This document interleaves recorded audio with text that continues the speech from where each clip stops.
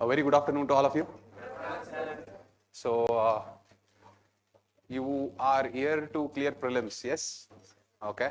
So basically, now this session, I know that it is a conquer session that will talk what is there in the program, what is there, the thing like that. We are going to talk what is the necessity for prelims.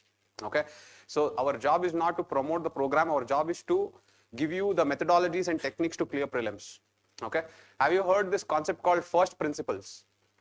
Anyone has heard this concept called first principles? You take Albert Einstein, you take Elon Musk, if you take the modern era. So these people apply first principles to any problem that they face or any issues that they want to resolve. The principle that they apply is first principles.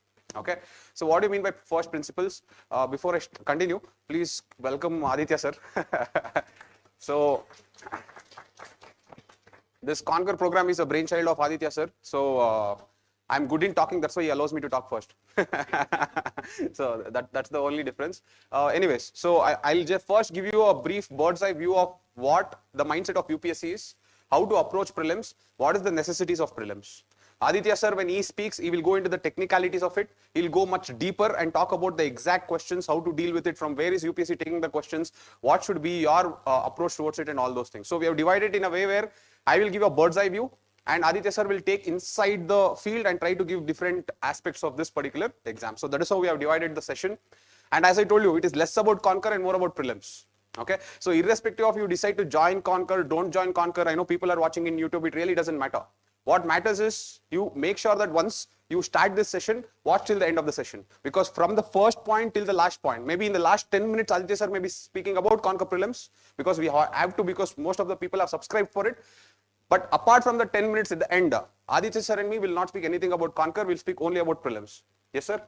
So this is what our agenda was even in Delhi, and this is what is our agenda even in Bangalore. Okay, because it is not about the program, it is about the exam.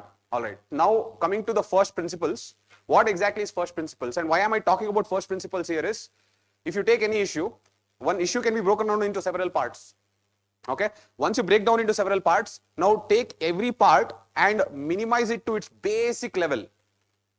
That is what is known as first principles. Okay. Now if I take this exam, I'll take this exam. This exam is not one exam. This exam is made up of different subjects.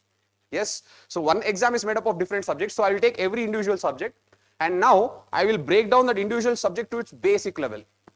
And when I break down to its basic level, then I will try to understand how to approach that subject. Once I understand how to approach the subject, then I'll know how to approach the exam. It is like this. Let us say that Elon Musk wanted to build a rocket. Elon Musk will not first go and try to mobilize fund.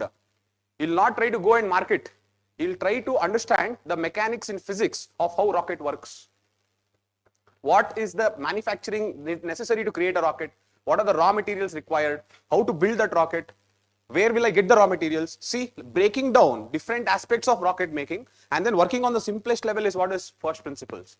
What is lacking in this field in prelims is the first principles approach to prelims, because most of us, we are more in that concept called survivorship bias. What is survivorship bias? Survivorship bias is you people will believe whatever is necessary to survive is enough. So the moment I say, read this much, this is enough for this exam, you are going to read that. You did that and you got to know that that is not enough. Now someone else will tell, no, that is not enough. You should do this to survive. So you will do that to survive.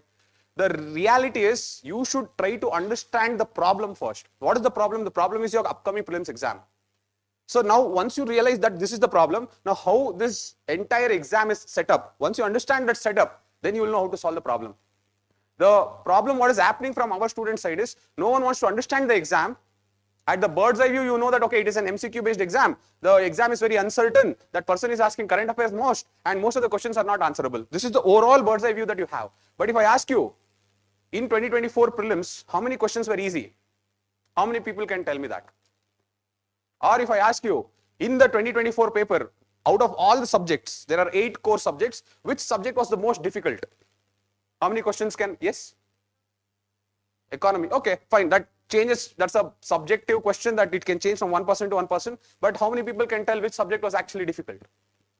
Very less, right? Now this is where we lack how to analyze the exam, and that is what we are going to do today, okay? We are going to try to understand how to look at the exam, understand the different components of that exam and bring it down to the simplest level. Why it is important to bring it down to the simplest level is that simplest level will make you understand which book to read, what to read, how to read, and how to take tests. If you want to understand that, first you have to realize the importance of that. I hope you are getting this. Okay. So basically here either people are underestimating this or people are overestimating this. Underestimating basics or overestimating beyond. The reason is very simple. For them, basics means it is simple, sir, what is there in it? But most of the people will go wrong there only. We will get to know in the next half an hour how important the basics is. Okay. Beyond is the ocean. I can tell one part of the ocean is very important, and Adithya sir can tell one other part of the ocean is very important, some other person can tell one other part of the ocean is very important. But that doesn't mean that everyone is correct or everyone is false. What it means to you is, you cannot study the entire ocean. So how to approach this beyond? This is the two things that we are going to speak today. That is why we have kept the name as basics plus beyond. Okay.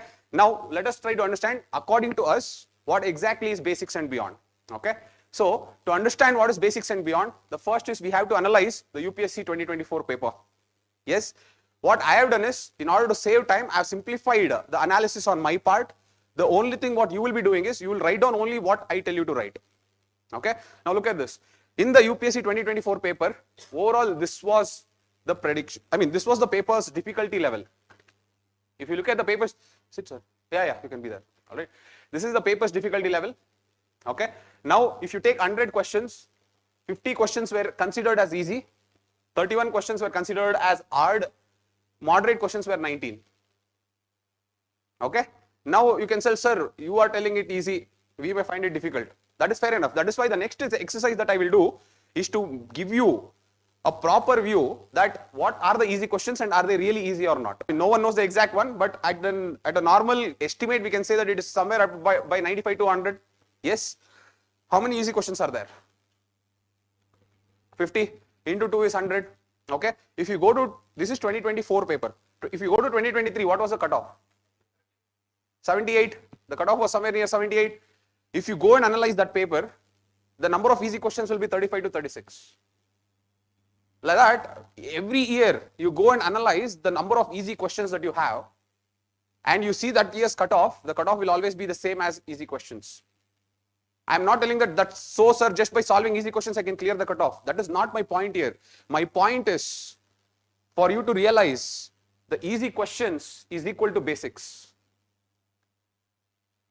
If in every paper, if you are strong in your basics, you can get 5 marks more than cutoff. This I can assure you. Okay. Now, if that is the case, why are you not emphasizing on basics? The reason is mainly because of the market. The market is mainly focused on this. And human mind is purely negative. The moment we see 3 or 4 things, we always worry about those things that we have made a mistake, those things that we lack, those things that we are weak, those things that are negative. This is human tendency, not yours or mine. Even in the exam, let us say that you have written an exam very well. You are almost scoring 99 marks. That 1 mark that you left, that is what will remain in your mind. The exceptional work that you did to score that 99 will not be there. How did that 1 mark go? Yes or no? That tendency is what is being misused here also. So basically, when I keep showing you these hard questions, now these hard questions will be scattered in all the subjects. It is not like 1 or 2 subjects. So if I keep showing you only the hard questions, then obviously you will feel the entire prelims is difficult. Now, I have heard that saying that prelims is uncertain, prelims is a gamble. Yes, if that is the case, you should have met your friends who have been clearing prelims consistently. Yes or no? Everyone will have 1 or 2 friends with you people who will clear prelims consistently. They'll go to the interview, they may not make the list, but next year they'll again clear prelims and write mains. So if you have met them, how is it that they are able to clear prelims consistently? Will you tell that they are the most intelligent people in India? Or will you tell that they study so hard that they are completely a separate breed compared to you? Nothing like that. They have realized the rules of the game. And that rules of the game is what we are going to make it clear today. And the base rule of that game is to realize the cutoff will always stand with the easy questions. That doesn't mean, sir, in 100 question, I'll only attempt 50, I'll score 100 and come out. That is not the objective of me telling this. The objective of me telling this is realize the importance of basic subjects. The objective is easy questions will always dominate.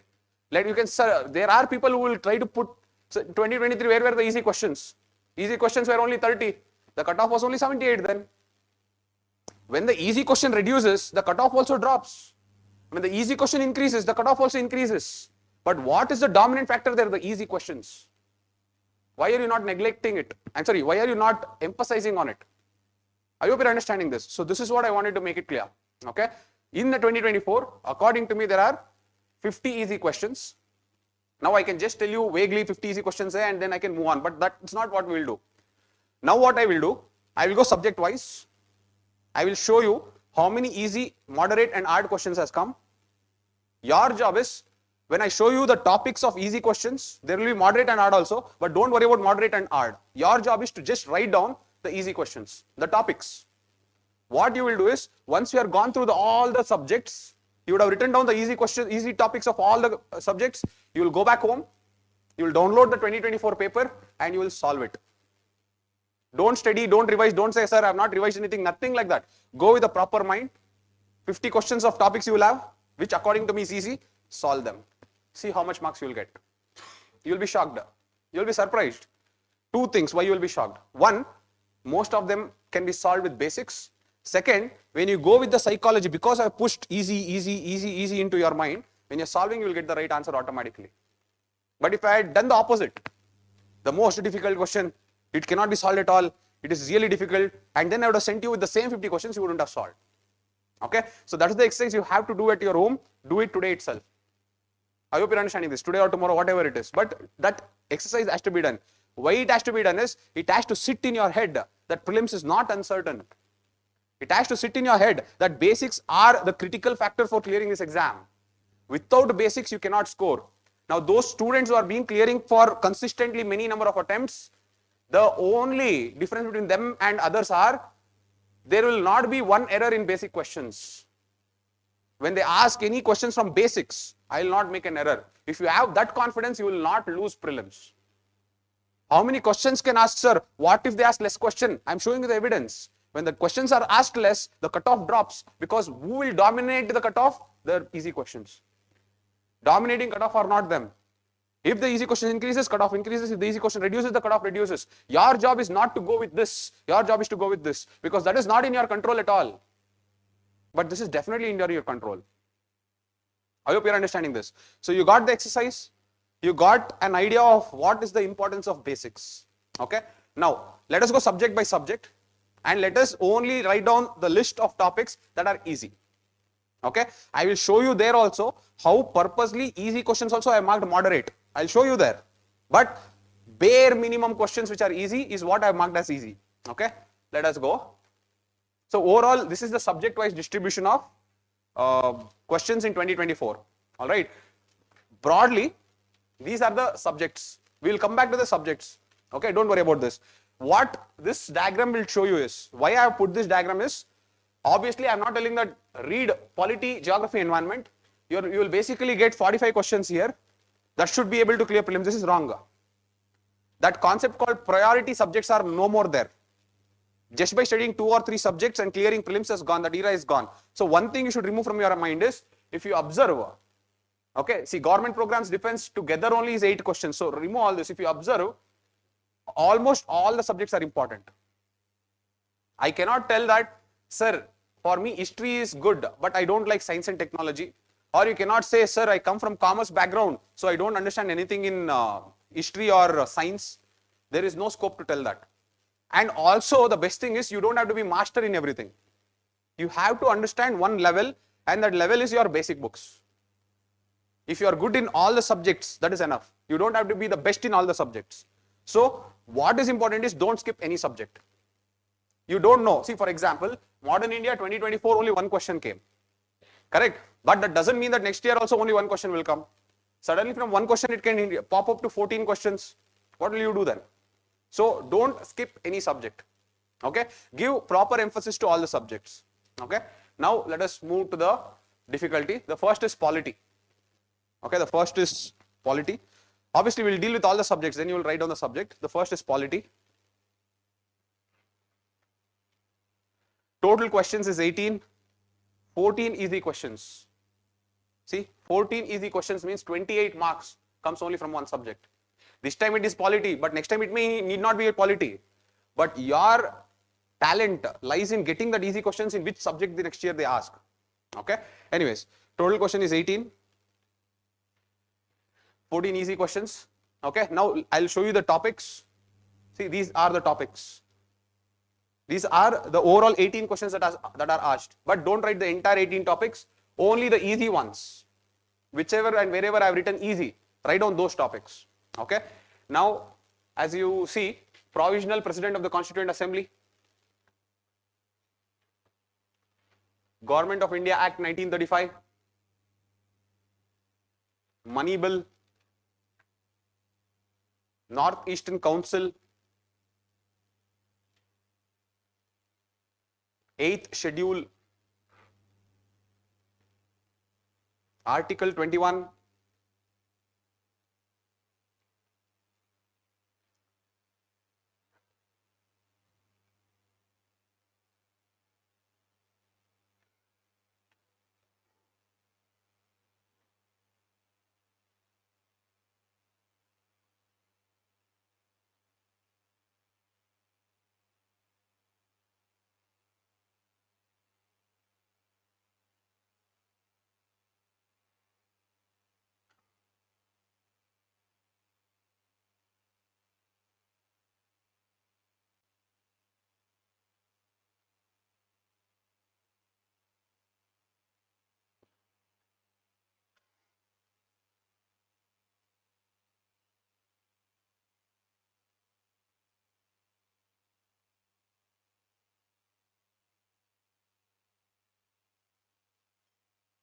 Ethics Committee, WRITS, with respect to prohibition they have asked, then Governor and Scheduled Tribes, Union Budget, Speaker of Lok Sabha, pending bills, prorogation and dissolution, and Article 368.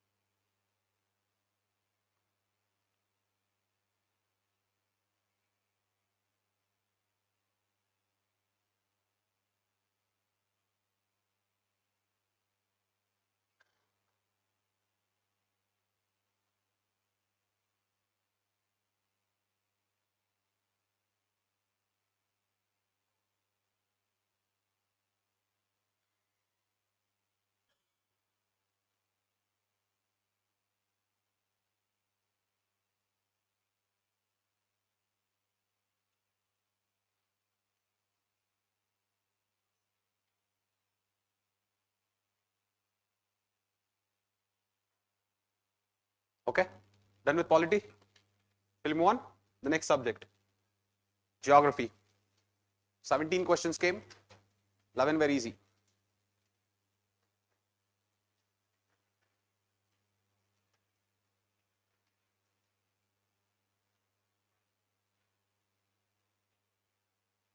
Again, just going back here, look, parts of the constitution. In Lakshmikant, the parts, part 1, part 2, part 3, like that, there are 22 parts. I have marked it as moderate. Actually, no, don't change it. My point is, bare minimum I have taken and marked it easy. Okay, there are many questions I could have marked easily as easy. Okay, for example, delimitation commission. The delimitation of Union Territory of Ladakh and the Union Territory of Jammu and Kashmir was taking place. So delimitation commission was in use only. So to take as a preparation perspective, this should have been easy. But I am assuming that you people have not studied newspapers. Hence, delimitation commission, I put it as hard only. Okay. So there are many questions that I could have easily put it as easy, assuming that it was there mandatorily in the paper. But I'm putting it as hard. The reason is, as I told you, bare simplified format I'm putting. Okay. The next geography questions, total question was 17, 11 easy, 1 moderate and 5 hard. Okay. Now let us look at the 17 questions. See, these are the 17 questions. Write down only the easy ones.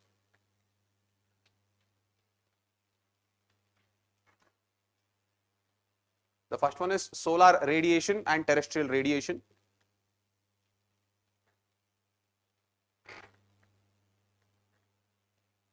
The second is troposphere.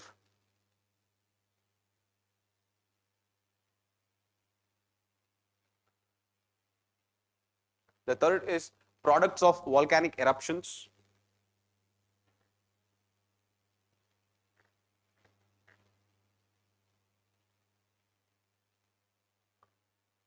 Fifth one, cocoa producers. Fifth is cocoa producers. See again, tributaries of Ganga is a mandatory question. It is not a difficult question. Indian rivers is, everyone should know Indian rivers, and they are not asking some extreme river. It's a Ganga and its tributaries. This you should have known, but I have marked it moderate.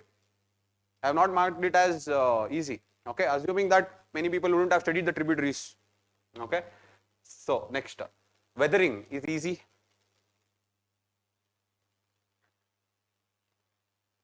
Countries bordering North Sea.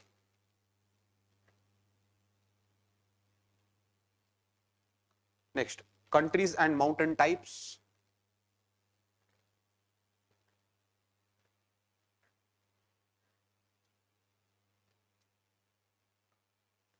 Next, water vapor.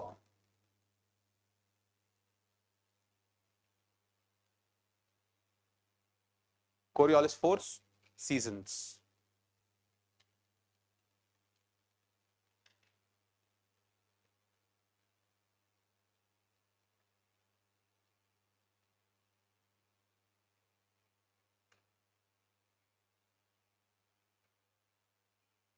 Okay, shall we move on? Done, everyone? Okay, we'll move on. The next one, environment, 14 questions. Environment was 14 questions. Look at this, 5 easy, 6 moderate and 6 hard. I'm sorry, 4 moderate and 6 hard. This, according to me, was difficult this time. Okay, environment, which I felt was relatively on the difficult side.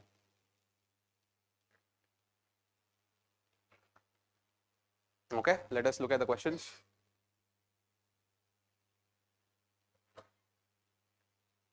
Chewing gums.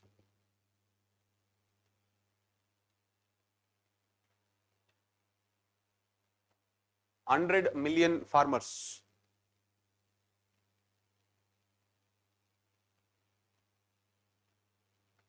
Distributed energy resources.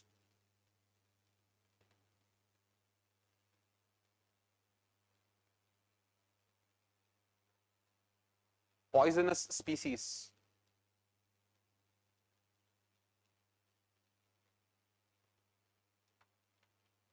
Environmental Protection Agency.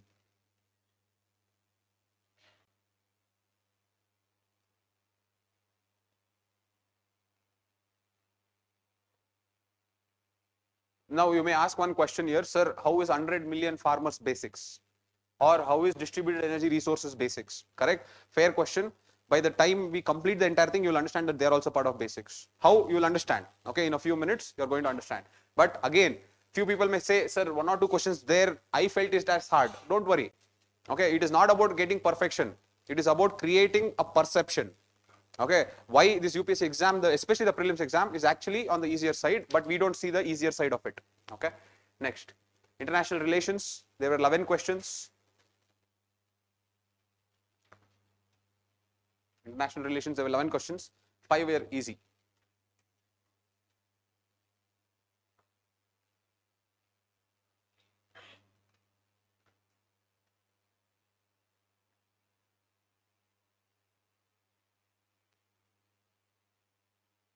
Okay, what are the 5 easy questions? Let us see. International Grain Council. International Grain Council.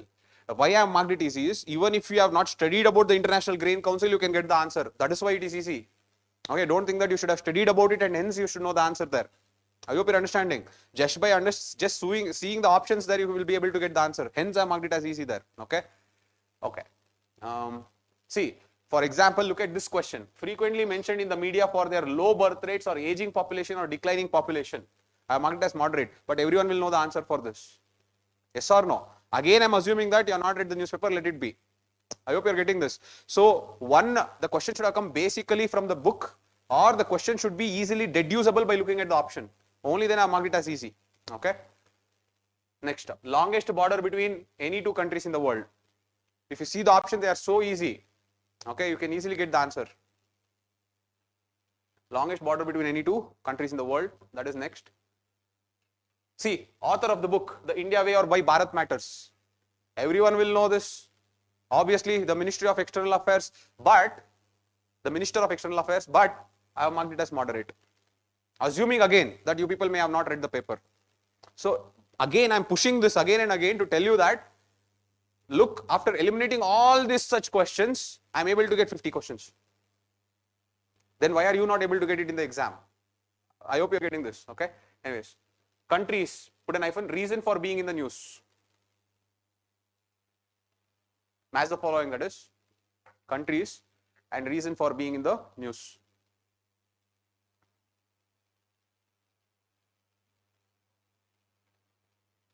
The next is Sahel region. Sahel region. And the last is European Parliament, net zero industry. European Parliament, net zero industry.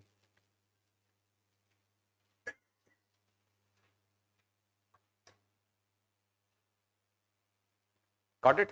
Now see, International Grain Council also you wouldn't have studied, but I'm marking it easy. World Toilet Organization also you wouldn't have read, but I'm marking it hard. The reason is you will not be able to deduce this with the options. There is some amount of calculated risk that you have to take. So wherever there comes calculated risk, I'll not make it as easy. I'll make it as hard. Okay? So that is how it is. Anyways, so international relations is done. Let's move to the next one. Science and technology.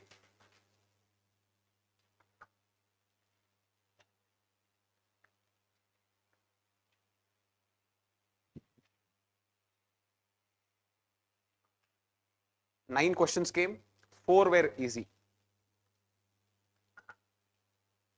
9 questions, 4 were easy. Okay, let us look at the easy questions. Applications of radars.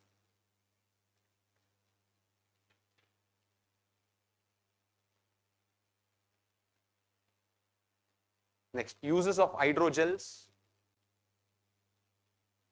Uses of hydrogels. Next, this one, exhaust pipe emission from fuel cell electric vehicles. Exhaust pipe emissions from fuel cell electric vehicles.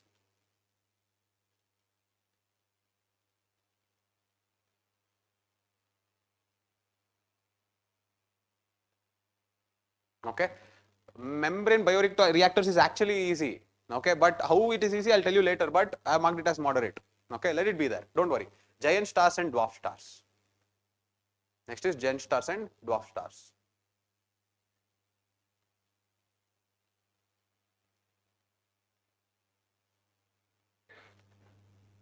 Got these 4 questions? I mean 4 topics? All right. Let us move to the next one. The next is ancient, medieval and art and culture. Now in Delhi, when I gave a session, one individual, before I started the PPT, one individual had asked, sir, ancient, medieval, irrespective of how many times I read, when I solve mock tests, I'm not able to get the answers right. It is okay, who cares? You're not there to get answers right in mock tests. Your aim of reading ancient, medieval and art and culture is to get right this question. If the moment your aim of reading ancient, medieval and art and culture is to get right this question, you will not clear prelims under any circumstances. Because you will start mastering ancient, medieval and art and culture and neglecting all the other subjects. Now that person, to get that garb of studying ancient, medieval such that in mock test I have to get everything right, will start working and start getting these 2 right. But in that endeavor, this is where this person will go. See, 11 easy, 14 easy, this is where that person will lose. The game is not to study the subject to get this right. Try to understand that and put it in your head.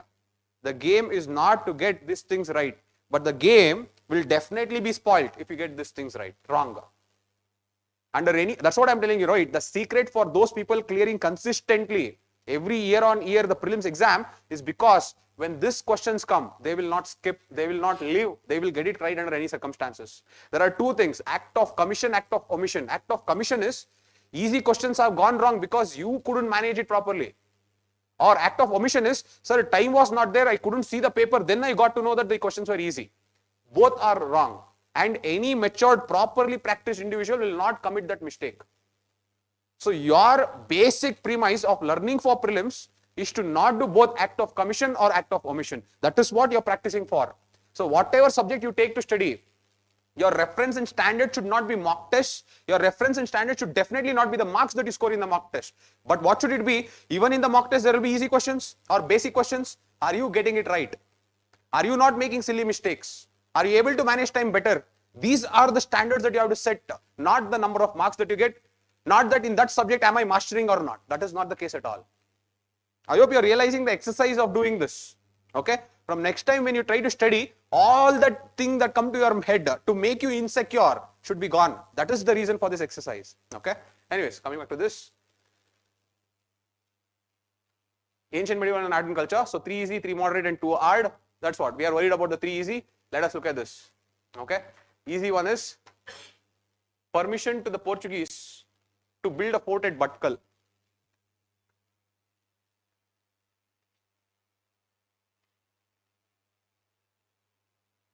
Okay, permission to the Portuguese to build a port at Batkal.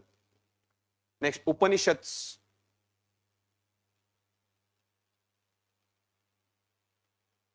Next, latest inclusion in the intangible cultural heritage list of UNESCO.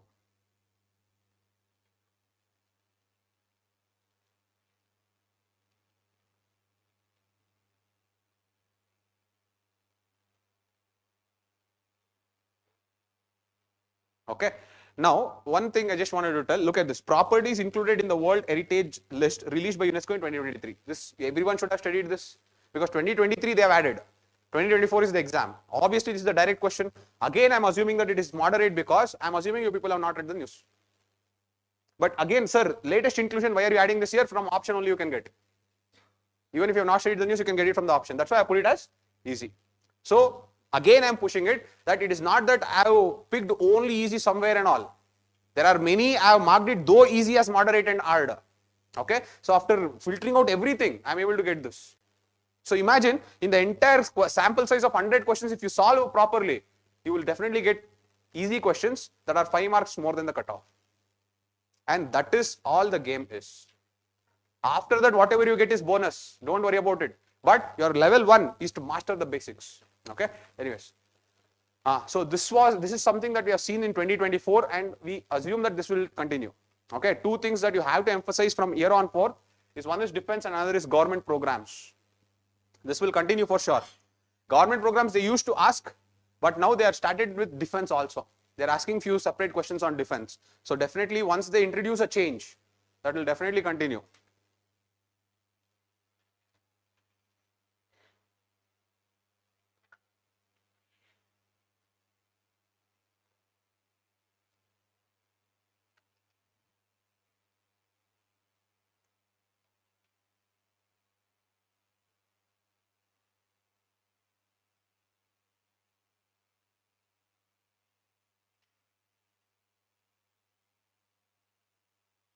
If you have read one source for government programs, you could have easily answered 3 questions here.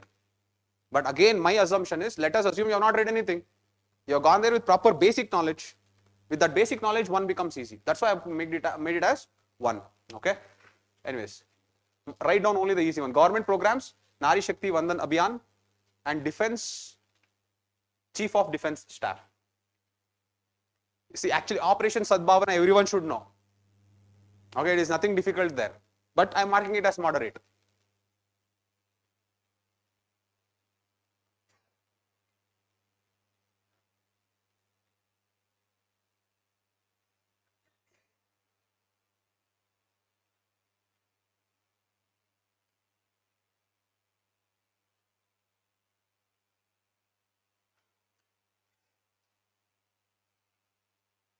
Okay, got this? All right. So, I think we have done. All right. Two assignments that I'm going to give you. 2 things that you have to do. Okay. The first thing is go back home and first take out 2024 paper and mark all the questions. Which are the topics, you just mark them. Because every time you should not go back, look at the list and go back to it. So first keep the topics and mark all the questions that are easy according to me. and then take just 1 hour and solve those questions. Okay, solve with a calm mind and see what is your score amongst that basic questions. That's the first assignment that you have to do. The second thing what you have to do is 2023 paper and 2022 paper. Take the 2022 and 2023 paper and do this only. According to you, when you go one by one question wise, according to you, which is easy. If 2022 is little difficult, skip it. 2023 is told as the most difficult paper. Yes, obviously it was difficult. I'm not telling no at all. That is why the cutoff dropped. But what I want you to see is the number of easy questions is equal to the cutoff. Realize this fact. Okay, so at least do for 2023 paper. Mark which are all the easy questions that are there, and then write down the list of topics and see how many questions are there and solve them also. That is okay. But this is two things that you have to do. Okay. The second thing is optional, but the first thing is mandatory. The first thing is you will go back and solve these questions and see you should feel the easy questions. Will you do this? Okay. I want to know the feedback once you're done. All right. Anyways, so this was the first part. So overall, your entire preparation for your prelims will start at level 1. Okay. What is level 1? This is your level 1. The level 1 is the 8 core subjects. Okay. So write down these 8 core subjects. Under any circumstances, there is no one subject that you can neglect.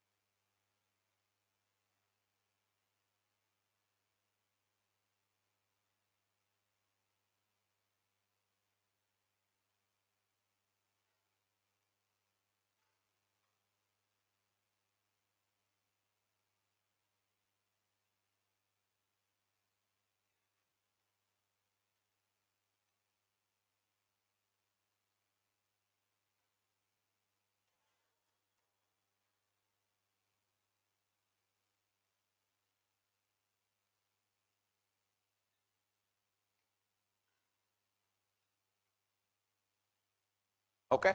Now, okay, write it.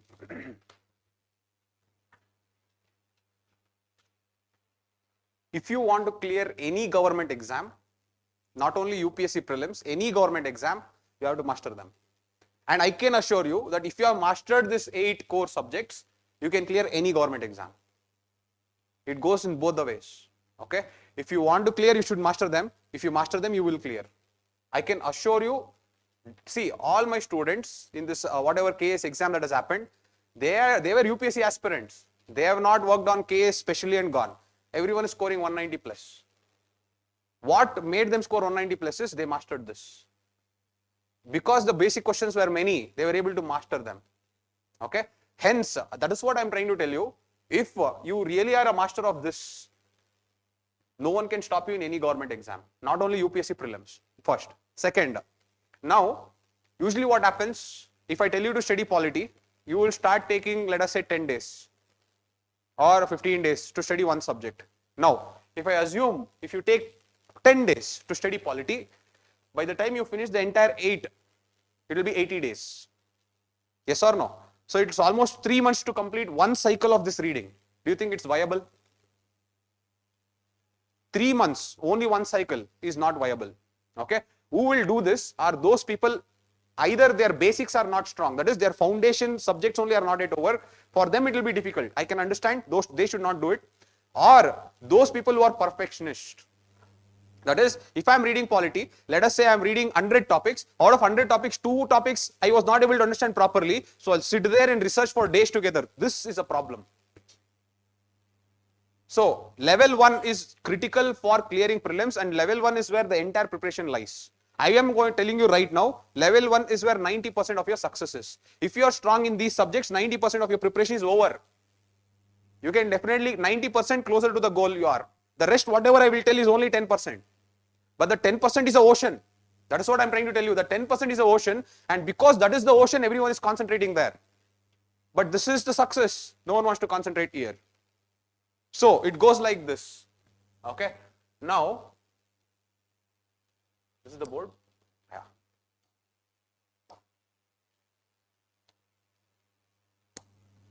there are 8 core subjects. Okay. Now, every subject, not more than 1 week. That is 7 days. If you do this, you will finish the entire cycle in 56 days.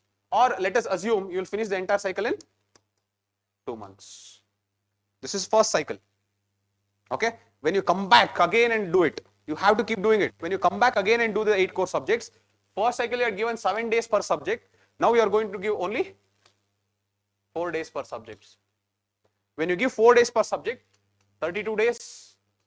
So I can tell you approximately you will be finishing the second cycle in 1 month. This is the first cycle. This is the second cycle. So the next comes the third cycle. Okay. In the third cycle, 8 subjects are there. This time you are going to do only 2 days. So you will finish the entire cycle in 16 days. Then comes the last cycle. I mean, some people can do this, or some people can go the fourth cycle also 2 days only and finish it in 16 days. That is okay. But what is the cycle or the standard that you are aiming for is this fifth cycle. Fifth cycle is 8 subjects, 8 days. This is your golden standard. What does it mean? It means from morning 6 o'clock till night 9 o'clock, if I sit and start one subject, that subject should get over. This is your, when you do that, when you reach that level, that means you are there with that competent people. Prelims, you know that only competent 50,000 people will write. All this 10 lakh people will apply, so many people, all this is nonsense. 50,000 core competent people will write prelims. Out of 50,000, 10,000 will be taken. So 20% chances there for you to get into mains exam. All the other things are nonsense noise. But if you want to get into that core competitive students, you should develop the ability to complete one subject in 1 day. Revision. That will definitely not come now. You have to practice towards it. But always keep in your mind, this is the golden standard. Keep revising, keep revising, keep revising until what you have to do is, just if you just look at the topics, your eye should only go near the facts. For example, Delimitation Commission. When was it set up? Who are the members? How many times has it set up? What are the different functions? Only the facts it should go. Don't read the language, the English. When you get to that level, that is what is known as the highest level of competitiveness. Now, most of the people will feel that it is easy, but they will not do. Why they will not do is because this basic subjects comes under a section called boredom. It is very boring. How many times will you read Lakshmikant? How many times will you read Spectrum? How many times will you read the same history book? It becomes boring for you. Human mind is like, we want to read something new. That is why we are so much inclined towards current affairs. Why? Because everyone it's a new issue. Every subject there is new things happening. But this comes under also another bracket called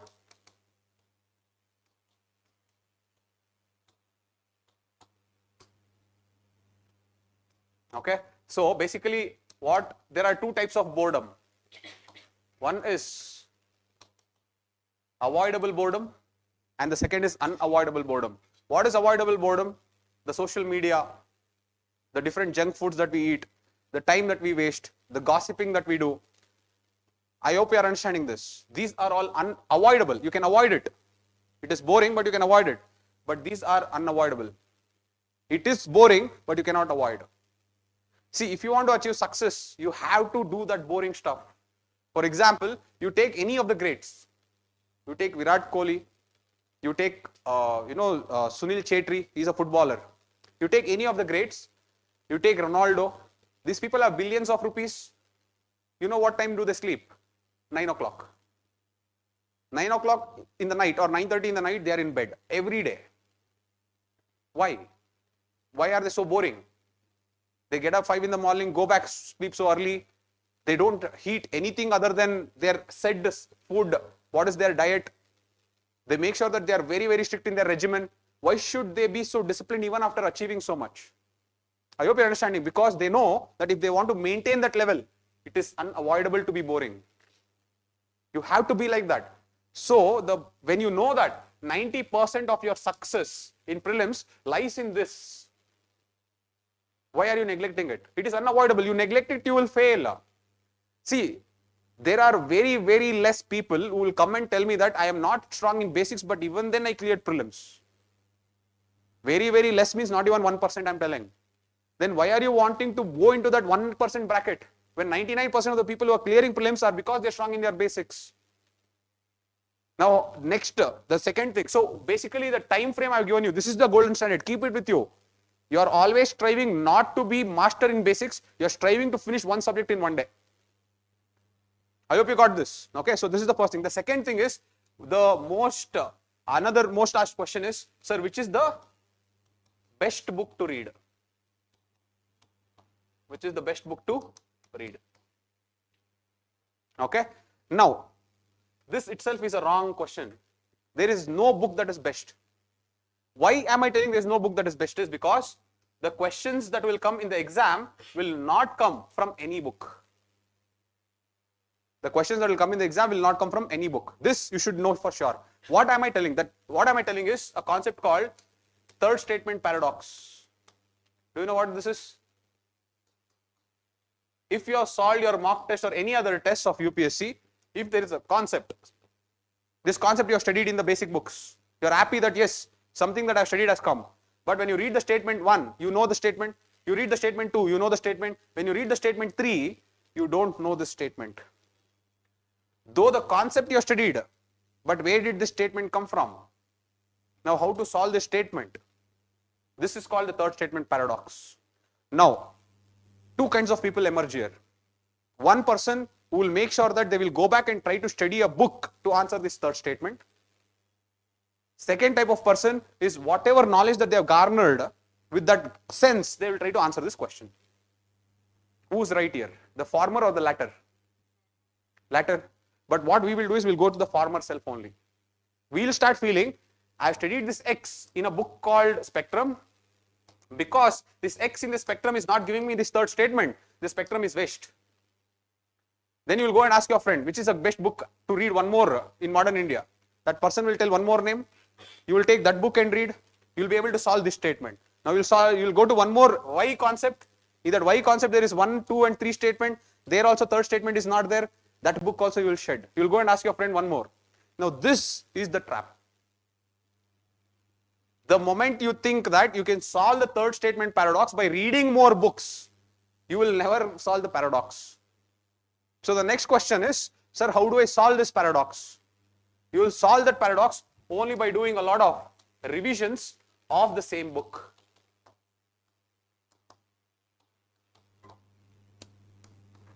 Okay, now you can ask me, sir, let us say that this is X. I am reading X from the same book. I have read this X 10 times. After reading it 10 times also, if I take the 3 statements that is given, how is it possible that this third statement that is not there in this book, how can I answer this question? That is the question that you have. So, by doing many revisions of the same book, how is it that I am able to solve the third statement paradox? You will be able to solve the third statement paradox by revising it 10 times or 15 times, mainly because you will develop what you call as learned intuition. Okay, this learned intuition is what we call as crux or essence. Crux or essence. So what is this? One example to my OGP students I keep giving is, let us assume that they have given Bank Board Bureau was formed by amending the Banking Regulation Act. Bank Board Bureau was formed by amending Banking Regulation Act. Now, in your economy, you would have studied 2 acts, RBI Act 1934 okay, and you could have read Banking Regulation Act. So these are the 2 acts that you have read. Okay. Now in the book when you are reading, you might have read 10 points about this, 10 points about this.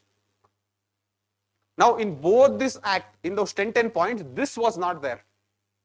Bank Board Bureau was formed by amending Banking Regulation Act. This statement is not there in both the acts.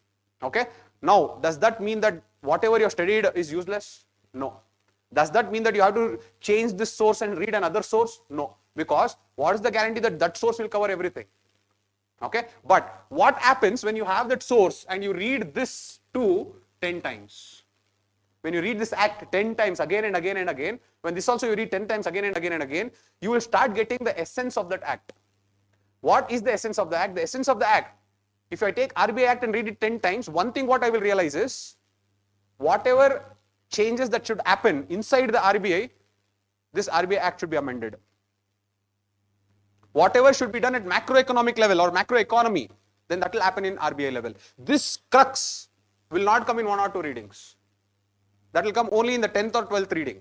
Now, when you are reading Banking Regulation Act, with let's say you have read 10 times, after reading 10 times, you will understand the juice or the crux, thinking that RBI is there, several banks are there, there will be relationship between RBI and banks. So, whatever changes in the relationship happens with the banks, with the RBI, the relationship is managed by this act. That is the crux or the juice. Okay. So, when you read anything, to get the juice or the crux, you will not get it in 1, 2, 3 readings. You have to keep revising many number of times. So, when you go back to this statement, and when you see that Bank Board Bureau was formed by amending Banking Regulation Act, your mind will say that Bank Board Bureau is formed inside the RBI. It is formed to control the inflation, and Banking Regulation Act is done in order to manage the relationship between 2 banks with the RBI or 1 bank with the RBI. This too has nothing to do with one another. This statement commonsensically is not making sense. Now that commonsensically is what is known as this. That way of thinking, whatever I told you, Bank Board Bureau is like this is like this, how can these two be together? This line of thought will only come with this. And this will come only with this. And this is possible if you stick only with this. So, this X is made best by you revising that X many number of times. That X is not the best just because you bought it or your friend has told you to buy it. I hope you are getting the difference. So, the entire scenario of this best is wrong.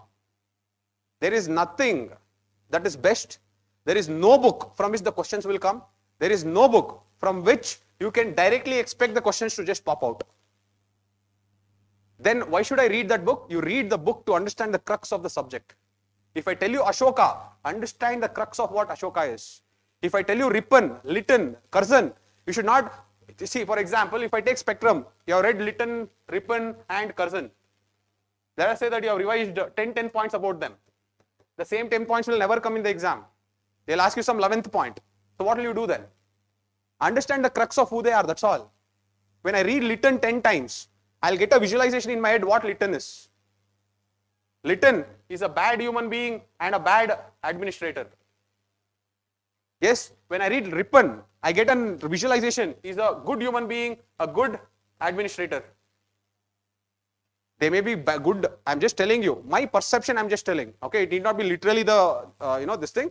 When you read, that is the perception that I get. That is what is known as the intuition. Okay. The next is when I read Curzon, I know that bad human being and good administrator.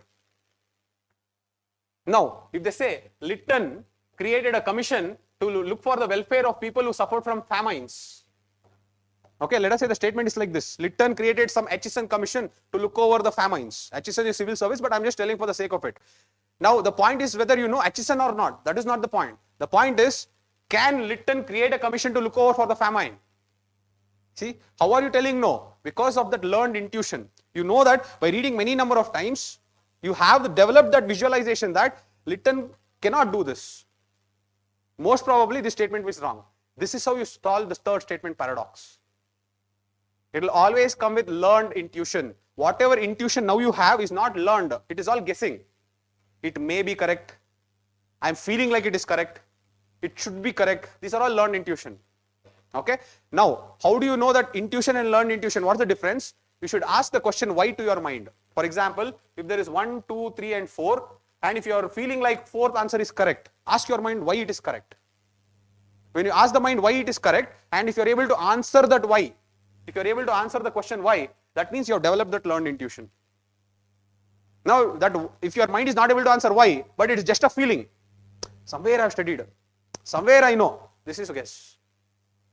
Why means, okay, that person I have studied, that person's overall perspective is not like this, that personality is very different. The personality that I have studied with is not making sense with the personality that it is given. This is logic. Now that is learned intuition. So this is where you deduce or develop that learned intuition, and it is the learned intuition that will help you solve the third statement paradox. It is not the book. So coming to this entire aspect, coming to these 8 core subjects, first I have told you, make many cycles. So don't sit with first cycle for 3 months. You are going to suffer. So always create a timetable in such a way that in 2 months first cycle should get over. In next 1 month second cycle should get over. After the 15 days, one cycle should keep going on. So at the end of the day, 1 month before prelims, 1 day one subject should get over. 2 days 2 subjects. Morning to evening if you sit, one subject should get over. If you have reached there, you are there in that sample of 50,000. And I told you, 90% of your success is this. This will be very boring. You will feel frustrated. You will feel painful. You will feel that other students are reading so many different sources. Other students are reading so many different books. I am only reading this Lakshmikant. But success is made there only. Get the basics right. No one can stop you. Everyone understood the level 1? Got this? So, irrespective of you join Conquer or you don't join Conquer, from today onwards, make a timetable that level 1 is this. Create your timetable and start doing it. You should not give too much time also, too less time also. 1 week is enough. 1 week for one subject in the first cycle is more than enough. Okay. So this is level 1. The importance of basics. Yes. One subject continuously for 1 day. I'm sorry, for one cycle. That is 7 days polity, done. Next 7 days economy, done. Don't read 1 day polity, 1 day economy. Don't do this mistake. Why? I'll tell you next. Okay, there is a logical connection to it. But if you take one subject, see, that is when you get that essence of that subject. Why that essence of the subject is important, I'll come to that next. But overall, don't do that. 1 day I'll read polity, next day I'll read economy. This is done just for understanding and for entertainment. This is not entertainment at all. This is purely your professional. A person will go and bat. The entire day they'll be doing the net practice. That is the same thing that you will also be doing. Okay. So this is your level 1. Keep it in your head. Under any circumstances, level 1 should not stop. Other levels may come. You may have to do other things. But this is something that you should keep doing every day. I hope you got this. The next is level 2. Okay. Level 2 is the importance of test series. Level 2 is the importance of test series.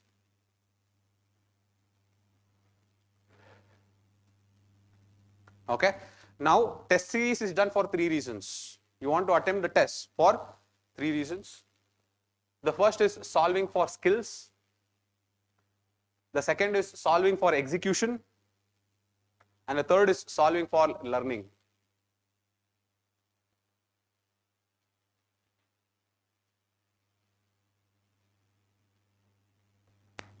Okay. Now, unfortunately, when we solve test series, we are doing it only for this, the third one.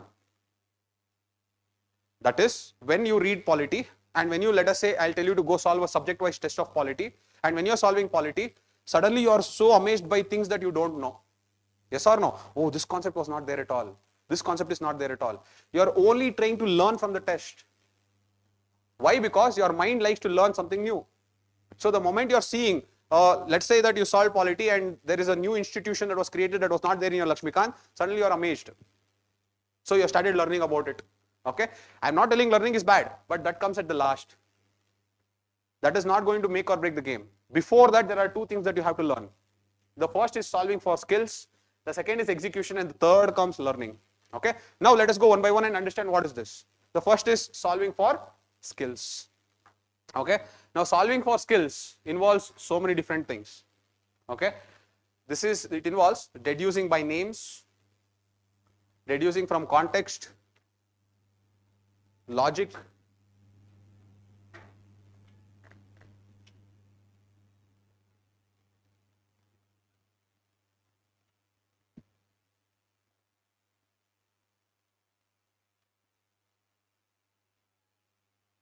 general rules from learned intuition.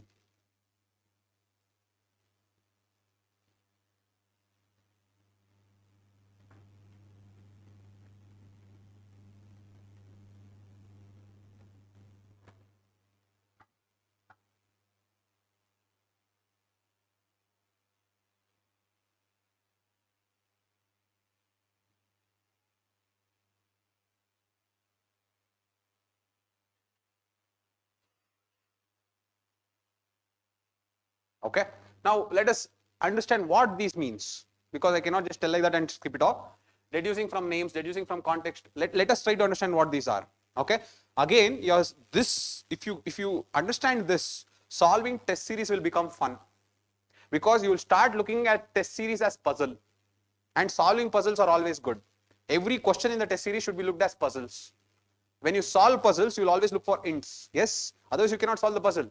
And that should be your mentality when you're solving the test. Why? Because only if you look at every question as a puzzle, you will see that you're solving for skills. For example, if I go to the first one, so learning from context. Okay, what is it? I'll just give you an example. See, which of the following countries are well known as the 2 largest cocoa producers in the world? Okay, so they're given 4 names. Obviously, you should not think that I've read this or not. Context, think of the context. What is the context? The context is very simple. Cocoa production highest will come from West Africa. That is the context. The moment you know that cocoa production comes from West Africa, look which are the countries that are there in West Africa. That's all. Ivory Coast and Ghana. That is the answer.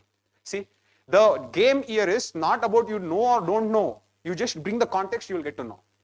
Okay. For example, one more example I'll give you for learning from context. See, let us say that they're asking you which of the following places has highest deposition of uranium in India. Okay, they have given you 4 names, A, B, C, D. You have not heard of, I mean, you don't know exactly where this, where is uranium more, but context how to think is, in India, broadly, you have Himalayas, you have Gangetic Plains, you have the coast, you have the peninsular plateau. Okay, now, which is the most mineral rich region? Peninsular plateau. So first thing what you will do is, in that context, you will try to see in those 4 places, which are the places that falls in peninsular plateau. Okay, so with that, let's say you remove 2 options. Now with the remaining 2, you will try to understand where exactly is India most mineral rich? In the eastern side, East India. Then you are trying to deduce, okay, which part is there near India? East India. Then you will get 1. See, this is how you solve the puzzle. Why? You bring different context into it and think. The moment, okay, which of the following places are rich in uranium, and there is there, I think which book have I read, which studied with, you will never get it. And you should not study it like that also. This time they asked uranium, next time they'll ask titanium. After that they may ask shale gas. They can keep asking anything they want to. That doesn't mean that you keep a list of everything and keep by-hearting it. No, it doesn't go like that. This is what is known as learning from context. Bring the context to get the answer. Okay, next. Learning from rules. Okay, now these are rules. See, okay, first let us look at the question. This is all are UPSC questions. I'm not bringing any other questions. These are previous year UPSC questions. Now, with reference to current trends in the cultivation of agriculture, sugarcane in India, consider the following statements. I'll read out the statements. A substantial saving in seed material is made when bud chip seedlings are raised in a nursery and transplanted in the main field. Okay, this is the first statement. Let's go to the second statement. When direct planting of sets is done, the germination percentage is better with single budded sets as compared to sets with many buds. Okay, this is the second question. Third, if bad weather conditions prevail when sets are directly planted, single budded sets have better survival compared to the larger sets. This is the third statement. Fourth, sugarcane can be cultivated using seedlings prepared from tissue culture. Okay, now when you read the entire thing, there are 2 variables here. One is single budded set. Another is large budded or multi-budded set. Yes or no? Now the normal common sense, single budded set, multi-budded set, which is better? Better in the sense, when you plant it, which has better survival rates? Single budded or multi-budded?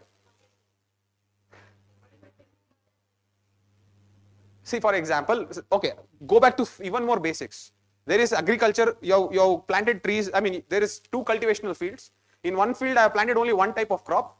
In the second field, I have planted different types of crops. Which has better survival rates? One type or diverse different types? Better survival rates. Diverse rate will always have. Why? Because one can catch a disease very easily. One will keep pulling the same nutrients from the soil, so the soil can get depleted. But when you have diversity, even if one gets the disease, other may not get the disease. So overall, the logic here is to think that if there is single set and multi-set, which is better? Multi-set. The moment you get that, you will get the answer. See, When direct planting of sets is done, the germination percentage is better with single budded compared to multi-budded. How? In single budded, if that is spoiled, it is gone. In multi-budded, if one is gone also, others can sprout. We are understanding this. The rule here is in two variables, which is better. The moment you realize that the large set is better compared to the small set, you'll get the answer. See, second is wrong. Okay, you can remove 2. The next is, if bad weather conditions prevail, when sets are directly planted, single budded sets have better survival rate compared to large sets. In a bad weather, if there is a single bud, that will die.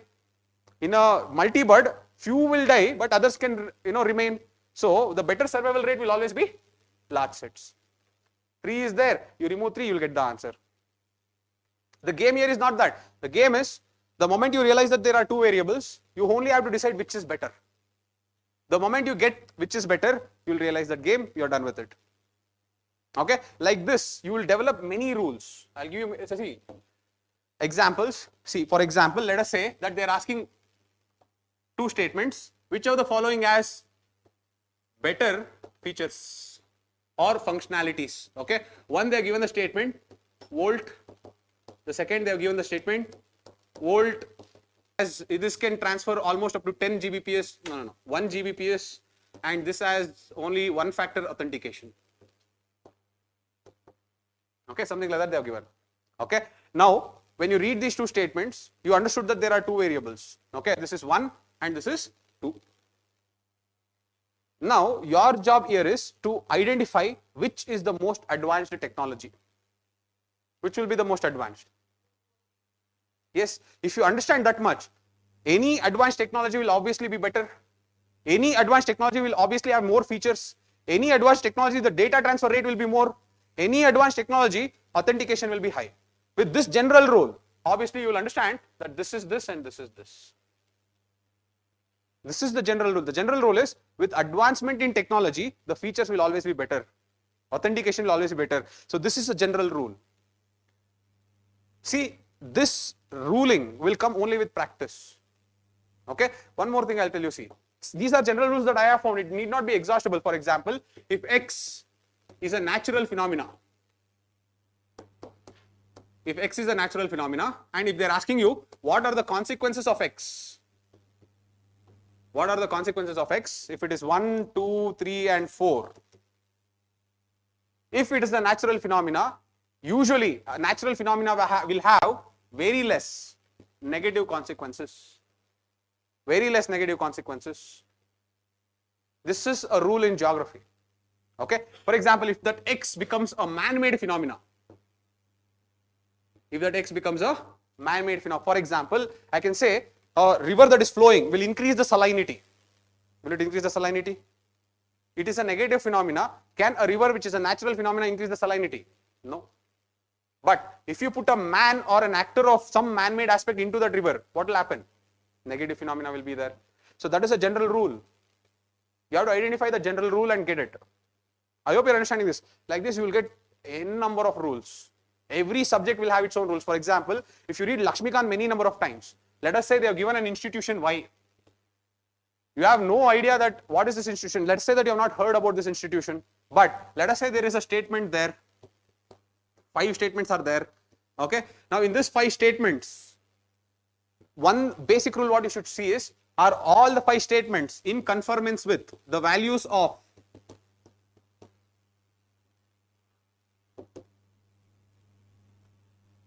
are they solving the the feature of federalism? Are they solving the feature of secularism? Are they solving the feature of fraternity, unity, integrity? So that if you can observe them with the lens of basic structure, you will get the answer for polity. I hope you are getting this. So this general rules will come to you only by solving a lot of tests. And that rules, you should make a note of it every time you come across. One more rule I'll tell you. See, I mean, this should not be told in YouTube anyways. If there is 3 statements, okay, and let us say that they are given like this. When you read the 3 statements, see if you can match this with this and this also. After reading this, obviously this is the first time, see if you can match this same variable with the second statement and the third variable. If this first statement is sitting more nicely with the third statement, that means they have changed it here. So what they have done is they have interchanged the definitions there only. So when you're reading also, once you should always check whether it better suits with the second or the third definition also. For example, you can take a previous year question of virtual reality and augmented reality. They changed it. There was one question on United Nations Office on Drugs, and international human trafficking was the second statement. That usually happens. But again, these are all rules that will happen or will not happen, but you should keep checking them. I hope you're understanding this. So this is what is this criteria. Okay, learning from rules. So you understood learning from context, you understood learning from rules. The third is learning from learned intuition.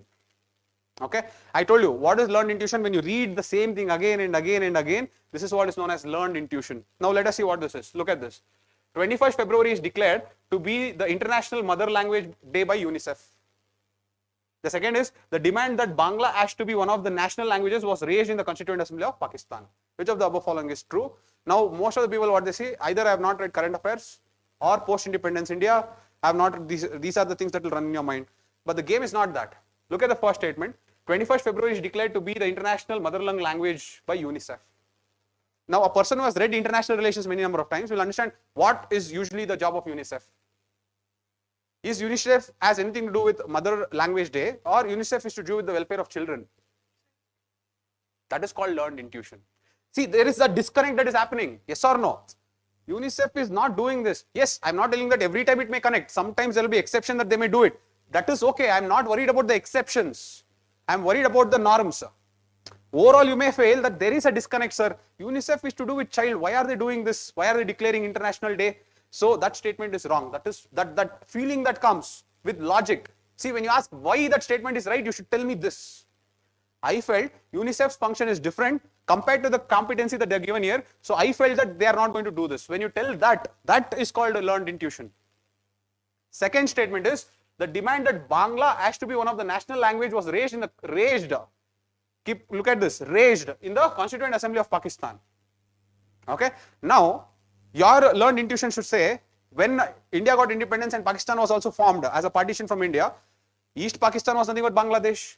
So obviously East Pakistan would have been part of that Constituent Assembly. And since East Pakistan's majority language is Bangla, there definitely would have been someone who would have raised that demand to make it. So second statement is so generic, someone would have raised it, so that answer should be correct. Are you understanding this? See, this line of thought, the way to think like this will come only with revisions. If you feel that I have to read about this in some book and from that book the question has come, you are not approaching it properly at all. You understood this? This is why you have to solve the tests. Okay. The next one is learning by name. Okay, that is whenever you read, that name only will give you a lot of hints. Pumped water storage. That means what? I am pumping the water and storing it. With that only you can remove the answer. Okay. Now look at this. Consider the following. This, how many of the above are considered distributed energy resources? So, energy resources that are distributed, that means, will they be all centralized at a place or will they be distributed? Like rooftop. They're all distributed. So if you know that name, distributed energy resources, you can easily remove it. Okay. One more example I'll give you. See, learning by name. Membrane bioreactors are often discussed in the context of. Okay. They're given 4 things. Now your job is membrane bioreactor. What is the function of a membrane? Your cell has a membrane. What is the function of that membrane? What will it do? Very good. It will permit only the selected ones to go inside and it will stop the foreign objects from entering. This is logic. Name, from name you have got this. Look at the 4 statements. Can you get the answer or not? Yes or no? Which is it? That's all. For example, if there is something called phytomining, you have not understood what is you don't have to study what is phytomining. Mining means you are extracting the minerals. Phyto means light. With that name, try to deduce, you will get the answer. But if you feel, sir, I should have read this in some book, I did not find, you will never find. This is what is deducing by names. Okay. So overall, the test series Why are you solving a test series? This is why you are solving a test series. And I told you, test series is not about marks. Test series, the first thing you are solving a test series is for skills. Try to solve them for skills. And what do you mean by skills? These are the skills. And just because I have given 5 doesn't mean that the skill stops there. You can keep enriching it. It is all a unique skill set. You develop your own skills. There will be very, very creepy, very, very corny way. Some things that you cannot tell that it is only up to you. That's all fine. And even here, deducing from rules. See, every subject wise you should develop that. One person, add a rule. See, a rule can, see, you can ask me, sir, then give us the rules, we'll sit and bayat it off. You can bayat it, but you'll never apply it. Why? Because it's my rules. I have deduced that rules after practicing many number of tests. How will you apply it? So, the point I'm trying to telling is, you should create your own rules when you're solving a lot of tests. See, one rule I'll tell, that is that person's rule. Okay, it need not be true for you. But what that person has told is, sir, when it comes to prelims, I had created one rule. The rule is, whenever there is something very criticizing the government of India, the statement will be wrong. See, that is a rule that person has found, because what his logic was is, sir, government will never set the question criticizing about itself. So, if there is a statement that is criticizing about the government, see, I'm not telling you, no, you have to go and apply this. Then it becomes a trick. There's a difference between skill and trick. Trick is, I give you a formula and you go apply it blindly. What is the trick? When I say, only statement is wrong, go put it wrong. Extreme statements are wrong, go put it wrong. These are tricks. Skill is not like that. Skill is something that you have got after a lot of practice. Okay. So, what I'm trying to tell is that list of skills or the list of rules need not be only few things. You can keep evolving it. Okay. And that will come with a lot of practice. How to solve the test series, we'll speak at the end, but I hope you understood why we solve the test series. The test series is not solved to become the topper there. The test series is definitely not solved to create marks. Okay, this is the first thing. Look at every question as a puzzle, you will start enjoying it. You will not, see, if you don't look at it like a puzzle, you will feel, oh, this statement is something that I have not studied. This is also not studied. This also I have not studied. The only thing that will run in your mind is I have not studied. So what happens, that entire negativity will actually push you down. But if you go with an approach that, okay, this statement, let us see what hints I can find. This statement, let us see what rule I can put. This statement, let us see how I can deduce the answer. What logic can I put? How can I attach some type of interlinkages in subject? When you see with this perspective, you will start enjoying the test series. And that is how it should be done. It should not be done in a very mechanical way. I hope you got this. Okay. Now, one thing that you have to write down is, tests should always be solved once first cycle is over. Your level 1 of your first cycle. After your level 1 of your first cycle, level 2 starts. Okay, level 1 of your first cycle, level 2 starts.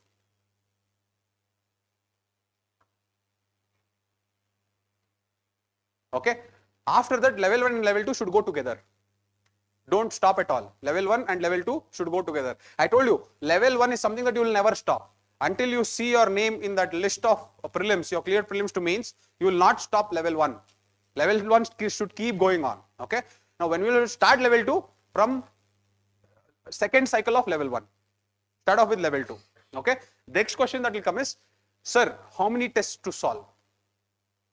Okay. Infinity is a good number. Okay. But I know that it is impossible. But my point, what I'm telling is, don't solve, keeping rigid things in mind. Like, sir, after studying this much, morning 9 to 10, I will solve test. Or after doing this much, in the evening, I'll solve for 2 hours. Nothing like that. Whenever you get bored, pick up a paper and solve. You're getting bored now for 1.5 hours. You just pick up one paper, solve it, finish it and stop it. Like that, solving tests need not be linked to what you're doing in level 1 at all. Solving tests should be independent of level 1. Keep taking a test paper, solve it. When you get bored, solve it. I hope you're understanding this. That is how it should be done. Tests should not be taken in order to score marks. Tests should be taken to own the skills. I'll tell you there's 2 other parts also. First is skills. I hope you got this. So whenever you get an opportunity, take a test paper and solve. So then how to do it, which test series to take? Go to the bookstall, take tests of all the institutes and come. Whenever you get bored, pick one subject, solve. Today I'm feeling like I want to solve science and tech, pick and solve. Tomorrow I'm feeling like solving ancient, pick and solve. When you enjoy doing it, you will not feel like it's a test. I hope you got this. Here, one thing I want to put, when you solve, compulsorily you have to use the OMR sheet. OMR sheet is a must. OMR will eat away around 5 to 6 minutes of your time in the exam, so that is a must. Use the OMR sheet under any circumstances, even if you're solving just for the sake of it. That is the first thing. The second thing I want you to do is, any test that you take of any institute should not exceed more than 90 minutes.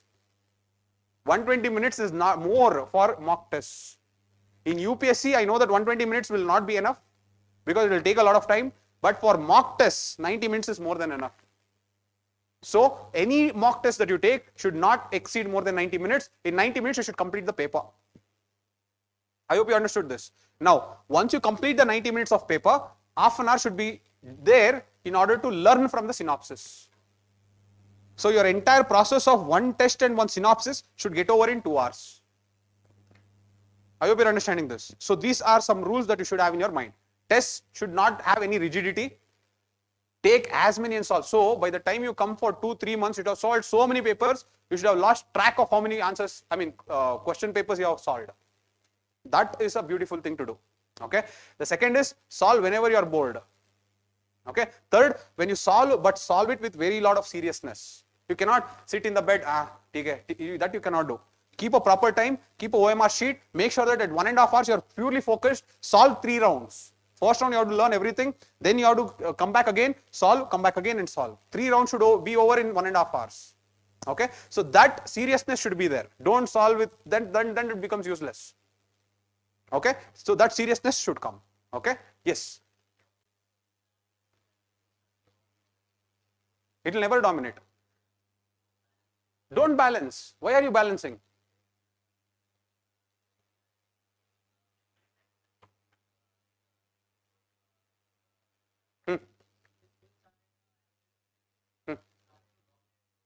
Those are not skills, those are tricks. Okay, that's what I'm trying to tell you. Tricks and skills are different.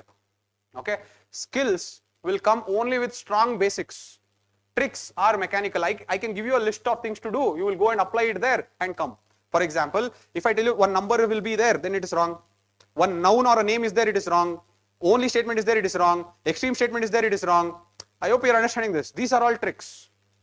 When you go and just apply it blindly, then that is a trick, it will never work. UPSC has removed that trend long back. Okay, so that's what I'm trying to tell. Skill is not that at all. Okay, that's what I'm trying to tell. See, her list of skills will be completely different with her list of skills. That list is not generic to anyone. That list will be developed by yourself. Okay, see, how will you apply the Lytton skills that you have about Lytton in that exam, as it's based on how many times you have studied about Lytton. How will you apply about minerals will have its base on how many times you have studied geography as a subject. Are you understanding this? But if I tell you minerals are always found here only, you mark, if there is 1 mark, you mark and come this, then that is wrong. I hope you are understanding the difference between skills and tricks. We are not here to teach tricks. Tricks will not work. I hope you got this. Okay. So test series, I hope you understood how exactly to solve. Enjoy them. Which is the best test series is again a wrong question. There will be few question papers which will have a lot of factual. Skip it. Don't skip it. Leave it. If you are not able to apply logic, then leave it. Okay. For example, see, if I take a question paper, let us say 60 questions, only facts are there. 40 questions, what will you do? What happened to that 40 questions? How much score did you score in that 40 questions? There cannot be any question paper that will say 100 factual. That can never happen. Even if it is most difficult question paper also, there will be 30 to 40 basic questions. What was your performance in that 30 to 40? That should be your introspection. Your introspection was not to come and give commentary on that question paper. Hey, what, that question paper is not prepared properly at all. The questions are only factual. Why do you care? But in the same question paper, if you have that maturity to score 80, that there you are a competent person. That shows that you are matured. That shows that you are serious. It is not about giving commentary about the question paper. It is about doing the best in the worst conditions. And that person will clear. So have that mentality. Don't have any type of judgment over the paper, nor the question. Treat it with proper neutral way, but get it there. I got this? Anyways, so the first was solving for skills. The second most important thing why you solve a test series is Yes. Solving for execution. Okay. So this is solving, not skills for execution, solving for execution. Okay. You are solving for execution. What is this solving for execution? How many people wrote 2024 prelims? Okay. How many people made silly mistakes in the 2024? That is what is solving for execution. Okay. You go and tell that person who always clears prelims, that person will not make silly mistakes. Okay. Now, have you people, all those people who felt that they have made silly mistakes, if assuming that you people had not made silly mistakes and mark them as correct, will you clear prelims? Yes or no? How many people will feel that you will clear prelims? That's all. Now you know this, but next time prelims you are trying to do something radical. Why? Why is it radical? Now basics plus not doing silly mistake will clear prelims, no. But no, that is not the satisfaction. You want to do something different.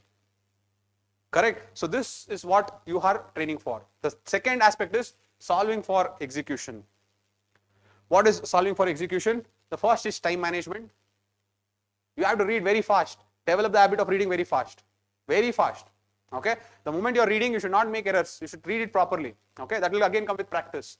Runtime error. What is runtime error? You are reading, but you made a mistake in reading only. I hope you are understanding. Sometimes what happens, you get fixated on one word. And when you get fixated on one word, you will not see the surrounding words at all. Swadeshi movement you saw in the question, you directly went to the option without reading the entire question. That person would have told which of the following is not related to Swadeshi movement, but you are not interested in not related to. You are only interested, okay, Swadeshi movement, let's go. That is called runtime error. Okay. The next is marking errors. At least 1 or 2 questions people will go wrong here. Okay. That's why I told every test series should have a OMR sheet. You should mark, and you should mark. Keep doing that. Understanding error. The question is asking something, but you are understanding something else. Okay. So you should develop the habit to understand the question. And this is one of the rules. See, the moment I feel that I'm not able to understand the question, I leave. I'll try twice to understand what that person is trying to tell me, but that question is very, very tricky or it is trying to hit my head, scratch it and move on. For example, if that question is about qualification of a political party to become a national party, okay, you have read somewhere but you have forgotten to revise. You read it twice, but there are too many variables there. You should have got this many votes, or in the same statement only, you should have got this many number of percentage of seats, or there are so many variables there, it is eating a lot of your mind, you are not able to understand, skip. So it works both the ways. One, always try to understand, but if it's taking too much time to understand, that means you are not made to do that question. Skip that and go to the next one. Okay. The next is overconfidence. For example, my optional is geography, so the moment geography comes, I will mark under any circumstances. That's overconfidence, will go wrong. Second, just because I removed 2 options, now the probability is 50-50. 50-50, why should I leave? I will mark under any circumstances. This is also overconfidence. You mark if your learned intuition tells yes. That why question should come. You should not mark just because of that effort that you have put to remove the 2 options. 99% of the people writing prelims would have removed the 2 options. It is not only you or any speciality about you, but in the 2 options to mark that 1 option, that takes effort. Okay. So there, just because you have 50% probability to get it right, doesn't mean that you just mark it out of confidence. You mark it if there is a logic. See, this is where overconfidence plays a role. Okay. Underconfidence. Okay. What is underconfidence? The moment I read the question, let us say that I have developed that fear of ancient and medieval. The moment I am seeing that, oh, this question is ancient, there only you lost the game. Or let us say you have studied entire geography, but you have not studied Indian minerals. The moment you are seeing the question is on Indian minerals, oh, this only has to come. The moment you do that, this only had to come, this only has come, I don't know this. Even before reading the entire questions, you have lost the game. Because now you are not treating that as a puzzle. Now you are treating that as a pain. The moment you treat it as a pain, you just want to get it over with. Let me just see if I know, otherwise I'll come back later. That approach itself will not allow you to see the hints. One more general rule I'll tell you, see, in UPSC, the more difficult the question appears, the more easy the answer is. That is another rule that I found when I was solving. Like this is what is the realizations that you will have the more and more you keep solving. Okay. The next is ego. Some people will take it to that ego. I wasted so much time. This usually happens in CSAT or in your paper too, but usually when you feel that I spent so much time on reading it in my house, I spent 3 months on researching so much on this, so I will get the answer here, you will lose. Okay? And the last and the most important thing that is actually necessary is catch the fish. That is, every subject will have its own easy questions. That's why I told you in the beginning. I showed you all the subjects, and in every, was there any subject where there was 0 easy questions? Was there any subject where there was 0 easy questions? There will always be easy questions. Catch that easy question. The heart of execution is to catch the easy question. If you can catch that easy question and do it, you know how to solve the paper. Okay? So these are something that you have to practice in the test series. So first was solving for skills. The second is solving for execution. And the last comes what you actually think that you are solving for. And that is solving for learning. Okay? Now, this question everyone will get that, sir, after solving the tests, usually the synopsis I will take, there are so many things that they have asked new, I don't know how much to write it in my notes. So, 2 kinds of people will emerge. One, they will mark everything in the synopsis and keep a stack of synopsis. So that will become this huge, which you will not be able to revise at the end of the day. And other kind of people is, they will mark everything and keep writing the notes. So the entire time for preparing for prelims, they are making notes only. So by the time, that notes also will become so bulky that you will not be able to revise. Both are flawed. I hope you are understanding this. So then what to do, sir? Okay. Now, I told you that 90 minutes you will solve the test. The next half an hour, only 30 minutes, you will solve the synopsis. Now, when you are solving the synopsis, first try to analyze how many basic questions you went wrong. Because first thing that you should understand is how weak or strong are you in basics. The next thing is only look for those topics that are so called as recurring themes. If they're asking you something outside the recurring themes, don't worry about it. Okay. The next question comes, sir, what is recurring theme? Okay, that is what we will do now. What is recurring theme? How to create the database for recurring theme? We will do a sample of that in geography. And what is this vertical depth of recurring themes? These are the 4 things that we will do now. Okay, but these 2 points should have come in those guys. Sorry. Here, the 6th and 7th point is keep experimenting. Okay, the 6th point is keep experimenting. 6th point is keep experimenting. That is, sir, I'll play very, very safe. Don't play very, very safe. Keep experimenting. In science and tech, try to apply ancient medieval. In ancient medieval, try to apply biology. Something you keep experimenting. There's nothing wrong with it. Okay. The next is, the 7th rule is prepare your own rules. Prepare your own rules. That can be very creepy. It can be something you cannot tell anyone. It is okay. But it should be your own. After testing many number of times, you should have developed that rule. Okay. So those things, let it come here. Coming back to this, solving for learning. As I told you, recurring themes. All right. Now this 4. What is recurring theme? Create a database. Let's do it for geography and vertical depth. We will come back to this. Right? Only these 4. Okay.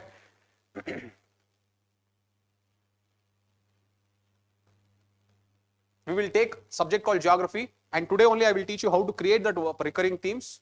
The same thing you have to apply for all the other subjects. Okay. For polity, economy, other things what we have written, you have to go back home and apply the same logic or the same thing how to identify the recurring topics. You have to identify for other subjects. Okay. So that we have to do.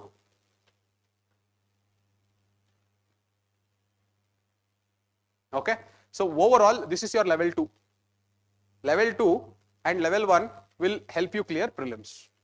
That's all. Level 3 is for that level. Once you have completed level 1 and level 2 properly, then you can go for level 3. I hope you're understanding this. So what is level 3? Level 3 is current affairs and research. Okay, the last level. The last level is current affairs and research.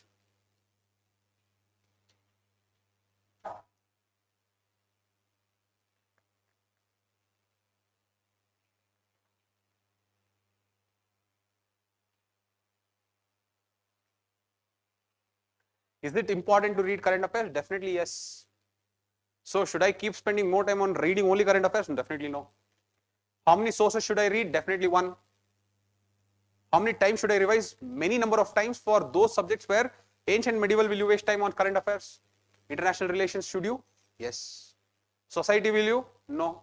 History will you? No. Geography will you? No. Environment? Yes. See, you should know where and what efforts you should put. I hope you're understanding this. So, what am I telling? First thing, fix one current affairs and read that current affairs only many number of times. Okay, questions will not come from that. Questions will not come from any magazine.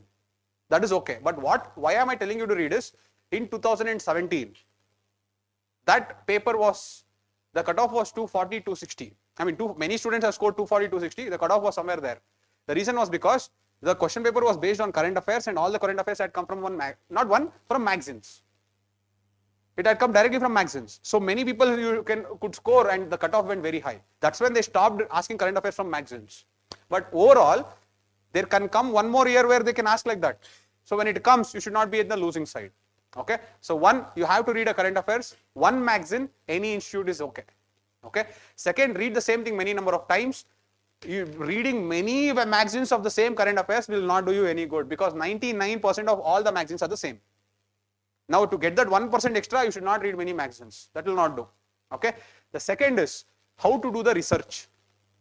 Research should always be done on recurring themes. Okay. Building vertical depth. You can write there. Research should always be done on recurring themes. Research should always be done on recurring themes.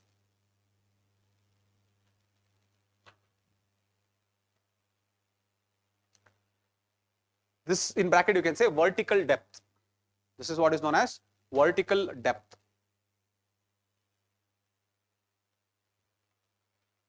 Okay, what is this recurring themes? We will do that exercise, but just for your sake, I'll make you understand.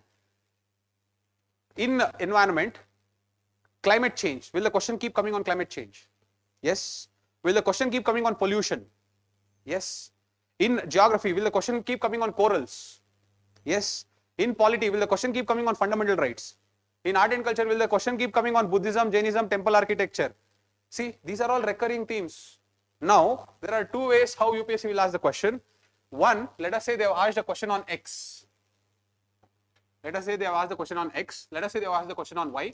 Now, X is a question on recurring theme. And Y is a question on a new concept. Or, new is wrong, not a recurring theme. Okay, not a recurring theme. The difference is when they ask you a question on recurring theme, the question will have greater depth. But when they ask you a concept that is not a recurring theme, it will mainly be a question that can be answered with superficial knowledge. For example, do you think in Buddhism they'll ask you about Hinayana and Mahayana?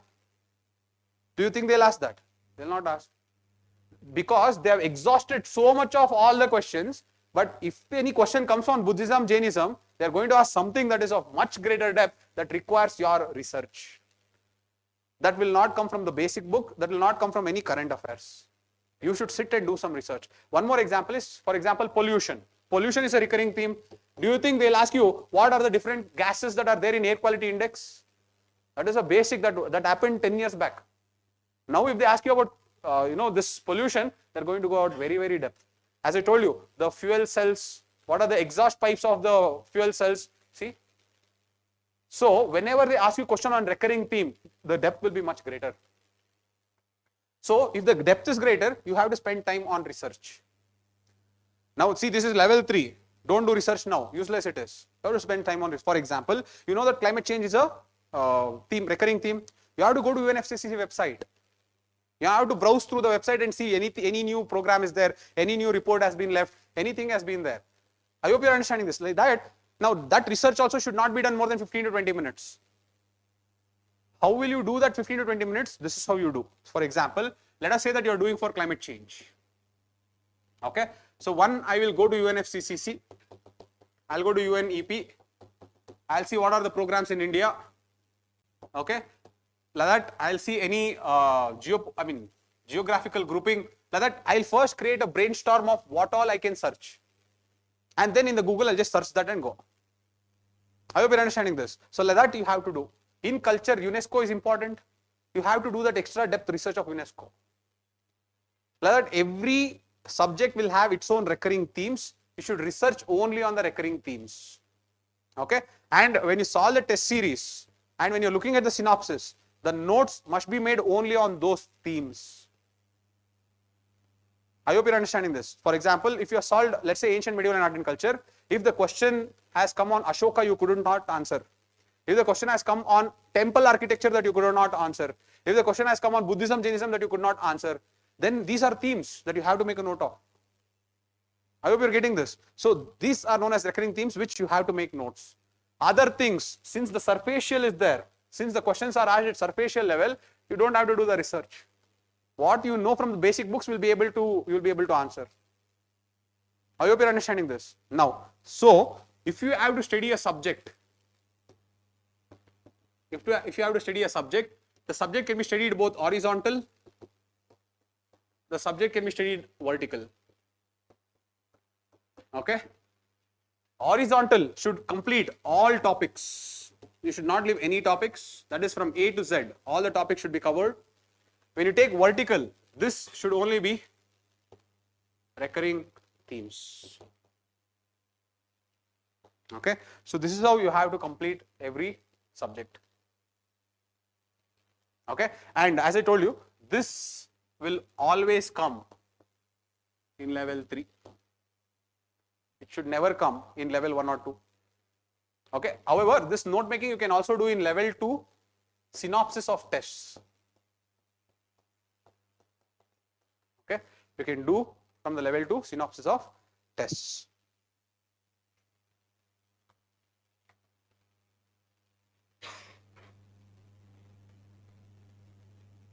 Got this?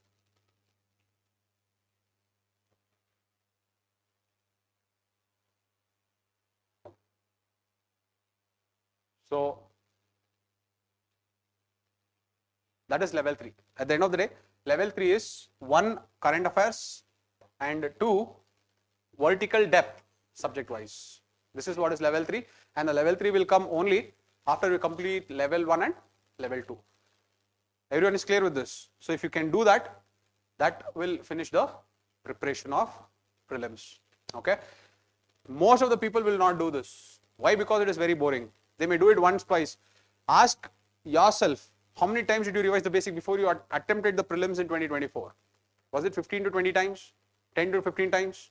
See, if you had done that, you wouldn't have made the mistake. Ask yourself, how many silly mistakes happened in the exam? What if that silly mistake did not happen in the exam? Only with these 2 answers, you will be able to know that you could have cleared prelims. So intrinsically and inherently, you know that the answer is there within you how to clear prelims. But even then, because of that insecurity, you will start falling into the prey of level 3. You research, let us assume that you took 3 months of research. You did all the research. Even then, maybe you will get 3 or 4 questions correct. What is the returns there? In the same 3 or 4 months, you could have mastered level 1 and level 2 in such a way that 50-60 questions you will get it correct. So always tell yourself, level 1 is the most boring. Level 1 is the most irritating and frustrating. But your success lies in level 1. I hope you're understanding this. Okay. So overall, uncertainty to certainty, if you want to do, this is all there is.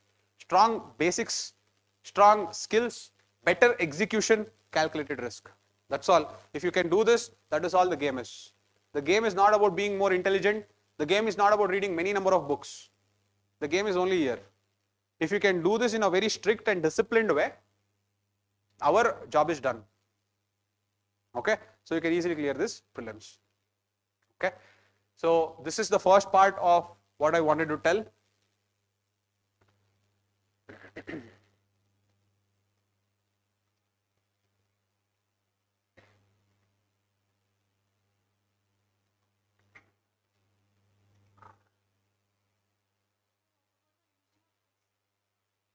There is no revision of the test series. You will do for 90 minutes.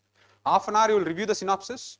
You will bring back all the recurring themes into your notes and throw the paper. Understood? That's all you will do. You will keep throwing the paper. There is no stacking of the paper at all. You should lose track of how many question papers you have solved. That is when you will enjoy it. That is when in a day you can, let us say that day you are not feeling like studying anything. I solved 4 question papers. Whenever you get bored, pick up a question paper and solve. But again, it should not be solved in a very laid back manner. When I say solve, it should be with OMR sheet, properly sit with time. Okay? But don't stack up test series. Okay? Tests must not be solved for that. For example, tribal revolts. You have studied even in your history book. Let's say they've asked you some tribal revolt that you have not read in your history book. It's a new concept. So first thing you have to ask yourself is it a recurring theme in modern India? Yes, then make notes. If it is not a recurring theme, it is something new, you don't make notes. If you start making notes for everything new, then your notes itself will become one more notes, okay, which you cannot study. I hope you're understanding. Your notes will become one more textbook, which you will not be able to study. So only thing that you will add from the synopsis into your notes will be the recurring themes. Got it? All right. So this completes our first session. Now I'll just help you to create this 4 questions. Okay, what is recurring theme? Creating a database. We'll do it for geography and try to understand the vertical depth. I will teach you for geography, but your job, once you go back home, will be to do it for all the subjects. Okay, now don't be a perfectionist. This question, which will it fall? Don't sit and think for half an hour. Vaguely you put it. You will get a glimpse of it. That's why I'm trying to make you do it myself for one subject. Okay, so let us do it for geography.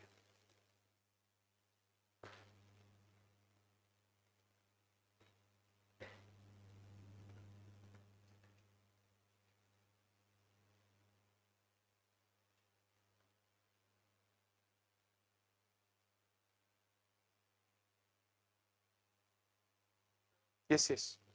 1 second.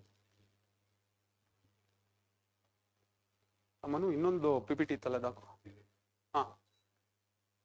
Okay. Thank you, Manu.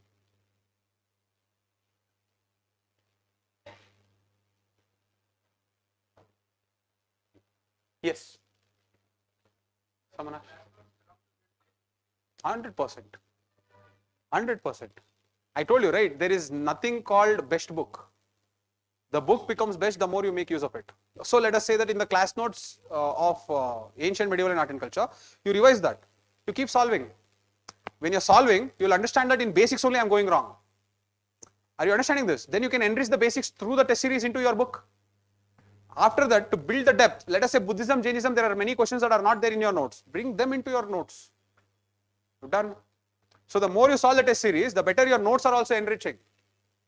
Correct? So that way you have to enrich the notes with no pretext of what the source is. You can make the source the best the more number of times you revise and write the test. I hope you're understanding this. So there is nothing called best book. There is nothing called enough. You make it enough. You believe that it is enough. Okay? Whichever notes, I told you again, right? Whichever notes, whichever book, there is nothing called best. There is nothing called enough. Enough itself is wrong. So irrespective of telling you that much, in the test or in the main exam when you go to UPSC and solve, will the questions come from that notes? No. That expectation should be very clear in your head. When you have that expectation, then you will not try to make your notes perfect. You will try to learn the subject perfect. I hope you are getting this. Okay. Enjoy the subject to learn the subject. Okay.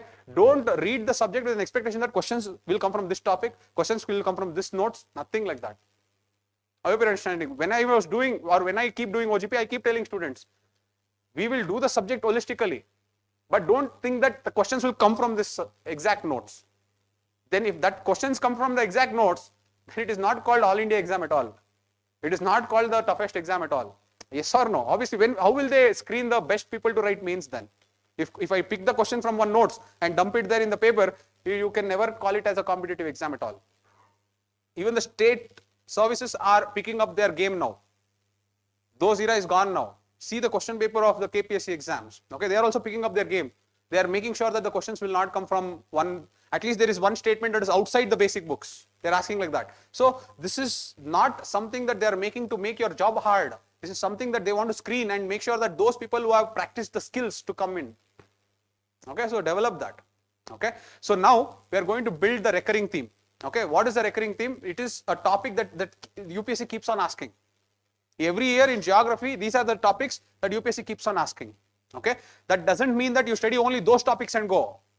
It only means that in those topics you have to build the depth. The vertical depth has to be built.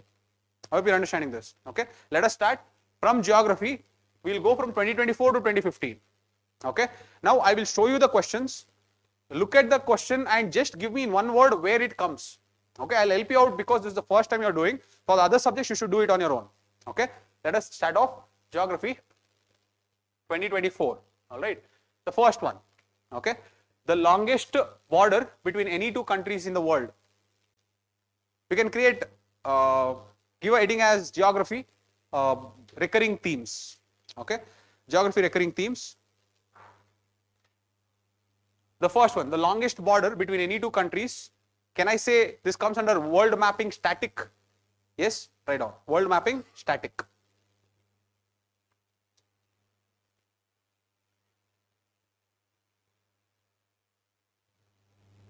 Now, when the topic repeats, let's say one more question is world mapping static, don't write the entire name, just put a dash. So let us say 10 times they've asked this, you should have put dashes. Don't keep writing the names. If it repeats, just keep putting dashes, okay? So the longest border between any two countries is world mapping static. The Red Sea receives very little precipitation, no water enters the Red Sea. World mapping dynamic. Red Sea was in news, that's why they've asked this, okay? World mapping dynamic.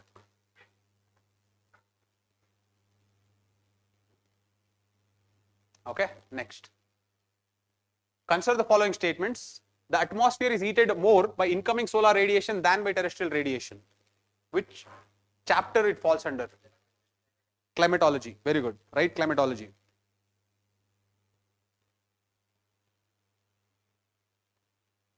Next.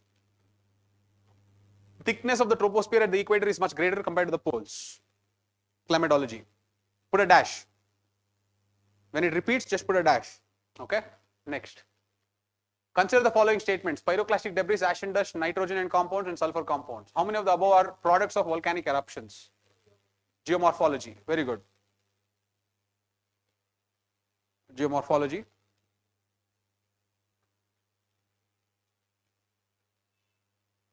Which of the following are correct inferences from isothermal maps in the month of January? Which is this? Very good. Oceanography. It is oceanography. Which of the following countries are well known as two largest cocoa producers in the world? World mapping static. Static. Next. With reference to Himalayan rivers joining the Ganga, downstream of Prayagraj, from west to east arrange the following. Indian rivers. Indian rivers. Consider the following statements. Which of the following are bordering North Sea? World mapping static. Consider the following information. On one side you have waterfall, region, river. Indian rivers. Indian rivers. But this is a new trend they have started in this year. That is, usually there were 2 columns. Now, for the first time in this year, they are asking 3 columns. Okay, so that is something that you should look after. See, there are few changes that you should always realize. Statement 1, statement 2. Assertion, reasoning. Then this, the 3 columns. These are a few things that have changed compared to the last year. So obviously they are going to remain. So you should practice more questions on that. Okay. Anyways, that Adithya sir will take care of. Coming to this, that is done. Region, mountain range, and type of mountain. What is this? World mapping static. World mapping static. How many of the above? Okay, the first part of the question is gone. But how many of the above trees are actually native to India? Indian vegetation. Indian vegetation. Next. With reference to water vapor, which of the following statements are correct? Which chapter is this? Climatology. Very good. Climatology. Consider the following description. Which of this type, what is this type of climate? world climatic types by climatology. Okay, climatology. Further going, you will understand that within climatology also, atmosphere, world climatic types, seasons. These are the three topics that keeps repeating. My point is not to tell you now only. My point is for you to realize by doing this exercise. I hope you're understanding this. Okay. Now, well, let's finish this. With reference to Coriolis force, which of the following statements are correct? Climatology. Very good. Climatology. One of the following regions has the world's largest tropical peatland, which holds about 3 years worth of global carbon emissions from fossil fuels. World mapping dynamic. It was in news. World mapping dynamic. On 21st every year, which of the following latitude experiences the sunlight of more than 12 hours? Which chapter is this? Climatology. Seasons. The topic is seasons. Anyways, climatology. Okay. Consider the following statements. Rainfall is one of the reasons for weathering of rocks. Rainwater contains carbon dioxide in solution. Geomorphology. What's the topic in geomorphology? Weathering. Okay. Solution type of weathering. Okay. In chemical weathering, you have a type of weathering called solution. Yes. That's what they're asking. Okay. Anyways, don't get into so much depth. What did I say? Which chapter is this? Geomorphology. Okay. Next. So we are done. See, you did 1 year's. Can you see repeating themes there? In just 1 year, can you see how many themes are repeating? Okay. Now imagine if you do it for 10 years. You will understand the relevance of it. Let us do. Okay. 2023. Consider the following statements. Jhelum River, Krishna River and Gandak River. Indian rivers. Next. Consider the following pairs. Kamarajar Port, Mundra Port and Visakhapatnam Port. Now, Indian places or Indian mapping. Indian places is good. Don't say mapping. Indian places.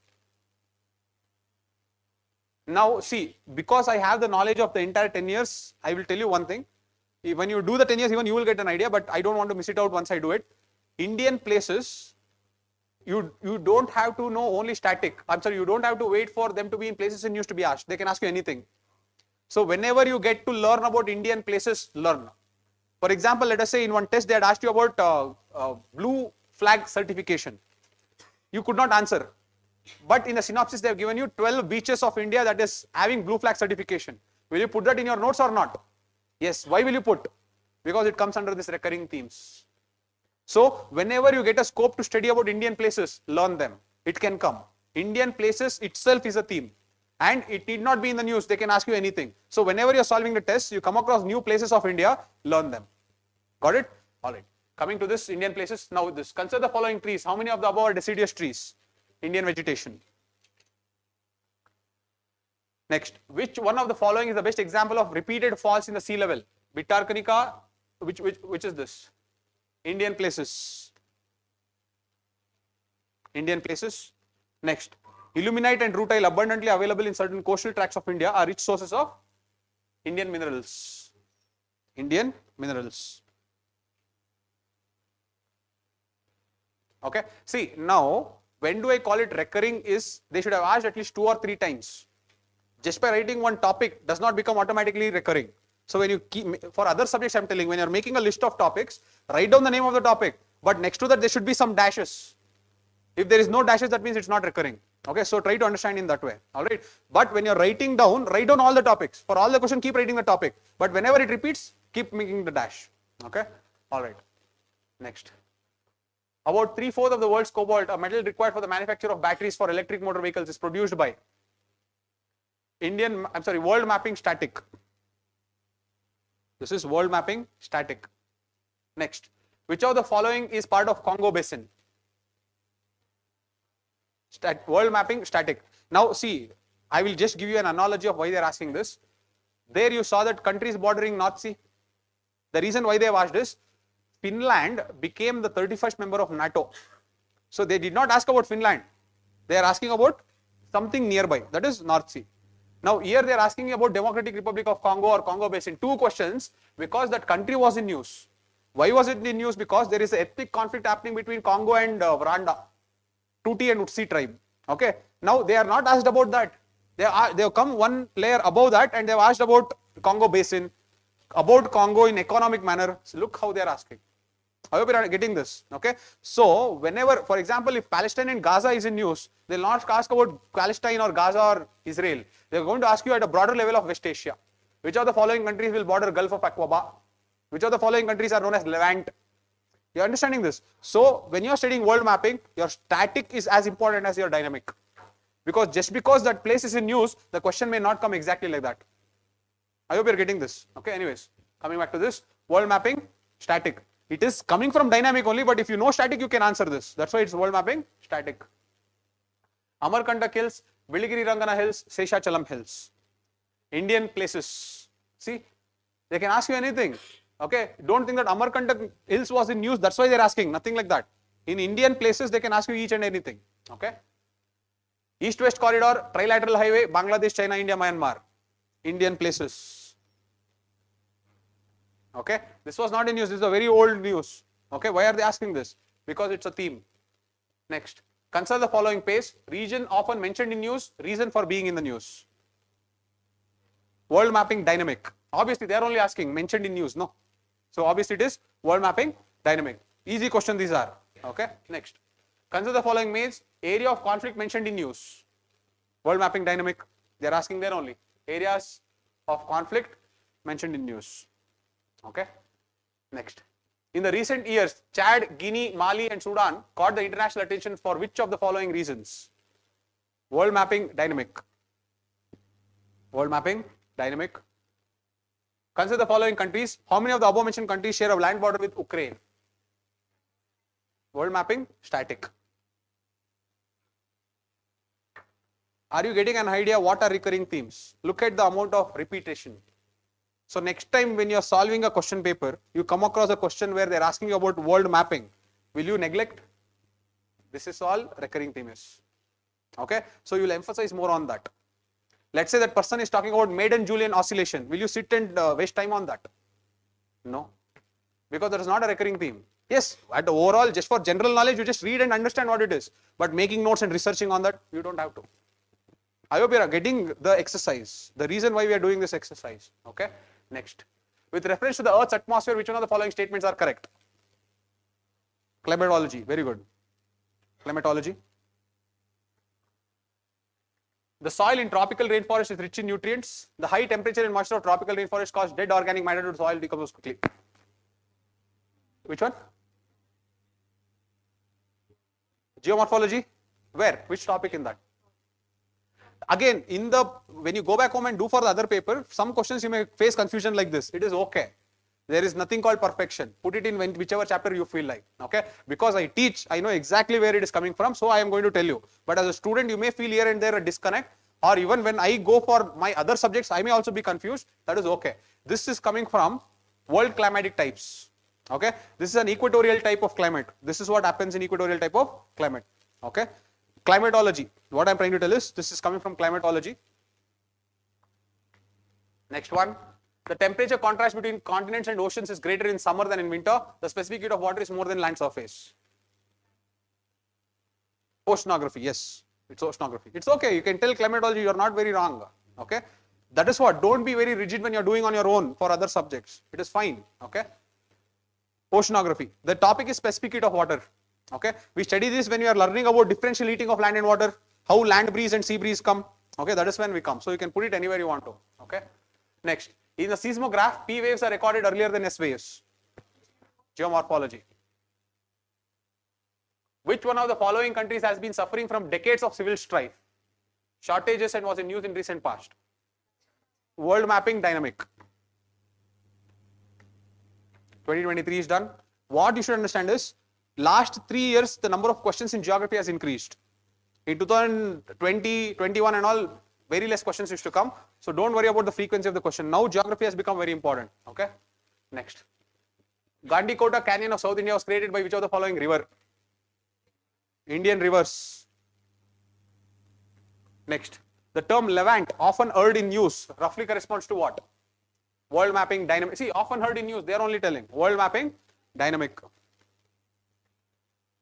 Consider the following peaks. On one side they have given peaks, on the other side they have given mountains. What is this? Indian places. Again, if you feel that these peaks were in news, nothing like that. Okay, they are just going to ask like that. Okay, next. With reference to India, consider the following statements. Monazite, Indian minerals. In the northern hemisphere, the longest day of the year normally occurs in climatology, again seasons, climatology. Next, consider the following statements. Andhra, Kerala, Himachal, Tripura, which of the above are tea producing states? Indian places you can put. No, vegetation is not, vegetation means trees, okay? You can put in Indian places. I will tell you one more, okay? Next I will tell you in a few minutes. Anyway, when you go forward, you only will tell, but let it be there. For now, Indian places, okay? Come to this. On one side they have given reservoirs, on the other side they have given states. What is this? Indian places. Next, 2022 is done, 2021. The vegetation of savanna consists of grasslands with scattered small trees, but extensive areas have no trees. What is this? World climatic types. Savanna they have told, see. Climatology. Climatology, world climatic types. Next, the black cotton soil of India has been formed due to weathering off. You can put it as Indian soils if you want, okay, but it's not a recurring theme. Once they have asked, not an issue, you can put it as that. Okay, Indus River, which of the following 4 rivers, 3 of them pour into one of them, which joins the Indus direct? Indian rivers. Okay, now give the heading as agriculture. I mean, not heading, one theme. Give the theme as agriculture. Okay, in agriculture, you can divide the theme into two. One, latest agricultural techniques. Latest agricultural techniques. On the side, crops. I mean, one part of the agricultural theme is latest agricultural techniques. Another part of the agricultural theme is crops. Okay, what is this crops? We'll understand now. Okay. Now, how is permaculture farming different from conventional chemical farming? Okay, see, permaculture. That is the latest agricultural technique. So you can put a dash there. Okay. Next. With reference to palm oil, consider the following statements. Okay, palm oil, latest agricultural techniques. Latest agricultural techniques. 2021 is done. 2020, let us go. What are the advantages of fertigation agriculture? Latest agricultural techniques. Consider the following minerals. Which of the following are officially designated as major minerals? Indian minerals. Siachen Glacier is situated to what?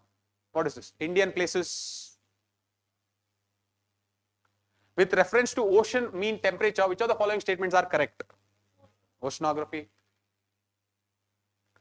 Consider the following statements. They have asked about jet streams and cyclones. Climatology. With reference to chemical fertilizers in India, consider the following. This is one-off question. You can write as fertilizers, but it is not repeated. Okay, but you can write. What is the advantages of zero tillage in agriculture? Latest agricultural techniques. With reference to pulse production in India, consider the following statements. Indian crops or crops. The crop is subtropical in nature. It is injurious to frost. What is this? Indian crops or crops. Consider the following pairs. Rivers on the side, which sea will it go into? No, not Indian. It is world mapping static. World mapping static. 2020 is over. Let's go to 19. On 21st of June, the sun. Climatology. Why are dewdrops not formed on a cloudy night? Climatology. Consider the following pairs. Famous place, rivers. Indian rivers. Consider the following states. With reference to states mentioned, percentage of forest cover. Vegetation. Consider the following pairs. On one side is sea, on the other side is bordering countries. World mapping, static. See, I have not chosen only this question to tell you the recurring themes. I have put all the question of geography and look how many times it is repeating. I hope you are understanding, okay? But as I told you, when it recurs, They'll ask you depth. Okay, it will not be superficial. So you should know that. Okay. Next. On one side, they have asked you about the glaciers, on the other side, rivers. Indian rivers.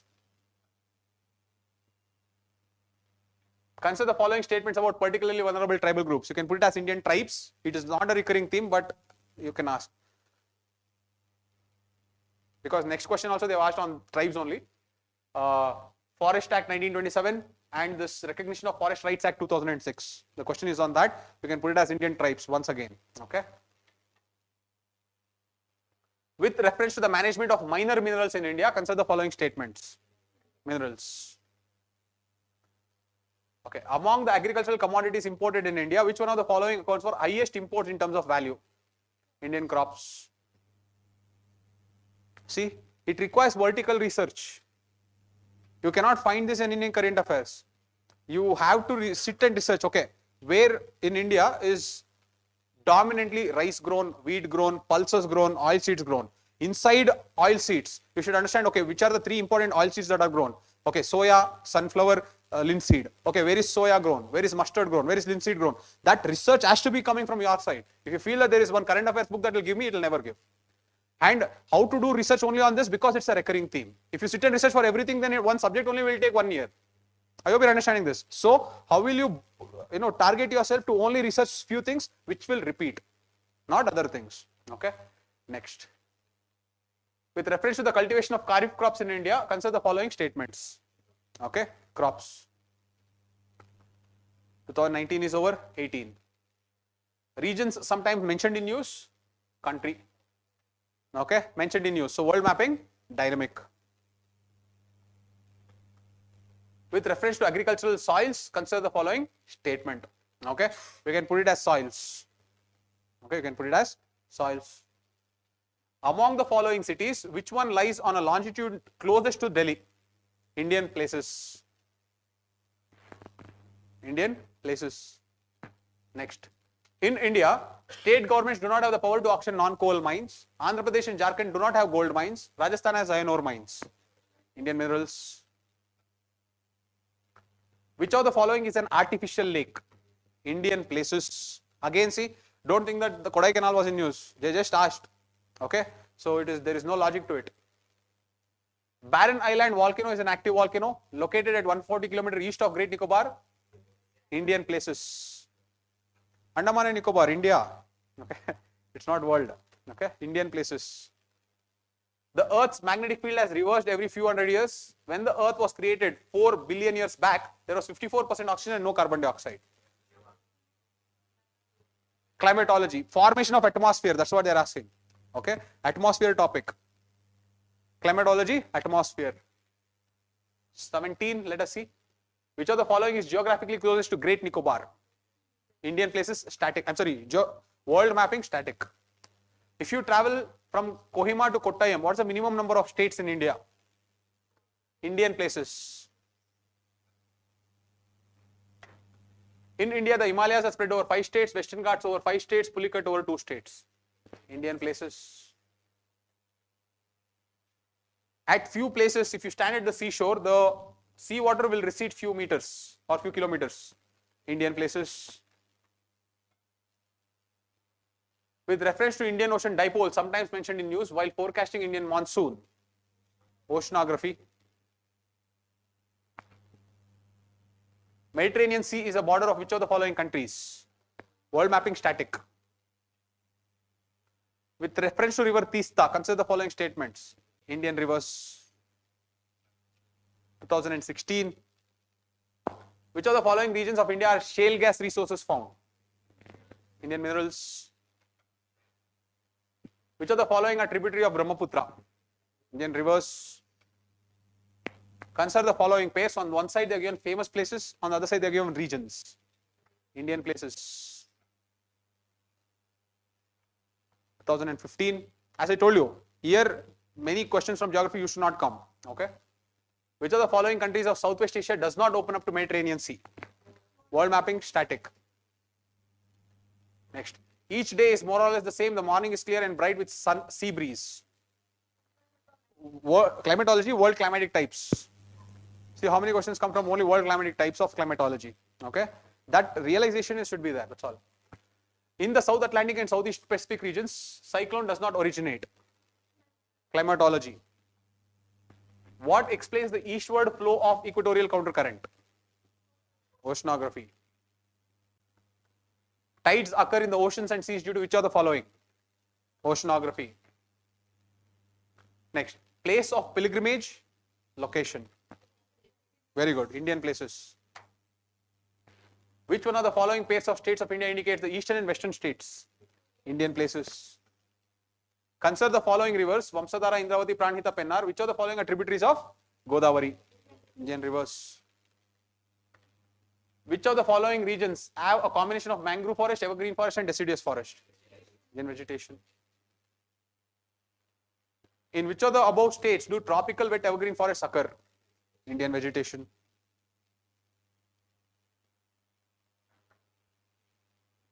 Consider the following statements: the wind which blow between 30 degrees north and 60 degrees south throughout the year are known as westerlies. Climatology. One second, I have just repeated, I think. No. This letter. In India, which one of the following forest? Teak is the dominant species. Indian vegetation. This I have repeated. So don't write it. Which one of the following regions of India have a combination of mangrove forest, evergreen forest, deciduous? We just did. This also has been repeated. Okay. Every day is more or less the same. All right. So this is from 2014 up to 2015. Okay. Always, if you want to analyze the trend, solve only from 14 to 24. If you want to learn, you can solve from 1990s. I hope you are getting the difference. The trend should not be analyzed from 1990s. How they were asking 1990s is very different. Before 2014, how they used to ask is very different. When the syllabus changed, and from 2014 when the new syllabus was introduced, how the questions have come is very. So when you want to analyze the trend, 2014 is the deadline. If you want to learn about geography previous year questions, you can do it till 1990s. That is not an issue. But don't try to put that trend here. Okay. So these are the recurring themes. So this is where in level 2, whatever synopsis that you will read, you will only absorb that content that will match with this. I hope you are writing this. Second thing, level 3, that is 1 month before prelims. Once you are done with all the revisions, every day 2 hours you will do and sit research on this. Geography, it's a little difficult, so don't do any research, but other things you can do. Okay, for example, in geography, you cannot research which river will you search. I hope you are understanding this. So in geography, the limitation is you have to learn from the test series into your notes. Okay, but there will come in international relation or in environment, you can easily search. Okay, so there will be things where you can research, you research them. There will be things that you can absorb from the test series, you absorb them. Okay, now one last thing is the themes that you have just written, write it in the descending order. Give me the themes in the descending order, that is from greatest to the least. Which is the greatest? Very good. So now you know that whenever Indian places come, you should absorb them. Under any circumstances, you cannot miss them.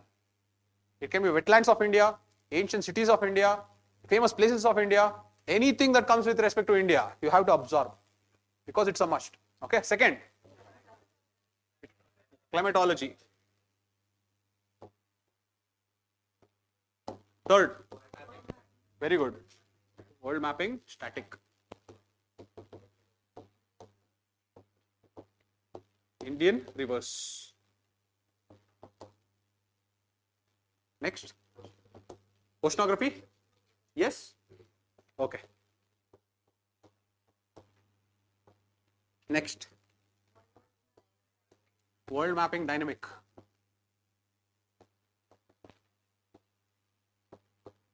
Next, Indian vegetation. Yes? Okay. Next, crops. Okay, next. Huh? Minerals, yes, very good. Indian minerals. What else? Geomorphology. Next, latest agricultural techniques.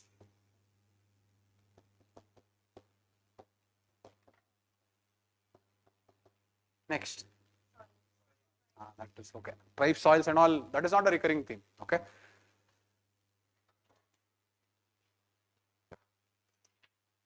So these are the recurring themes.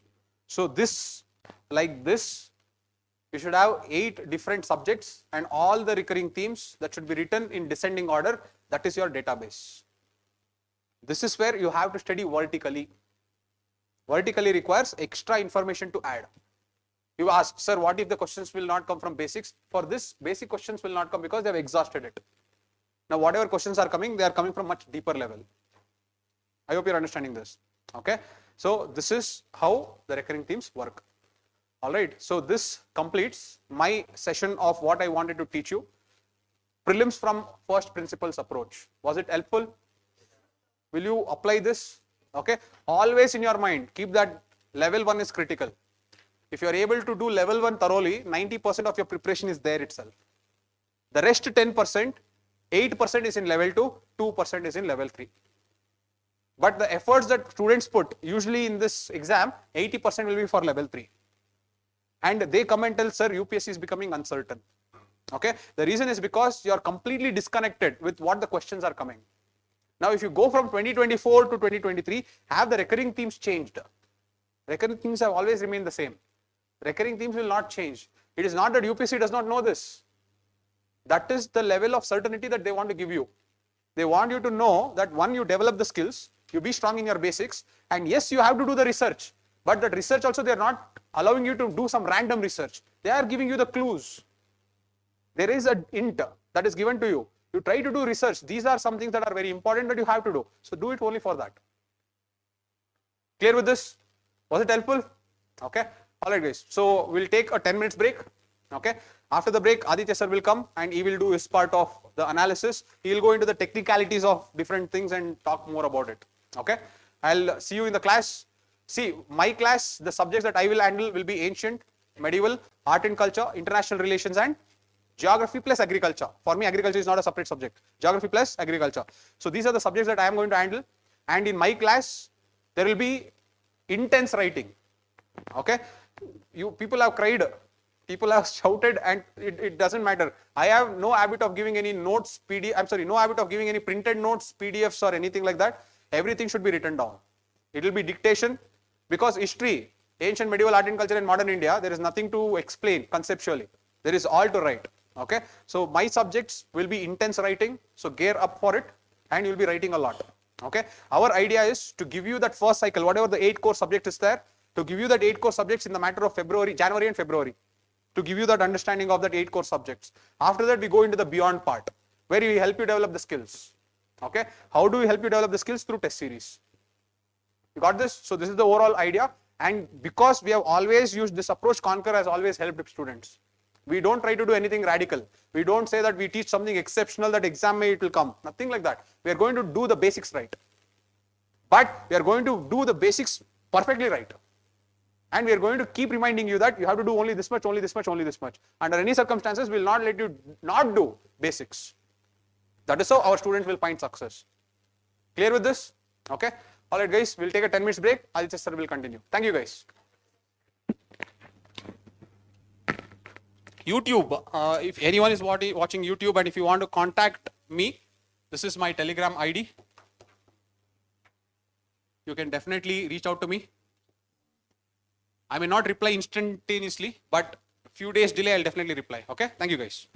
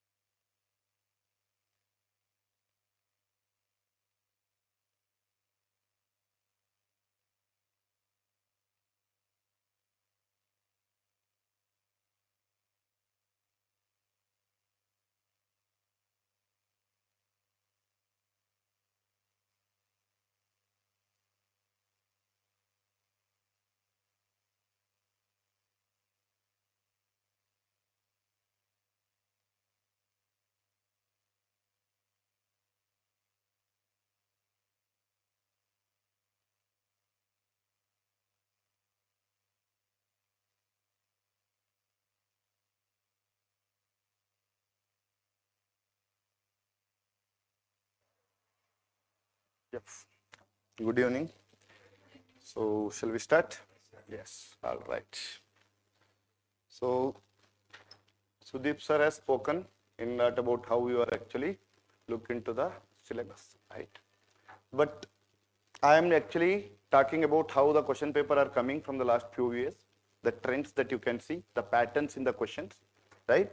Along with the what should be the your basic strategy, right? How you are supposed to prepare subject wise. There are different subject have a different approach altogether, right? So I can say that one subject you will prepare in a completely different way compared to the other subject, right? So sometimes you may be a person who may be very much interested in a kind of concept, understanding the concept and doing the things, and you are really bad at mugging up the fact.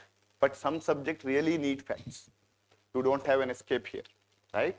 Some subject absolutely do not need too much of fact. It is more about conceptual. So as per the subject, you have to start preparing accordingly.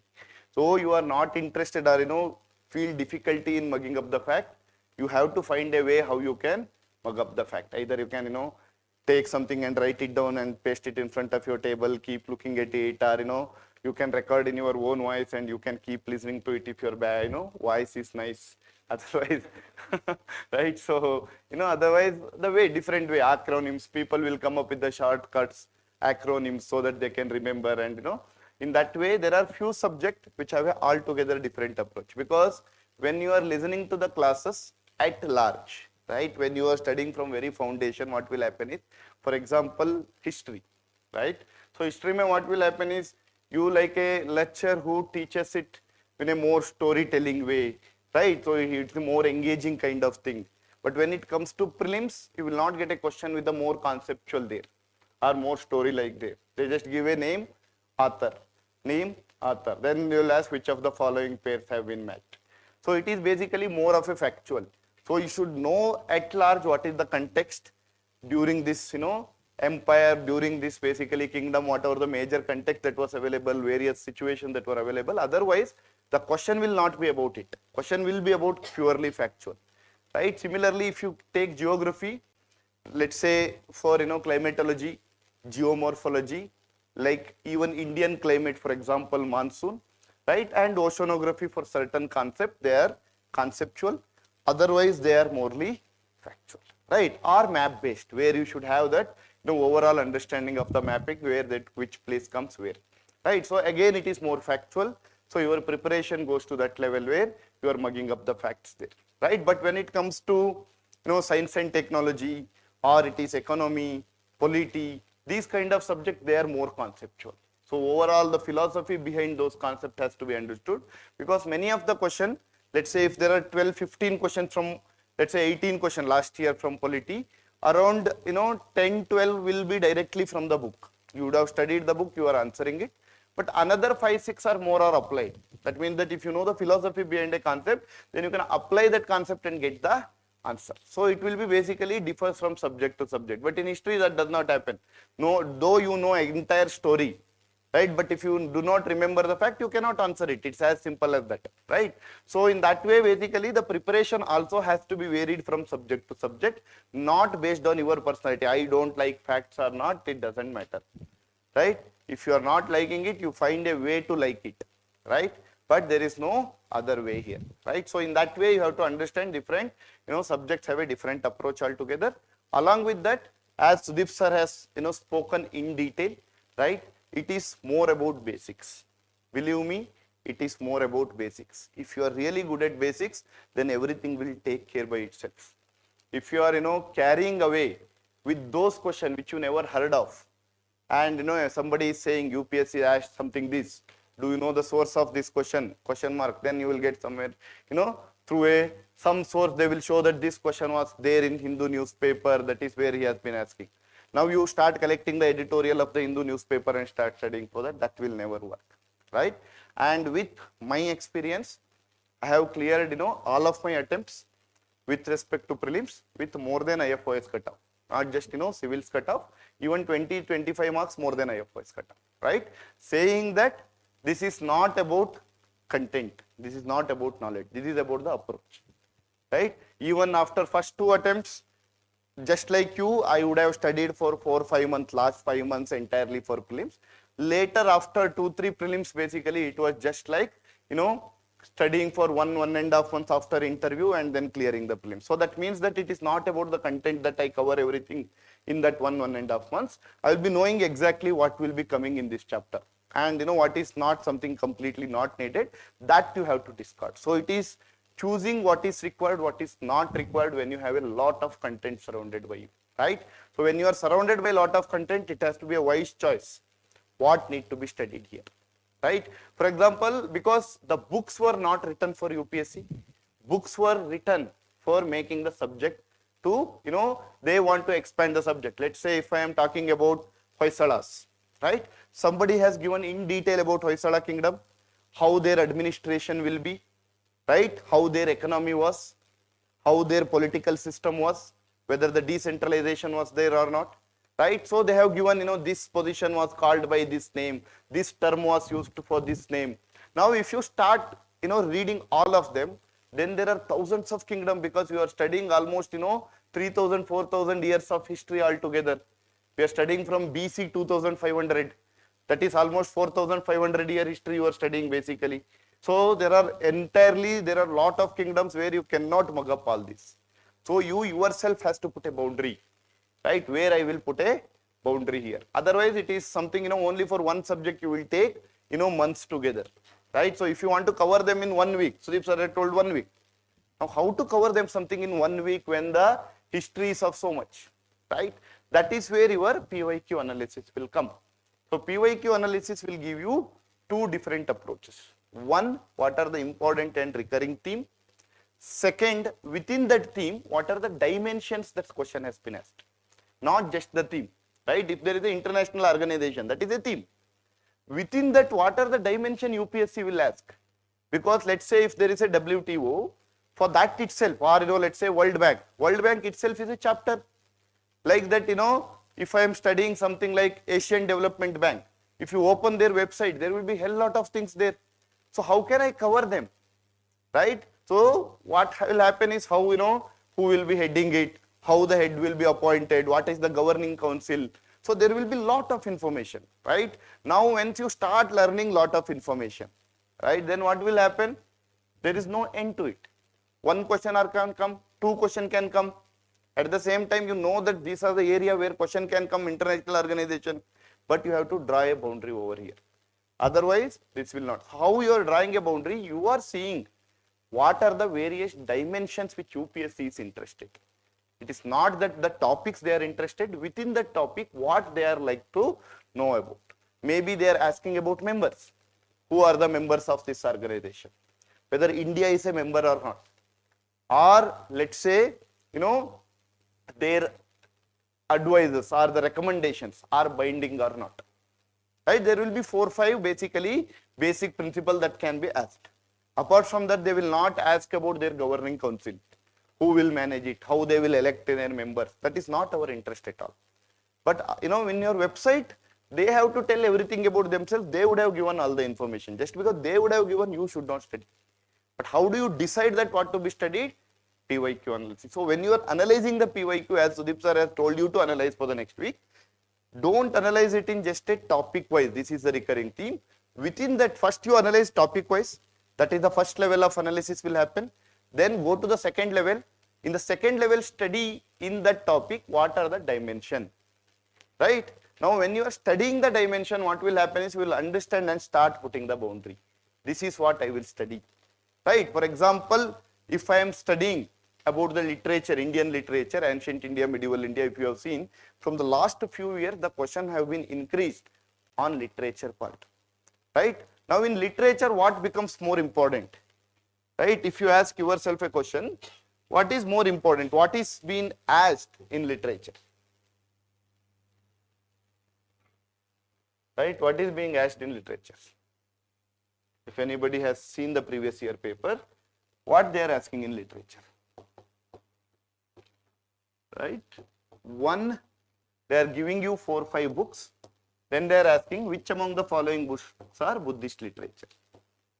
You should know whether that book is related to Jainism, Buddhism, Shaivism, Vaishnavism, whatever it is.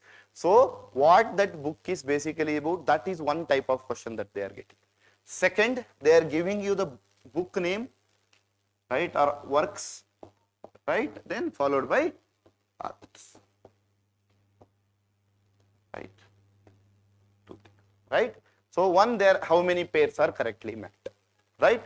Second, they may be asking you with respect to literature, with respect to their timeline. For example, during Harsha's period, which of the following literature are, the court poets were there. So, the poets they are asking with respect to their timeline, a broader understanding, again, not, too much in detail about it.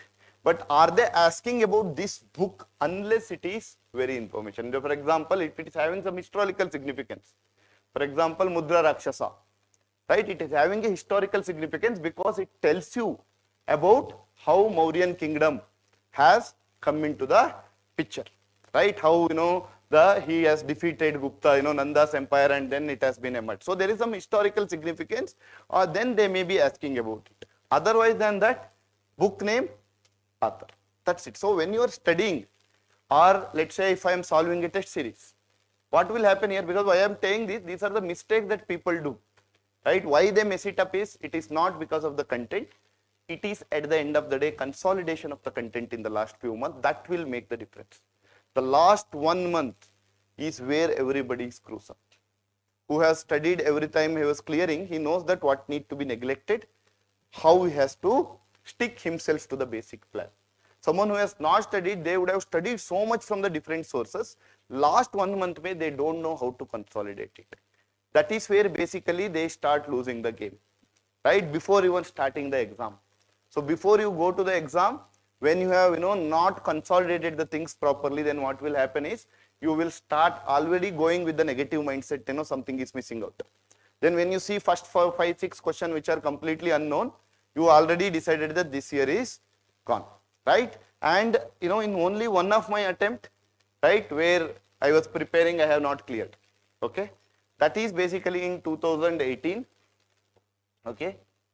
And before that, there were already 6 attempts, okay? I had cleared with more than IFOS cutoff, but I had never applied for IFOS because I was knowing that I will clear the IFOS cutoff, but without preparing for mains, if I clear, I'm actually taking somebody else's seat, right? So he may be someone deserving, preparing from 1 year, so I just don't wanted to disturb the, balance as such. But in 17, when my, interview, everything was over, I just wanted to take a break from the UPSC, but not exactly from again writing the same mains. So I thought of deciding that I will take IFOS this year so that I will be in the UPSC field, but not exactly doing the same thing which I was doing from the last 5, 6 years. So what I did is, I applied only for IFOS in 2018 attempt. Okay, so only 1 attempt was remaining for me with respect to mains, UPSC. So I had, thought that, okay, I will start giving IFOS this time. So since I had enough time there, 5-6 months I had. So what I did is I started collecting 3-4 current affairs. I started collecting 3-4 different test series from the market, right? Because from 1 month, if I can cover everything, I have 5 months. What to do? So I thought of deciding that, instead of 20 marks more than IFOS cutoff, this time I'll score 40 marks more than IFOS cutoff. And that was a, ideal thought. And I started collecting the material, NCRTs, then, studying everything 2-3 times. Then came the month of April, where I wanted to consolidate what I did for 4 months. Then I am seeing everything is so scattered and I could not, even do it. And then, somehow I managed something, and before going the exam only, I was not in that confidence mode at that point of time, right? And, I used to do from first question to 100 question in a row, not a round wise, right? So this was my strategy every time. But this time, since I have put the IFOS, I put pressure more self, I started doing 3 rounds. And I don't want to take the chances. If it goes wrong, it is IFOS, higher need, cutoff is needed. So these things basically made me become very scared in the examination hall, and I completely missed the, not only IFOS cutoff, even from the civils cutoff, my scores were 10 marks less, right? Which was almost 40 marks more every year, has come 10 marks less. That means that the 50 marks difference has happened, even after studying for my 5 months. So that means that it is all about the 2 hours. How do you handle it? And that 4-5 months, how do you manage it? It is not about what is there in your brain, basically where you are, going and reflecting it. It is about how you have managed before the match. So that becomes very important. So what I am saying is, now you have access to too many test series. Along with that, you would have studied from different sources. Now from the January, all you have to understand is, it is the time to consolidate. Not that you keep on adding the material. So it is time to consolidate. If someone gives you a material and says that this is 500 material, all ancient India question were there, then you should ask the question, can I revise them? Can I consolidate them? I can read now because I have time, but can I revise them? Can I consolidate it back? That, first question you have to ask. So that when you will realize that to read this book for 4 questions, I will take 10 days because it is a 500-page book. So then revision, right? Then 2 revision, 3 revision, then it is not possible. Only for 2 questions, anyways it is available in NCRT. That means that I am actually fighting for another 2 questions only. So for 2 questions, I will not do this. Rather, I will consolidate my polity, my economy in such a way that I will make sure that my basics are not missed a single question. If you are not consolidated here, then what will happen is you will miss out the basics. Those who lose actually are the one who are missing in the basics. Because more you strong at basics, the logics that you apply, the guesswork, people say it is a guesswork, right? When you are saying it is a guesswork, it is not really the guesswork. It is applying the logic based on your basic. If my basic is strong, my thought process will align with my basic. So when I am eliminating some option, I am putting my basics into it and then eliminating it. So the chances of becoming right, with respect to elimination becomes more when your basics are very strong. When your basic itself is not strong, the way you think itself is flawed. You think to, completely, in extremes you think, because your basics itself is having an issue here. So please make sure that your basics are the key. Right? Whoever can show you the unknown question, this question can be found here, this question can be found here. Right? But there is no way that we can go beyond it. Now coming to consolidation, right, are the patterns. First we'll understand the patterns. Recent times, UPSC has started asking more on statement and assertion, or assertion or reasoning, statement and conclusion, right?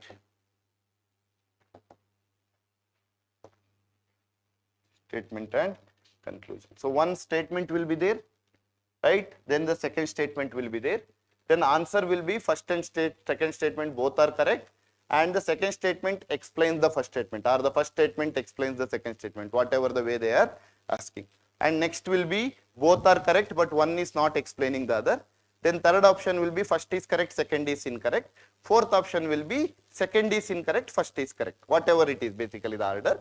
But this is how the question will come, right? Now, this is basically checking your conceptual clarity, right? So, where you can expect such question, it is one geography, right? Where your climatology and other things are there, geomorphology, those things are there where you can expect this. Second, you can expect them in economy, right? Kind of SNT, because where science is basically more about, cause and effect. So you can expect in science and technology. Then let's say a kind of environment, and you will not expect any of such question for history, right? And IR may few question you can expect, right? So keeping that in mind, this subject has to be studied as per your understanding of the subject. So give more focus on understanding the basic concepts on this subject along with the facts. Okay. So next, basically this year for a change, what UPSC does is, UPSC always goes, the changes will not be drastic in UPSC. People say that the pattern has changed all of a sudden.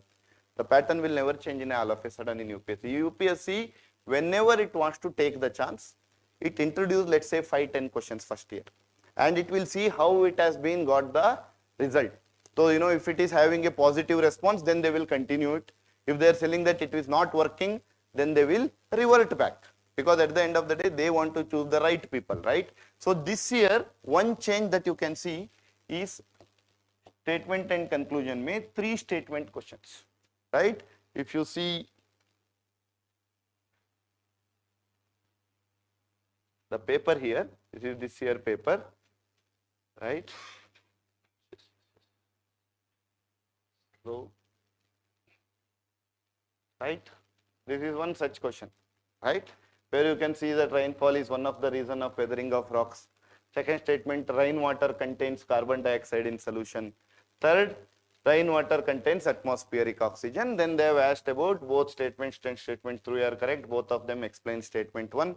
Similarly, statement 2 are correct, but only one of them explains the statement and so and so. So you can see that the question is also from geography, right? Where the conceptual or atmospheric concept is inward. So if you can see any kind of that questions, right?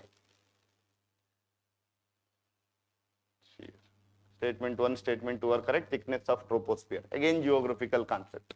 So where concepts are there, such question can come, right? Where concepts are not there, they will not ask that. That means that in history, they will not ask you this, because history, it is more factual. Before they were asking about what are the cause of this revolt, what were the consequences of this revolt, they were asking. But what was the problem? Some historian will write this is the actual cause of actual revolt of 1857.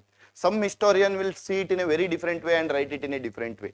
History has been given to different historians. As they see the history in a different way, they would have given the reason in a different way. Now, what happened is, in the Indian Council of Historical Research, ICHR, they have actually wrote a letter to UPSC saying that you are asking those questions which is debatable among the historian itself. Right? Now, if you are asking that and expecting that this is the right answer because you picked from this book, right? Then you are basically promoting a book, right? Because this, let's say Bipin Chandra has said that for the tribal revolt, the actual reason was money lending. Whoever has been given the money lending was doing, that was the actual. He has given all 4 or 5 reasons. Above all, the most important reason is this. This is what is there in his book. The same question has been asked, right? Now, similarly about Quit India movement, they had asked about it was leaderless, then it was, non-violence, then it was led by Mahatma Gandhi. Like that 4 statement they had given. They had asked a question, which among the following is incorrect, right? It was not led by Mahatma Gandhi. When he announced it, he has been arrested. That was also wrong, right? You cannot say that it was completely peaceful because it has turned out into violent over a period of time. The parallel government has been formed many ways, right? The underground revolutionaries like Usha Mehta has conducted the radios and those things were there, right? Sucheta, Kripalani, everybody were involved in that. So that means that it is not completely, non-violent also. That means that there are 2-3 questions which can go wrong depending upon how you are looking at it. Now, when the different answers are coming, if your one book is saying this is the best and you are picking from that, then that will send a signal to the UPSC aspirant to study only that book, right? Because I am saying that my answer will be depending on this book, so you study this book.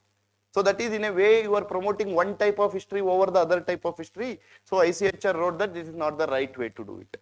So then UPSC completely shifted. So they came back with all these things. They have started asking only pure factual questions. So it has to be true in all the cases, right? So in that way, the history questions has become more factual in the last few years. If you see any last 7-8 years ka paper, you show me one conceptual question, reason kind of question, right? No, it is almost all one or two. Then they would have been asked. That is also not completely conceptual as such, or completely basically reason based as such, but there were questions based on completely factual. So that means that when you are studying, for example, Paleolithic, Mesolithic, they may say that maybe they were practicing this, maybe their social custom were this, maybe they are analyzing because the historian felt that there was some tools. By looking at the tools, he feels that this would have been their life. It has not been proven, it has not been written anywhere. It is just an analysis of that historian. He feels that since along with the man even animal was buried, so that means that he was actually looking after that animal. So when he died, along with them it is also buried. That is what his analysis is, right? But that might be true, might not be true, right? So now what they are asking? They are asking which location or which sites of Indus Valley, what is it known for? That's it. What was not their social customs? They will not ask because it was not written anywhere. Unless it has not been explained. Even if you look at the questions, according to Kautilya's Arthashastra, they are making it very, very specific. Because different people would have told about different things. They don't want to, get themselves again, in this kind of messy situation. As per him, women were expert in which of the following? They were not asking that women were expert during Vijayanagara Samraja in which of the following. They are not asking it. They could have directly asked that way. But some historians is saying that way, other historians saying that they were not expert at it. So what they are doing, they are making it very specific. According to Huan Song. Like that they are adding the prefix so that they can become more factual, more objective, and more that cannot be questioned for the UPSC basically. That kind of question has been shifted. Okay, so that trend once you have to understand, and when you are understanding this, why I am saying this is basically when you are reading synopsis, when you are reading the books what will do, they will explain everything, right? Let's say if there is a book is there, they will not just that this book was written by him, they explain about that book also in your synopsis. Let's say if the question was asked inside test series, 4 books they have given and 4 authors they have given. They have asked you the question in a right way, which of the pairs were actually met. How will be your synopsis? Any answer ki, not only insights, any coaching institute ka, how will be their synopsis? They take that book, it was written by this, during this, under this language, this book contains the information, and this is whatever in Google that will be getting, that is 1 para, 2 para information about each book will be given to you. Now you are revising for the exam, so what you will do? You will underline all those things without seeing that whether exam will be, the paper setter is interested in what is the content of that book, right? Because they cannot give in one line, this book was written by this book was, then you will say that, synopsis may nothing has given. So what is the paper setter will do? Anyways, people will scold me if I am not giving anything, whether it is needed or not needed is not my concern. I will give more information about it, and you start consuming that information without knowing that it is exactly not needed. Same happens with respect to current affairs. You take up all the current affairs, all the information about one topic you will study without understanding that this much is not needed at all. Entire in depth about all these things, right? So keeping that aside, this is one trend. Second trend, if you look closely, this is this. That is, the questions were asked with 3 pairs. In each pair 3 information were given, and there were also questions with the 2 pairs, or the information with the 2 information, or the pairs were having 3 information, right? So this is a new trend which has been introduced in 2024, right? It was not there before. So this year you can expect more number of questions with respect to pairs, with respect to 3 tables or 3 information on a single topic, plus you can expect more question on assertion and reasoning with the 3 statements, right, to make it more complicated, more logical. So this is one trend that you have to keep. So more whenever the facts are coming, please try to learn more fact, otherwise you can never do, because one fact if you know, still answer is not, you are not getting the answer. You would have given Duandar, Narmada may be correct. Whether it is in the Malwa region or not, if you don't know, then you cannot do the answer. Right? So that means that each information coming up with the two other information, making this factual question much more difficult compared to what it used to be. So this becomes another tricky thing. Third changes that you can see, in 22 what has happened is, first time he introduced in 21 for example, these kind of pairs kind of question. How he has introduced? Only two pairs were asked. That is, in each pair there were two information. How many pairs were asked? Rather than, giving the exact question, how he was asking the question? He was asking the question in the how many of the above were matched properly. This was the question. In 2023, 21 he introduced this pattern with only few questions. In 22 what he did? He actually came up with more number of such. Along with that, these kind of questions have started been asking. That is, for example, you can see here.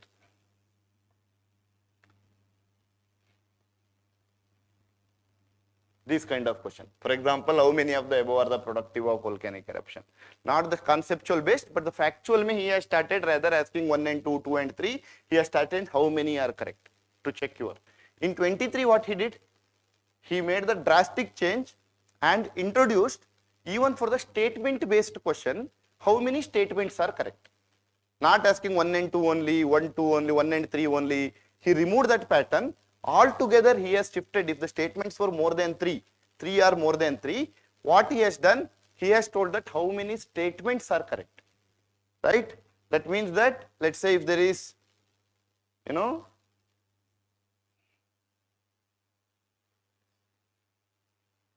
okay, here it is not there, right? Right. Okay. So for example, this kind of question, right? If there were 4, on June 21st every year, which of the following latitude experience? Here, rather than which of the following, he started asking how many of the following latitude will, has the sunlight. Like that, he has asked about how many. Then what happened in 2023? Because of this, basically, there were no clarity. Which statement is actually correct, which statement is not actually correct, because they are conceptual. One will come up with the answer saying that this is correct. Another coaching answer says that this is correct. But at the end of the day, let's say you imagine a situation, I say that these two are correct. You say that these two are correct. Both are true because answer is only 2 at the end of the day, right? We have a 2 different approach altogether. Both are becoming correct because the question is not checking your conceptual clarity at all. Then what UPSC realized was, because in 2023, cutoff was around 75 marks. When cutoff becomes too less, what will be the problem? Let's say tomorrow cutoff is only 10 marks. Then what will happen? Anybody whose guess would have been worked on that day, he would be clearing because it is about 10 questions, 20 questions. So more it becomes lesser and lesser, the luck factor will pitch in. Right? More it is 120, 130, more marks you need. Then you should have more knowledge. Then only you can get more marks. Right? So more you make difficult without having any rationality behind it. You are not checking the logic. You are basically, people are guessing in a wrong way, but it is becoming right because they are thinking that at the end of the day 2 will be correct. But which 2 they are not telling. Right? Because UPSC will not also release the answer key. So many of those who wrote the mains were not up to the mark. So UPSC has to face a lot of criticism for the way of the questions that they have set. Why this has happened? Why mains question answers were not up to the mark? Because people who qualified for the mains were not up to the marks in the first place. Why this happened? Because UPSC conducted their questions in such a way, or set up their questions in such a way that the question itself was not actually checking the proper understanding of the subject. So now this year what they have done? They reversed back. They understood that this will not work. So what they have done, wherever the logical question are there, they came back and made it these kind of 1 and 2 only, 2 only, 3 and 4 only. Why they have done it? Because so that they can check who exactly understood the concepts here. Right? You can see any question basically, wherever they are asking, right? Wherever they are asking, factual question there, it is as it is. How many of the following belong to P family, that remains as it is. But whenever these kind of questions are coming, that they are asking about PFAS, where it can be found, where it here always he has asked about 1 and 2 only, 2 and 3 only. So that means that wherever the conceptual question were there, again it has been reverted back to the old, right? That is why even the cutoff was this time around 95 to 100.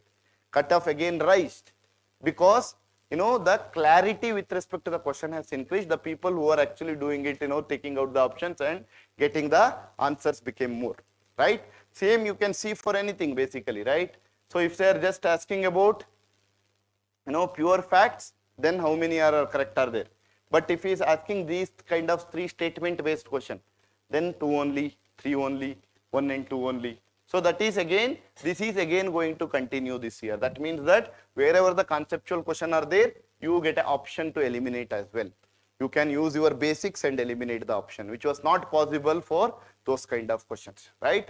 Now, however, wherever the factual are there, then there is a high chance that 3 facts are being asked, and with respect to pair 3 of the information given and the single information can happen. So this becomes more tricky.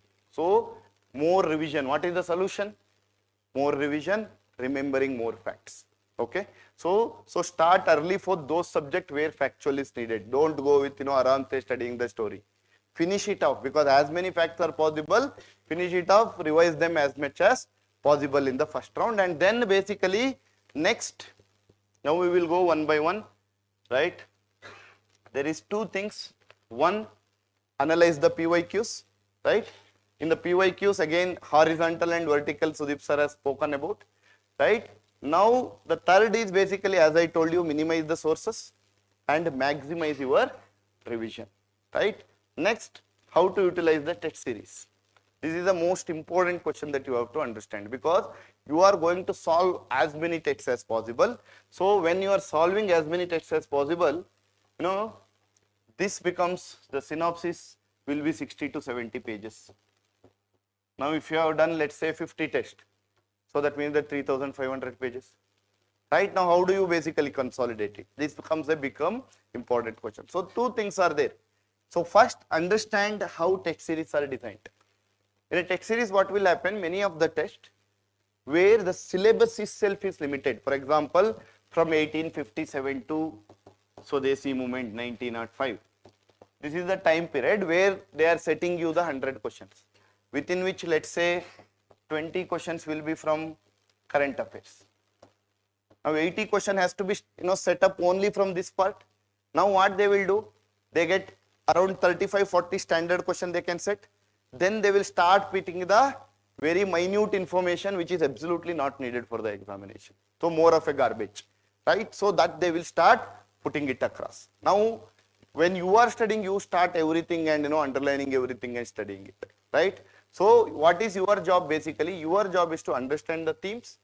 Within that themes, if the question is falling, then you are actually studying them properly. Otherwise, basic information, one-liner information you are studying. You are not studying in depth about it.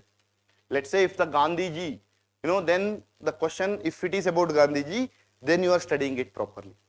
But if it is about any random personality, Radhakant Deb, then which organization he was associated with, for example, Dharma Sabha, that's it, you are ending it there. You are not doing what Dharma Sabha was doing also. So that means that when you are studying something, first understand whether it comes under a recurrent theme or not. If it is under recurrent theme, little go vertical about it. If it is about horizontal theme, please stop your preparation there. That is first point. Second, if it is already covered in your standard book, let's say I am studying about how the president is being elected, it is entirely covered in your class notes, or it would have been covered in your, let's say, Lakshmikant, whatever the one source that you are keeping it as major source, you are going and underlining back in your major source again rather than highlighting it here. Whatever that is already available with your study, please go and highlight it there rather than again highlighting in other sources. It is like, you should not study a subject from the 4 different sources of the same information, should not be studied from 4 different sources. One information, one place I am studying. If some extra information is there about that topic, I will bring it to my major source and add it to there only, right? So that the last month revision can happen with the limited resources, more number of revision can happen.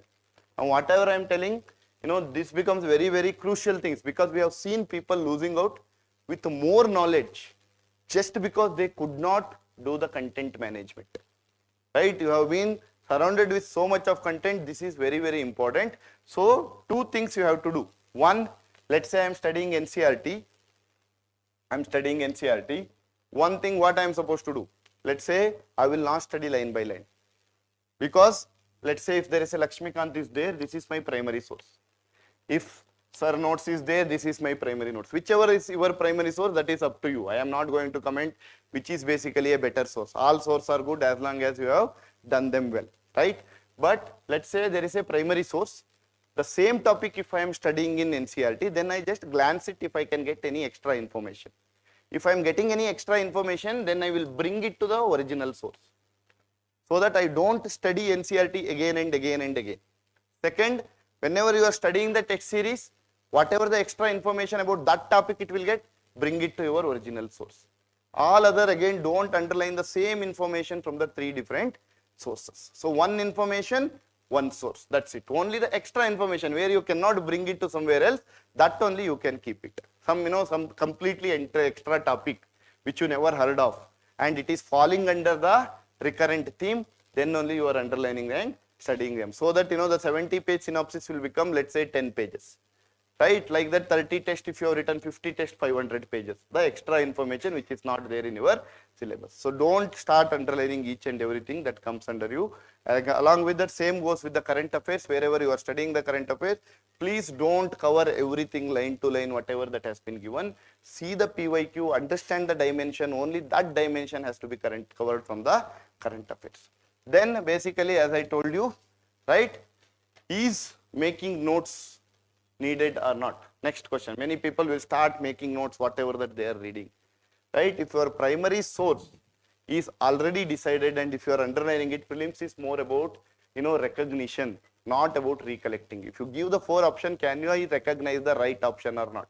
If you are able to recognize the right option, then you are good to go, right? So don't try to recollect the thing. For mains, you want to write the answer. So that means that you need a notes where you would have revised it 100 times. So for prelims, please don't prepare the notes for the regular topic that is already available. However, making notes becomes important for only those topics which are coming under the recurrent theme, but it is not covered under your standard book. For example, sustainable agriculture practices, right? When the sustainable agriculture practices, you might not have a proper notes or a proper information in your standard book. You want to add them about, fertigation, zero-based natural farming, right? Conservation agriculture, permaculture, whatever this information that we are studying, these are basically the practices of sustainable agriculture. These are the recurrent theme that UPSC is asking the question. Now, I might not have the proper information. I may be searching in the internet and getting the basic information and making the notes. That is completely fine. As long as they are about your basically recurrent theme, you want to go little vertical about them. For example, Gandhiji, I cannot study only what is there given in basically NCRT because it is a recurrent theme. Now they are asking about the question which is not available in your standard book.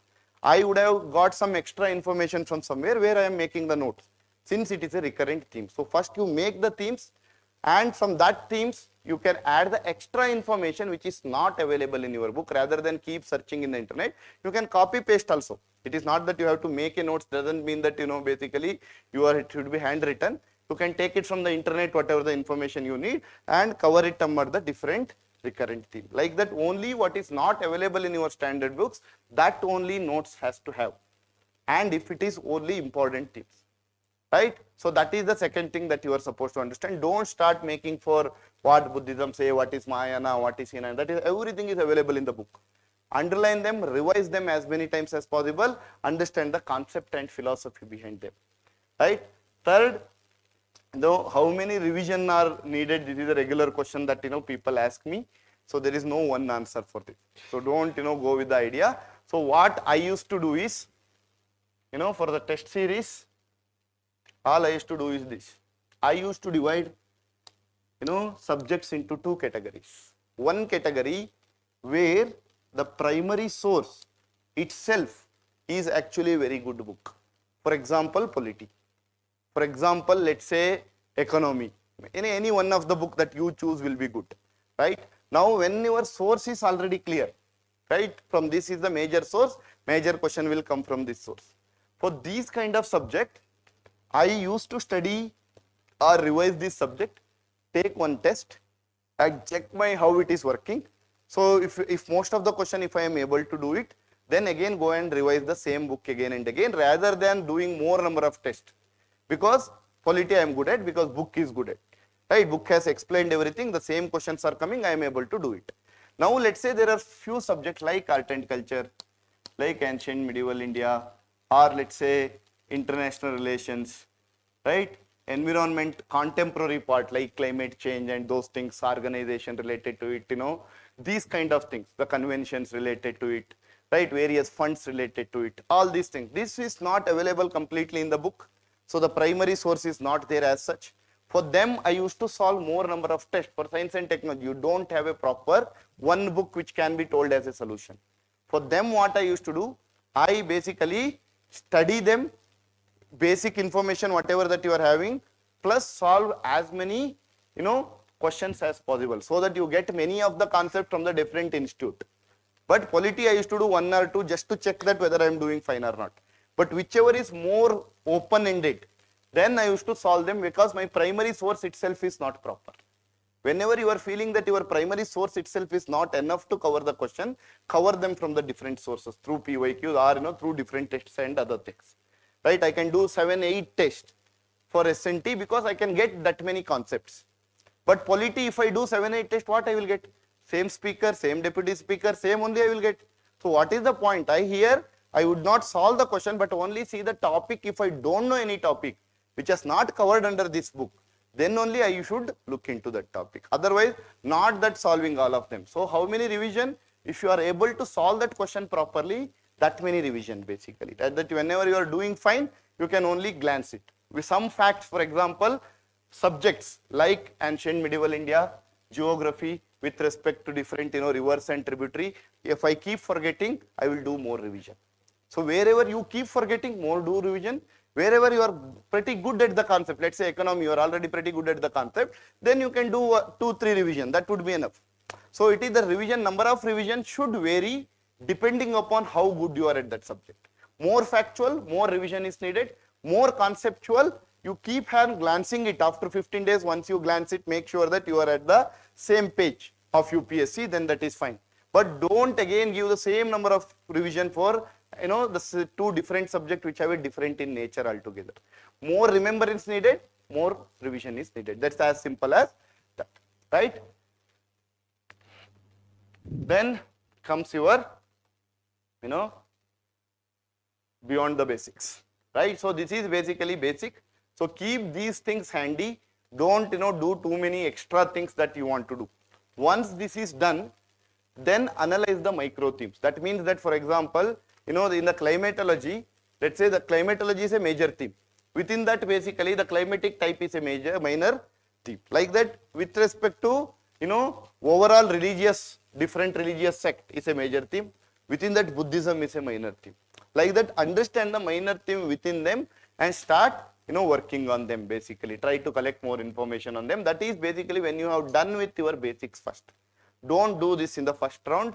This also comes only in the second round. When your basics are over, when you are comfortable with them, then you are going with them.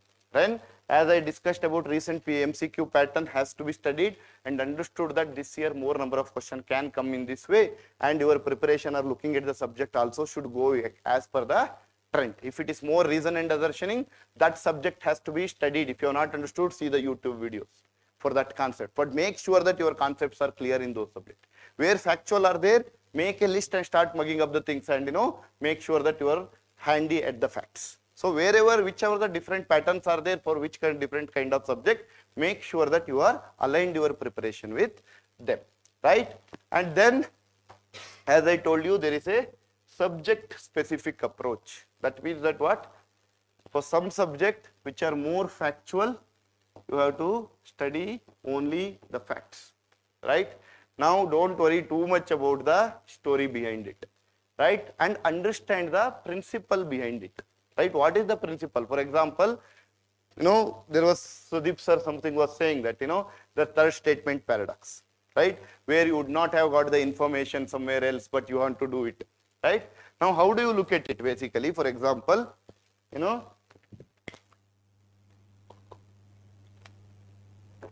let's take a question. If I say that Finance Commission recommendation for binding on the president or on the government, right? This is the question. Let's say if I don't know about it, I have not studied about Finance Commission. Now what do you do? How do you think about it? Philosophy. I want, your the basic understanding of politics.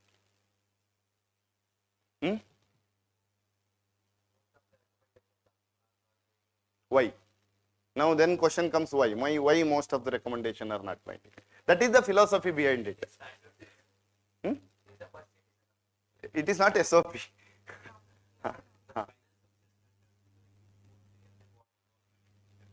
Okay. Recommendatory body. It is a constitutional body. It is under the Article 280 that has been set up, right? Let's say then you take UPSC. UPSC recommendation are not binding. UPSC is a constitutional body, right? Right. So we will take that kind of constitutional body only, right? Why most of the recommendation do you think are not basically binding on the government? What is the principle behind it? Or let's say I put it in this way. Why do you think that Lok Sabha has more power than Rajya Sabha?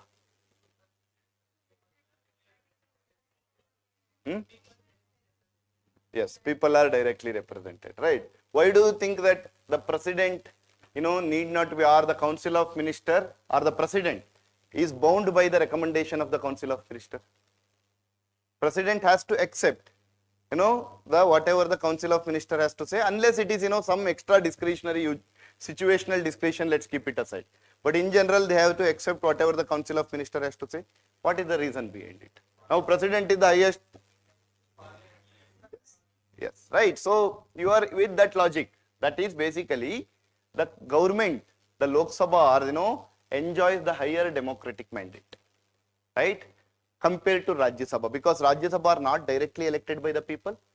However, Lok Sabha is directly elected by the people. Similarly, the same statement goes with these bodies. These bodies are appointed by a people's mandate. The government is enjoying the people mandate. These bodies do not enjoy the people's mandate, right? Now, these bodies were appointed by the government itself. Now, if I am appointing someone, can he come and dictate me? No, right? Because I enjoy the democratic mandate, right? So, it is not basically the same thing. That is why any constitutional body, non-constitutional body, they will have, Lok Sabha will always enjoy the higher power because it enjoys the direct popular mandate compared to Rajya Sabha. Rajya Sabha do not enjoy the popular mandate at all, right? So keeping that in mind, similarly, the president is elected by elected MLAs, right? As well as elected MPs, right? However, they are actually the indirect election, that is, right? Here what will happen? Lok Sabha or the government is directly elected by the people. That means that they enjoy the direct mandate. So that means that whoever enjoys the direct mandate, he should have the more power to dictate the terms, and someone is indirectly elected. So in that principle, basically, that is the philosophy behind it. So after first your second reading, you should start understanding the philosophy behind it. Why do they have done this, right? That will give you a kind of understanding. Though you have not studied, you will come up with, okay, this I can eliminate because of this reason. You start giving the judgments.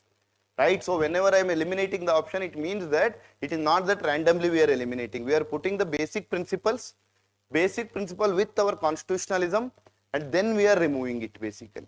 Right? So then it will make sense. Few exception will be there for these principle also. I am not saying that it will always be correct, but 80% of the question when you are looking at these kind of things, this is basically beyond the basics. Once you cover the basics, when you start studying the basics again and again, you will not just receive the content, you start understanding why that is there.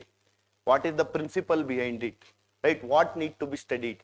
How my overthinking or what needs to be asked in the examination, that will be covered, right? So that you are supposed to do. Second, important is understand the problem and be part of the solution. What is the meaning of this is, whenever you are actually preparing, there is nothing called theme I will decide. Theme what I will decide, I will see what the government he is focusing upon. For example, this government, NDA government, what is its major agendas? Industry, okay, that is manufacturing sector, I can say, so that they can create lot of employment. Then FDI, again to create more employment, FDI. Then GDP growth is a very broad term. Every country, every government wants to increase the GDP. What are the specific areas they are focusing upon to increase the GDP? That is the question, right? Infrastructure,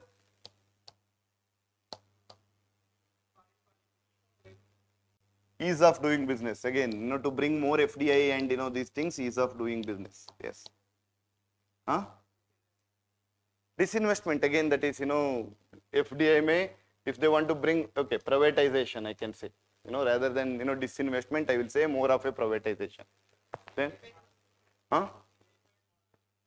which model? What is the meaning of unified model? Okay, okay.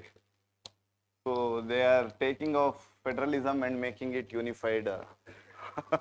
Okay. Okay. Foreign policy. Foreign policy is a more generic one. Right? When you are studying foreign policy, within foreign policy, what is the core principle? That is how you should study. Right? Agriculture is a focus. That is not the agriculture is focus. Within agriculture, what is the focus? A balance. That is a more broader term. You are giving a mains conclusion answer. Right? Right? What is main, balanced? That means that, for example, I can say from lookish to actist. That means that the surrounding nations were given higher priority in our foreign policy. Or, India is becoming more aggressive in many of the developing countries' agenda, those things.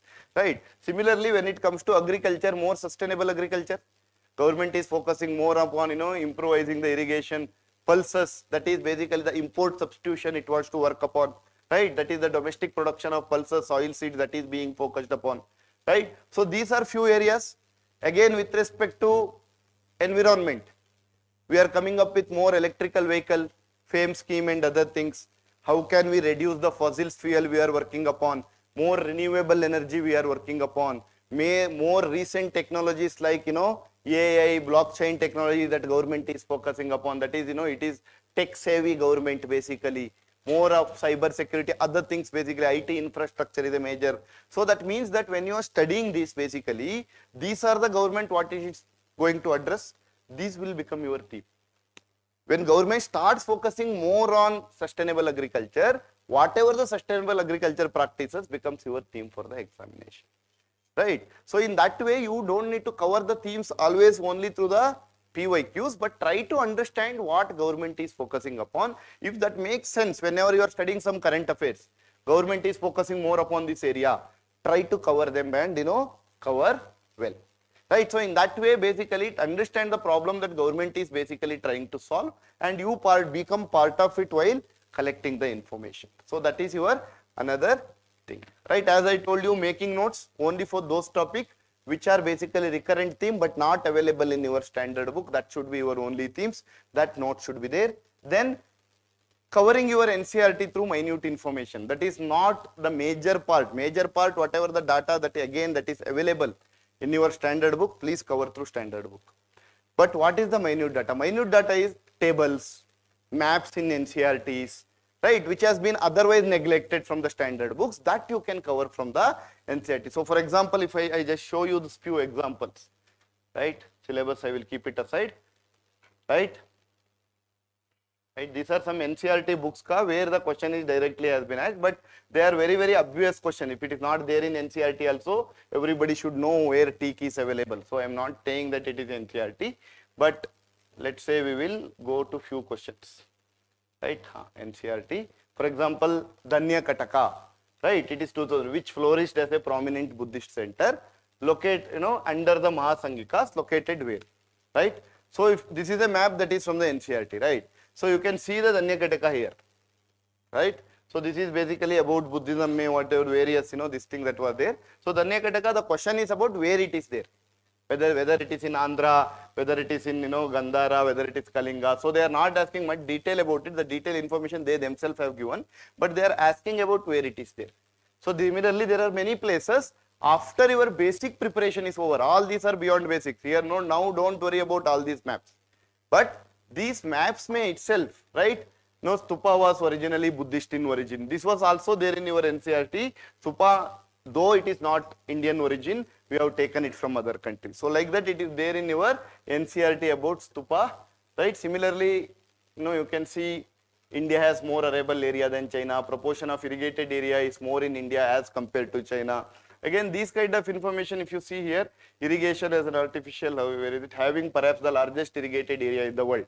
It is again these kind of minute information which might not be available somewhere, you can collect it, right? Then ilmenite and rutile, abundantly available in certain coastal tracts of India, are rich sources of which one of the following? Then question is aluminium, copper, iron, titanium, right? Now if you look at this NCRT where they have given a bright smile from toothpaste and minerals, right? This is a table that they have given just for a kind of a curiosity kind of thing, not as a complete, Here if you look at basically, most of the toothpaste are made with white with titanium oxide, which comes from the minerals called rutile, ilmenite and anatics, right?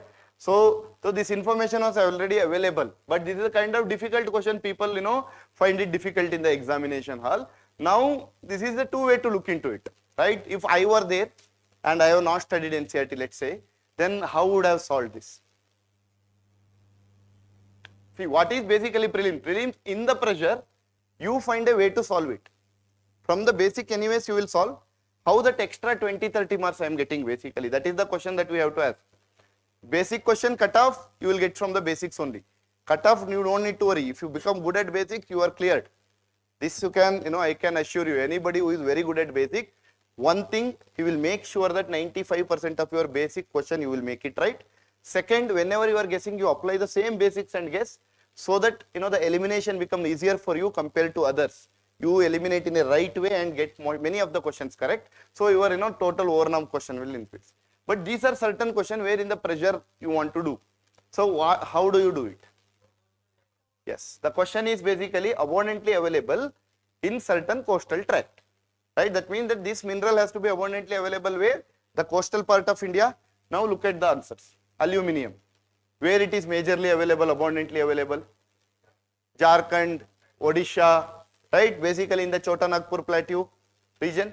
Second, copper, Rajasthan, K3 region, right? Then basically iron, again Chota Nagpur plateau only, right? Jharkhand, Chhattisgarh, West Bengal, Odisha again. So now if you know that these will not available at the coastal abundantly, then what will be the left out? Titanium, it is not there in the book also, you have not studied, then you realize that this will be your answer, right? So even in that pressure, you can find a way out using your basics.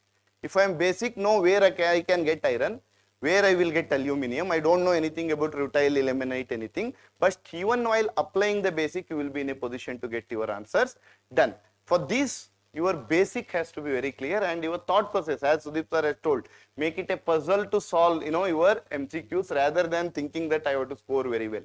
How can I look into it? Can I get something do about it basically? In that way, without your knowledge, you start looking into the things. Okay? Now, that is okay. Right? Then again, Dholi, Erragudi, Jaugoda, Kalsi, this is one question that has been asked. Again, if you look at, distribution of Ashoka's inscription, all of them are there. Jaugoda is there, Kalinga is there, right? Then basically, other places that is also there here, right? Then 1 year they had asked about Chausat Yogini temple because the parliament was constructing on the basis of this, right? Here again, if you look at, this is again there in your NCRT, right? So you can see here Chausati Yogini temple, which is of interest, and then they have explained what is the temple is about, right? So many of these kind of questions are available in NCRT, but this is always be a second route. Not that I can show all the question from one or other source. Examiner cannot create. So I can bring all the sources and say that the question is there, don't worry. That will not work. In the exam, I would not have revised this properly, right? But however, if you look at the question, right? If you look at the question in a circular temple, what is the one thing that you would have eliminated here? Only circular. In India, it is a land of temples.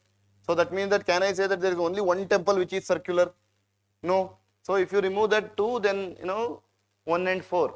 The 1 and 2 is gone, 2 and 3 is gone, 1, 3, 4 is gone. That means that you should not be in a position, this temple I have not studied, I will not even read the sentence, I will go to the next question. right? Even if you can just use your basic understanding that, only one temple is circular will not make sense, because in your village also there can be a temple which can be circular in nature, right? So that becomes a too, this thing to say, restricted to say that there is only one temple, and automatically I would have got this answer, right? Again, this Paragana Sarkar Subha, again Sarkar sit which you divided into Subha, again it is there in your NCRT. So what I am saying is, most of, again, this is one thing which I might not sell, that is NCRT, but again, right, someone, again, that's what I'm telling, the minute information we are studying apart from NCRT, right? So this is basically with reference to Madanpalle of Andhra Pradesh, which one of the following statement is correct, right? So what is the answer here? See, Rabindranath Tagore translated the national anthem from Bengali to English here, right? This is your first page. This is Janagana Mana was translated by Gurudranatha Bengali to English in Madanpalle in the district of Chittur. Right, so this is also there in your, before the book only, in the national anthem translation they have given here. Then basically they have given where it has been translated also. So that means that, again, this was a very difficult question. This is the beyond basics. Even if you are leaving it, it is completely fine. I'm not saying that this is there in NCRT, I would have seen it and done it. It will not work that way, right? But once your basics are done, then you can have this interest. Otherwise, don't worry about these kind of questions. People say that NCRT are key, within which everything is there. Then you start studying word by word, wasting your lot of time, will not work. Make sure that your basics are clear, right? Now, coming back to your NCRTs, right? And some questions, as I told you, beyond these recent times, as I told you, what is the government source that are important, right? If you look at, basically, this is the PIB source that I have taken, and I have taken here the year also, time, so that you can see that, any one thing that I have taken. It's not like that. So in 24 paper, question is on Greenfield Airport, which you can see on the 27 July, right, in the PIB, right? The Greenfield Airport was covered, but this will not be covered because their government will be doing so many things in daily current affairs, it would have been covered.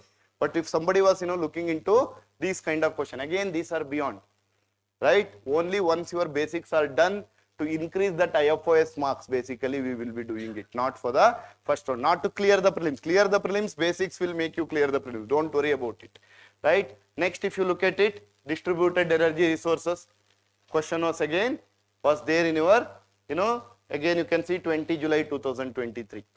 Again, 8 June 2023, that is pumped storage project, right? So the pumped storage project also basically has been asked in the 2024, right? Then basically the co-lending, that is basically the syndicate lending, was also asked in 2024. These are all available in the, again, you can see here it is 18 Jan 2024. In the May, the question has been asked. So that means that these are also not something other people would not have done, would have covered in the PIB, if you know that they are the themes and you are covering them, right? The pumped war storage is basically a theme, renewable energy is a theme, distributed energy is a theme. So whatever from the renewable energy ministry, if you can see that important themes as covered, or just by looking at the headings, if I don't know what is pumped storage facility, I would have covered it.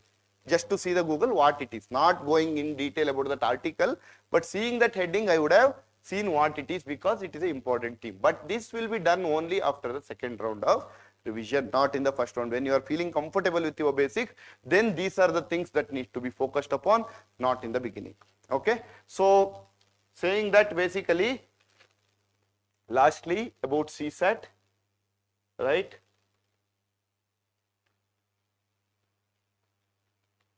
These are just I was showing you how the question are repeating. The constitutional government, the constitutional government, the constitutional government. The same topic has been asked 3-4 times, right? So what is the problem here is, whenever you are studying, right? Other thing that I will just tell you how it works basically, right? Now with respect to CSAT, we will spend 5-10 minutes, right? And then we will understand exactly what is that, that how you are supposed to study, right? Now you have understood where the questions are coming. Right? Now, how to study for the prelims is what makes the people, differ from whether they can easily clear it or not. Whether I have seen, because people study in their own way. They try to consume the information which will not work.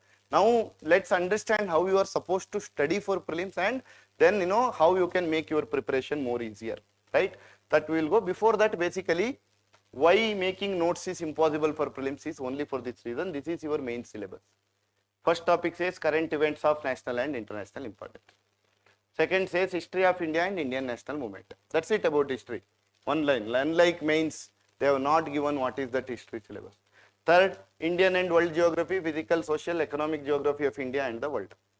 Then basically Indian polity and government, constitution, political system, panchayat raj, public policy, rights issue, etc. Economic and social development, sustainable development, poverty, inclusion, demography, social sector initiative, etc. General issue on the environment, ecology, biodiversity, climate change that do not require any subject specialization. Finally, general science. This is your prelim syllabus. So when you don't know what is the prelim syllabus entirely, everything that can be asked, then that means that there is no reason to make the notes when there is no definite boundary for your notes. So please make sure that you are studying it only from the this. In the second round, third round, if you just want to see what is note, then I will discuss about it, right?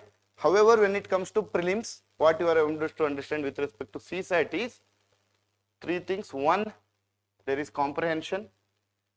Second, interpersonal skills, including communication skills, right? This was introduced in 2011 and the questions were asked in such a way that the English passages were there without Hindi translation, right? No, there was a time when there were around 8 to 10 questions where there were English passages were there and there was no Hindi translation, purely to check your interpersonal skills, communication skills. Then there was a huge protest. It is helping for those who are having better education system. So this has been removed from the first place. So now, this part of the syllabus is no more be found in your question paper. So this is not at all required. Third, logical reasoning and analytical ability, right? This is the second one, two. Third, fourth, decision making and problem solving. Again, UPSC introduced CSAT paper in 2011, right? And UPSC changed mains in 2013. So till 2013, in mains, you have to have one GS paper, two optional paper. Ethics was not there. So ethics was initially introduced in the prelims. They were asking ethics question, case studies basically in your prelims itself. So once ethics was introduced in mains, now they have stopped asking this question. So this is also no more part of your syllabus, right? Now fourth, general mental ability, that is third part of the syllabus. And most importantly, the fourth is basic numeracy. Now many people club general mental ability and basic numeracy and not study properly the basic numeracy, only study about time, speed, distance, time and work, not understanding about what is the basic, LCM, HCF, number of zeros and those things, basically rational number, irrational number, all these things that what are the number of factor, how many factors are there, all these comes under basic numeracy, percentages, all these comes under basic numeracy. So this is very, very important, where around 15 to 20 questions are being asked. But people are studying just like a one chapter, just like your time and work. Time and work, only one question will come. Time, speed, distance, only one question will come. Profit and loss, only one question will come. But basic numeracy, 15 to 20 question will come. Right? So if you are studying those topics at the cost of this topic, you are losing it. Right? So here almost 15 to 20, here almost 15. Then around 15 to 20 questions from your logical reasoning, around 27, 28 questions from your reading comprehension. Because this, when they have removed, this part also has been shifted to here only. So around 27 questions are coming from the reading comprehension, but the number of passages vary from year to year. Sometimes it will be 23, 24 passages. Sometimes it will be 15, 16 passages. In one passage, two questions will be asked. Last year they had only one passage, only one question. So in that way, basically, number of passages may vary, but number of questions remains around 27 to 26 to 27 almost each year. So this should be your target to basically for the CSAT, that you should be very good at reading comprehension, because the answer is already available or hidden within the comprehension. Only way is to understand how to read the passage and get the answer. Once you get the trick, maybe almost 20 questions you are getting them right here. Because answer is there. Only that the way you have to read that, you have to improve over a period of time. And basic numeracy is something, once you become master at it, the things will be taken care of, right? So now, saying all these things, finally how to study. This is very, very important from my end, because people are losing here. Okay. One major problem with your study is You guys are consuming the information. How many of you feel that polity is easy subject? How many are comfortable with polity basically? When you are reading polity, Lakshmikant, you feel that when you are solving the question paper, right? Many are comfortable with polity. What is the reason? It is, you can relate it. Then, so see, understanding this itself will help you, understand the other subject, how it works. Right? Why do you think that one subject which you are completely not knowing about anything about constitution, let's say, forget about students from humanities background, other people are not knowing much about the constitution, just like you are not knowing much about geography or economy. Similarly, you are not knowing much about constitution also. You are not knowing what is fundamental right. You don't even know that fundamental right exists to you, right? So that means that, all these things, but you have come and learned here many judicial cases. Now you are talking about how president is elected, how he can be removed, right? So how do you think that you can get that basically, but other subject you are not getting that grip basically. Other subject is also more of static only. History is more static than polity in that way. Right. Exactly, right. So it is basically the book has covered. How the book has covered. If you think about the book properly now, think about Lakshmikant. When he is talking about, for example, removal of president, what he will tell? The elected members of state legislative assembly and let's say parliament, that is MPs, elected MPs both from Lok Sabha and Rajya Sabha. Then he himself will give, which means that nominated members are not again considered. Again, he will only give explanation. So that even if you have not observed that word elected, I will make sure that I will tell you once again, so that if you have read it in a very plain way, I will make sure that I will remind you this. Even then, if you have forgotten, once he is coming for the impeachment, again he will tell, here it is 3/4 of total membership of the parliament. That means that both elected and nominated will be taken. Then again he will give a line saying that unlike the election where the members of state legislature members were considered, here state legislature members were not allowed in the removal, right? Also another thing is nominated members were not part of selection, they are the part of the removal. Again he will remind you. If it was not there, if you had just written the book, what is the meaning of it, without again explicitly telling, many would have been again confused while in the question. Now what happens, he is reminding you there only. Now same goes with, let's say, he is talking about, let's say, national emergency. He is talking about president rule, article 356, then financial emergency, right, article 360. Now when he is talking about it, how it will be done, that means that initially how much majority you need, then how it will be basically revoked, how much majority is needed, what will be impact on your fundamental right, here, what are the different impact, what is the impact on state and center relationship here, right? What is the validity of this basically, whether 1 month, 2 months, or unlimited years, right? Like that he will give the validity also. That means that he studies 3 of the emergencies in a comparative mode. So when you are studying, here 1 month is needed, here 2 months is needed, within 2 months approval has to be done. Here since it is a national emergency, now what is your job? Not mugging up 1 month, 2 month. What is your job? Why 1 month for national emergency? Why 1 month, 2 months for basically president rule? Because national emergency is something which is actually affecting the fundamental right also. So that means that you cannot wait for 2 months, people will be affecting their national fundamental right. There has to be approved by the body. So because there is there is a major effect that is happening in the national emergency, so has given less time. Even for revoke, even 10% people give that it has to be revoked, it has to be, house has to be called and then has to be put. Because the revoking has made it is a simple majority, not is the special majority. Because whenever I am taking away your fundamental right, I should make it in a very, very strict way. Very, very difficult to happen. Government should not actually do it for the citizen.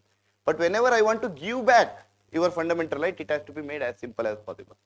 right? So that means that there is a logic behind the time period, the majority that has been taken. So once you start understanding it, you will remember it. Okay, you know, when I am taking the fundamental right, special majority is needed. So automatically next time you will not mug up special majority, simple majority. Rather you understand the philosophy behind it. That is one thing. However, keeping that aside, when you are studying anything in a 3 types, then what will happen? Your mind will structure the information in such a way that you start comparing. You will not get confused with respect to, you know, president rule and national emergency anymore, because you are compared it with, you know, other type of emergency. But other subject, what is happening? You are studying and consuming the information without not structuring them. Books have not structured them. That means that when I am studying tropical cyclone, that is a separate chapter. Temperate cyclone, that is a separate chapter. If they start comparing, here ice is there, here ice is not there, right? Here basically, you know, there is a 2 different type of currents will come, and then there is a, you know, this thing will happen, and then, you know, whatever the cold, this thing, warm area, occluded area, that will happen, but this is not the case here, right? Like that, if they would have explained these two comparatively, then you can easily remember much more in a much more better clarity here, right? That is how the questions will be set. How the examiner sets the paper, this is very, very important. If someone is not understanding this, because how paper will be set. If I want to make anything difficult, I take 2 similar things, I interchange the statement. Now I want to check whether you have understood these 2 concepts very well or not. For example, if I take SLR, I give some statement of CRR. Because SLR and CRR both are in general are the reserve ratios. In one may cash is there, one may different liquid, right? In another, one will be kept with RBI, another will be kept with the bank itself. One may you will not earn the interest, other may you will earn the interest. So that means that I can keep changing it. CRR will earn the interest, I can give. Because SLR will earn the interest. So I can interchange that statement. Similarly, if it is a P wave, S wave, I can interchange the statement. So whenever 2 similar things come, chemical weathering, mechanical weathering, if you are coming basically physical weathering, I can interchange the statements. So now when you yourself are studying and you can start interchanging the things and start looking into it, then automatically you will not get confused in the examination hall. This is one thing you should understand. Polity is not that easy that you are understanding it. Polity will be more difficult because it is more about laws, right? If you think properly, constitution is a law. Each case will be fought together for years together by the Supreme Court lawyers. You are telling that I know constitution, right? Because that has been taught you in that way. That has been structured. Whenever again he is talking about president veto power, he will come up with governor veto power. He will compare what is important here, writ of, here, writ of Supreme Court, writ of High Court. So whenever 2 similar are things, they are not discussed in silos. They are discussed in a comparative mode. Similarly, when you are studying Mahayana, you should study Hinayana together. You should study Vajrayana together. Then you will not, the area they are operated, not just the principles, who are the leaders associated with it, which region they were famous about, which time being they were more famous about or more prevalent about.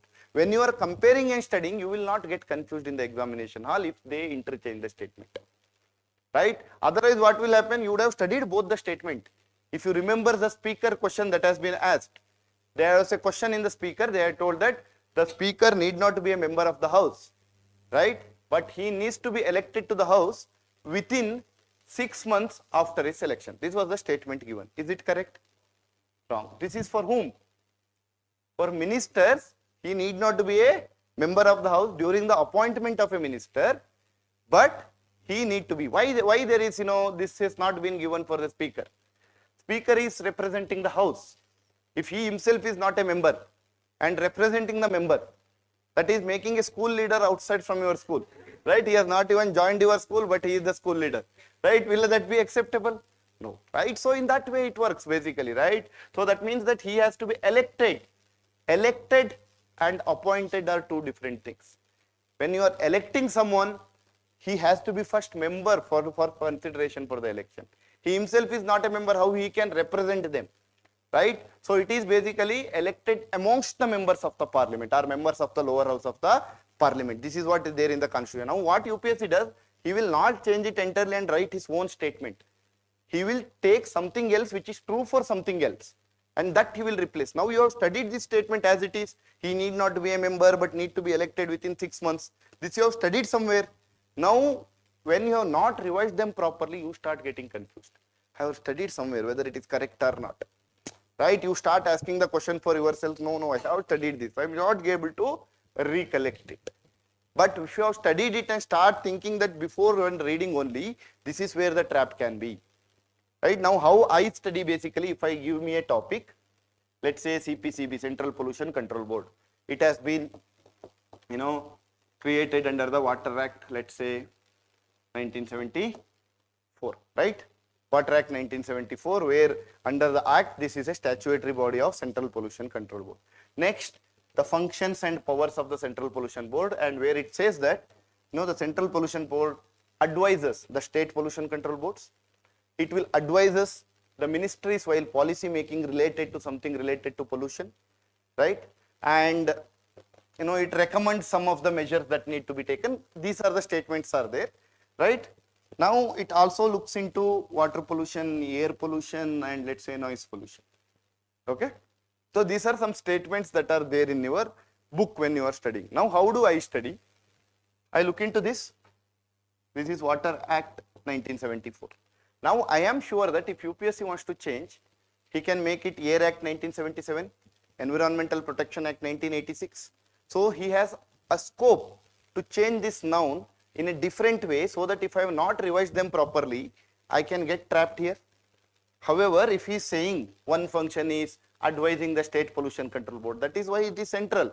It has to advise for the next bodies. That I will not worry and underline. It will help in that way, right? It recommends this, that is okay. But if the question is water, air, noise I can get confused in the examination hall if I have not revised them properly. This again I will highlight while I am studying. So that while in the second round, I will make sure that I have studied this properly. I will not get confused. I myself write here, it is a trap, I have to be careful. This is a trap, I have to be careful. So whenever you are reading, when you are seeing that it is not obvious, start marking them saying that this is a question where you can expect. No, this will not earn the interest. Write it, CRR will not earn the interest. I have to be very, very careful here. CRR will be kept with RBI. He can give that it will be with bank. I have to be careful here. So whenever you are feeling, you should think like whenever you are reading a topic, what are the questions that you can frame by looking at that part. So then what will happen whenever you are reading, you are actually thinking more from the examiner's mindset about that topic rather than consuming the information. Because there is no end to consume the information. You have to start reflecting on the topic, what can be asked here. When you think that this is national park, this is wildlife sanctuary, whether state government can approve it, national government has to be approved, or central government has to approve it. When you start studying the difference where the question can come, you will be more equipped to do it basically. This is how you have to start each study subject. When you are reading something, current affairs, glance it, ask yourself where question can come. Then you yourself will know what is garbage here. So you remove that garbage, only see where exactly question can come. So whenever you are revising, you will be keep looking into it, what is exactly the question is coming. So even though the trap is there, other will make the mistake, you will not make the mistake because you would have already anticipated that this can come, this can change. That itself will increase your accuracy from 80% to 95% in terms of basic. Once you achieve the target of 95% accuracy in your basics, your job is done. Right? And next automatically you will apply that basics only, get the other answers. So that will be taken care of. So this is how you should basically think about them. Try to, make in that way. Right? And enough time is there. 5 months is too much. Right? No, don't be in that mood that, I have just 5 months, nothing has studied. 5 months people have not started. Right? 5 months is more than enough if you have understood, unless, you are studying unwanted things. First 1 week, please go back and study about basically your basics. That is basically PYQ analysis, please do it. Broader analysis, don't do the minute analysis. First round analysis has to be very broader, only to understanding which topics are more important compared to other topics. Right? So that is basically your first job that you are going to do. Right? Just give me a second. Okay. So that is one thing that you are supposed to do. Right? Please do that. First round, don't worry about minute analysis. Minute analysis you will get to know once you have started doing. First is understanding the important thematic areas.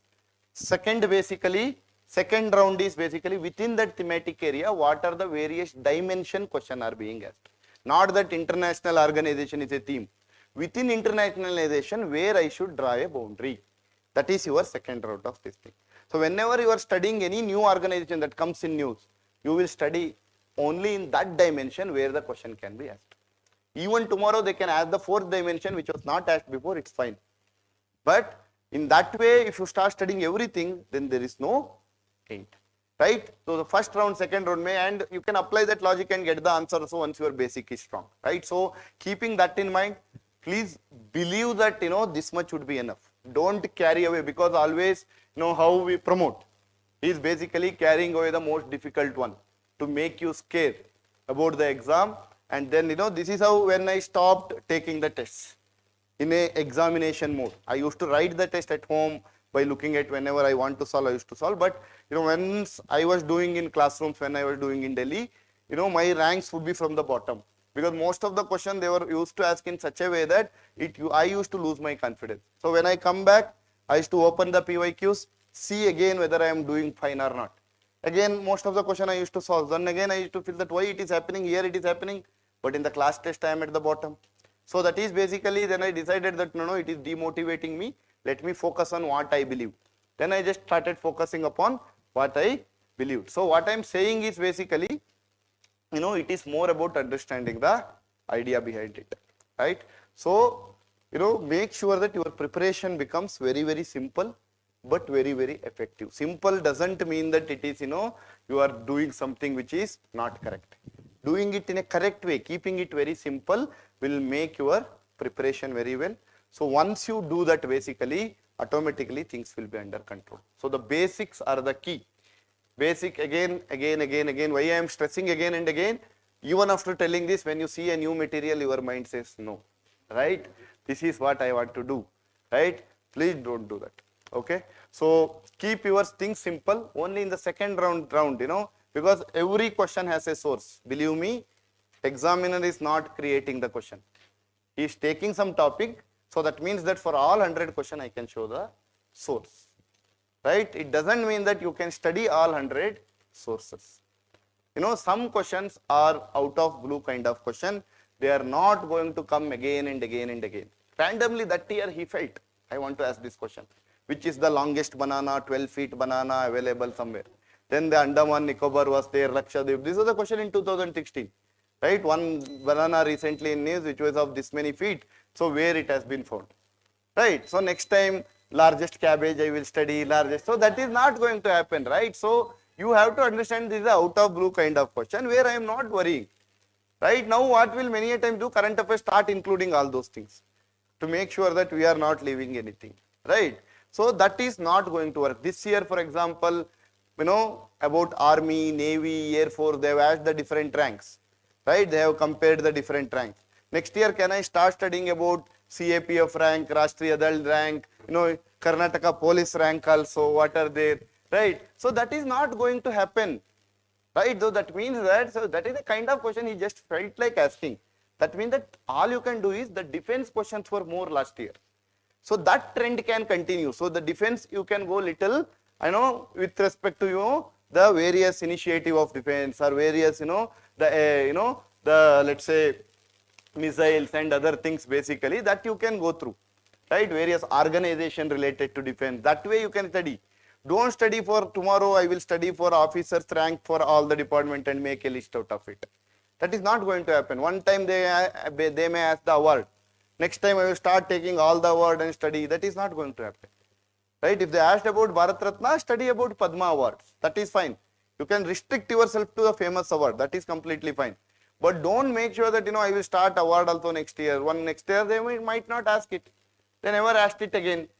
Right? So there is always some out of the blue question will come for which you don't need to worry much. Okay? So always, try to cover them in such a way that these are once in a blue moon. That is why when you make that recurring theme, you understand that these are the questions that has been once in a while.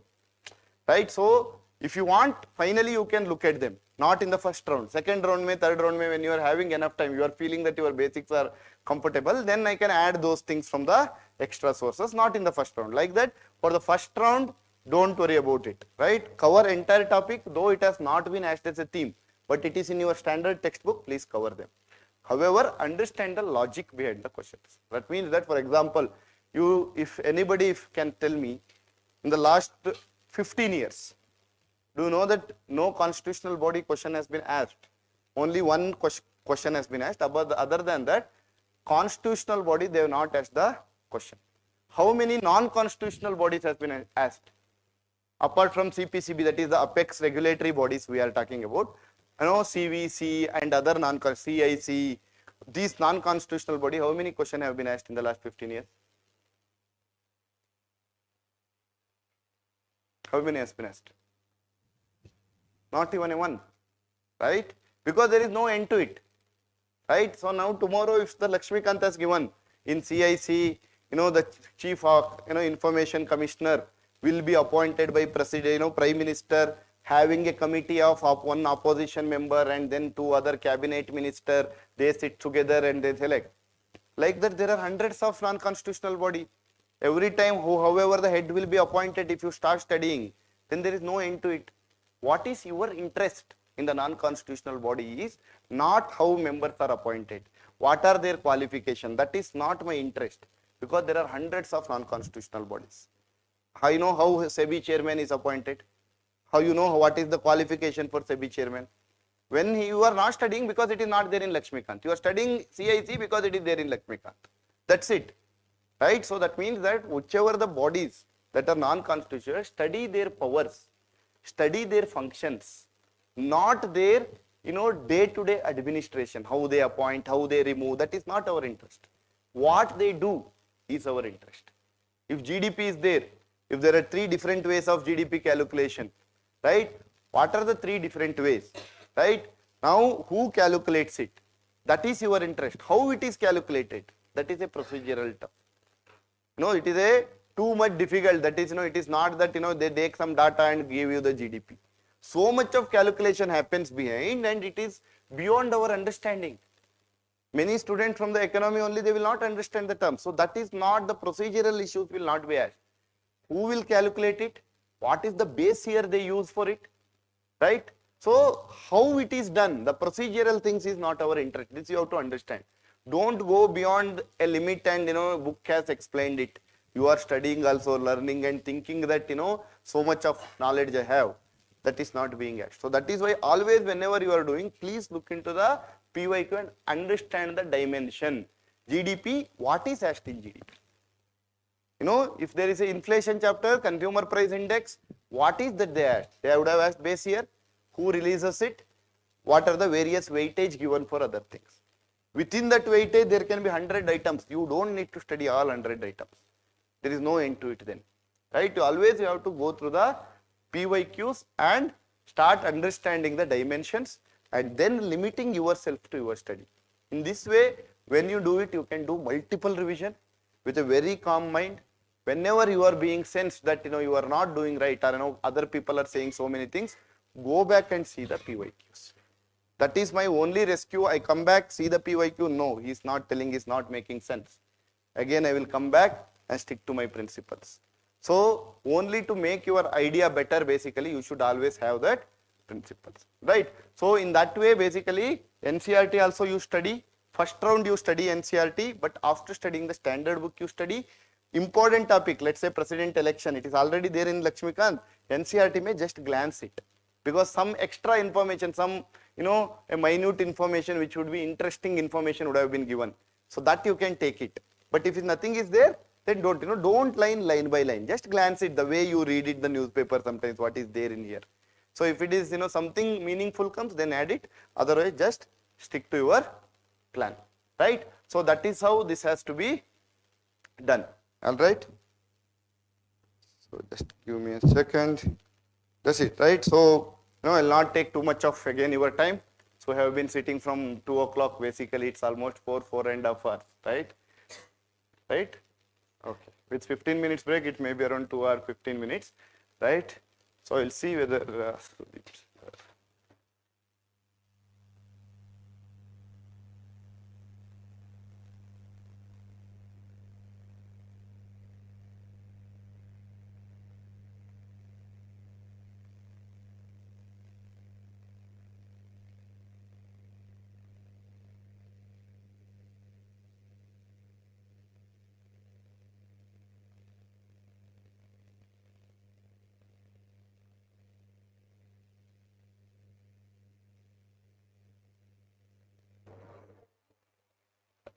I mean, with respect to your preparation from last few days, you are doing already, right? You would have written so many tests.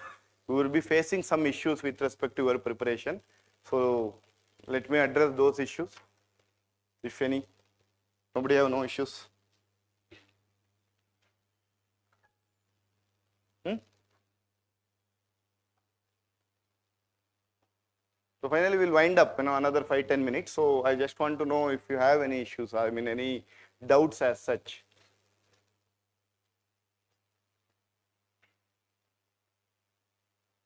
No doubts? Everything is absolutely clear? Okay, then I am a good teacher. Or a very bad teacher, nothing has been understood. Right? So, how many of you are, completed at least syllabus once? Good, good, good, good. There are few students already has been. So how many of you given already the previous attempts? Okay. Okay. So you are giving your second, third attempt now. Okay. Good. No. If it is multiple attempt, then please understand this is the logic, because last time since many have not cleared, it always give you a sense that I have to do more and more. Right? The basic idea is small is big. Right? Keeping it simple is actually that is very difficult here. Right? Because we make it complicated by studying so many things. Whenever you are, again, as I told you, keep it very, very simple. Wherever the factual is needed, right? Please mug it up. I know some people, it is not cup of your tea, right? Mugging up the fact is not my cup of tea, but it is okay, right? Somehow you have to, it is about recognition at the end of the day. Mugging up is not recollecting. Many a times I see, then at least I get that sense that I have heard this name. Right? This would have happened. Anybody has written KPSC this time? How you have performed? Good? Good. Right? So, if you look at many of the question, what will happen there? You see some statement, you feel that, somewhere I have heard about this. Right? You get that this may be the answer because this name itself would have been read. Right? Last May, how I used to, read the names for example, author's name, right? Simply knowing that author's name itself will helpful you. That means that, let's say, who won this award, right? So let's say there can be 4 different individuals.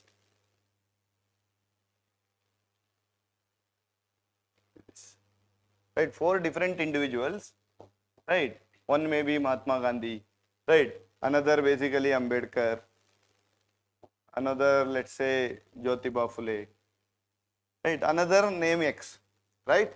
Now, let's say if I am studying something, wherever this name I would have, heard about it basically while reading, in the option that comes, you come to know that, examiner though directly would not have thought about the name which is completely uncommon, because you would yourself would have also already heard about it, and you are feeling that this will be mostly correct, because this option is somehow cannot directly pop up in the mind of examiner. If you are setting, if I want to set you, who wrote this book, first name, if one name that, let's say it has been written by this X, right? Let's say it is related to backward class movement.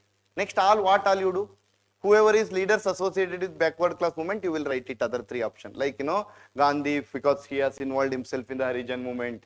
Then, you will write Ambedkar. Then you will write basically Jyotiba Phule. Right? Other person name is very less known.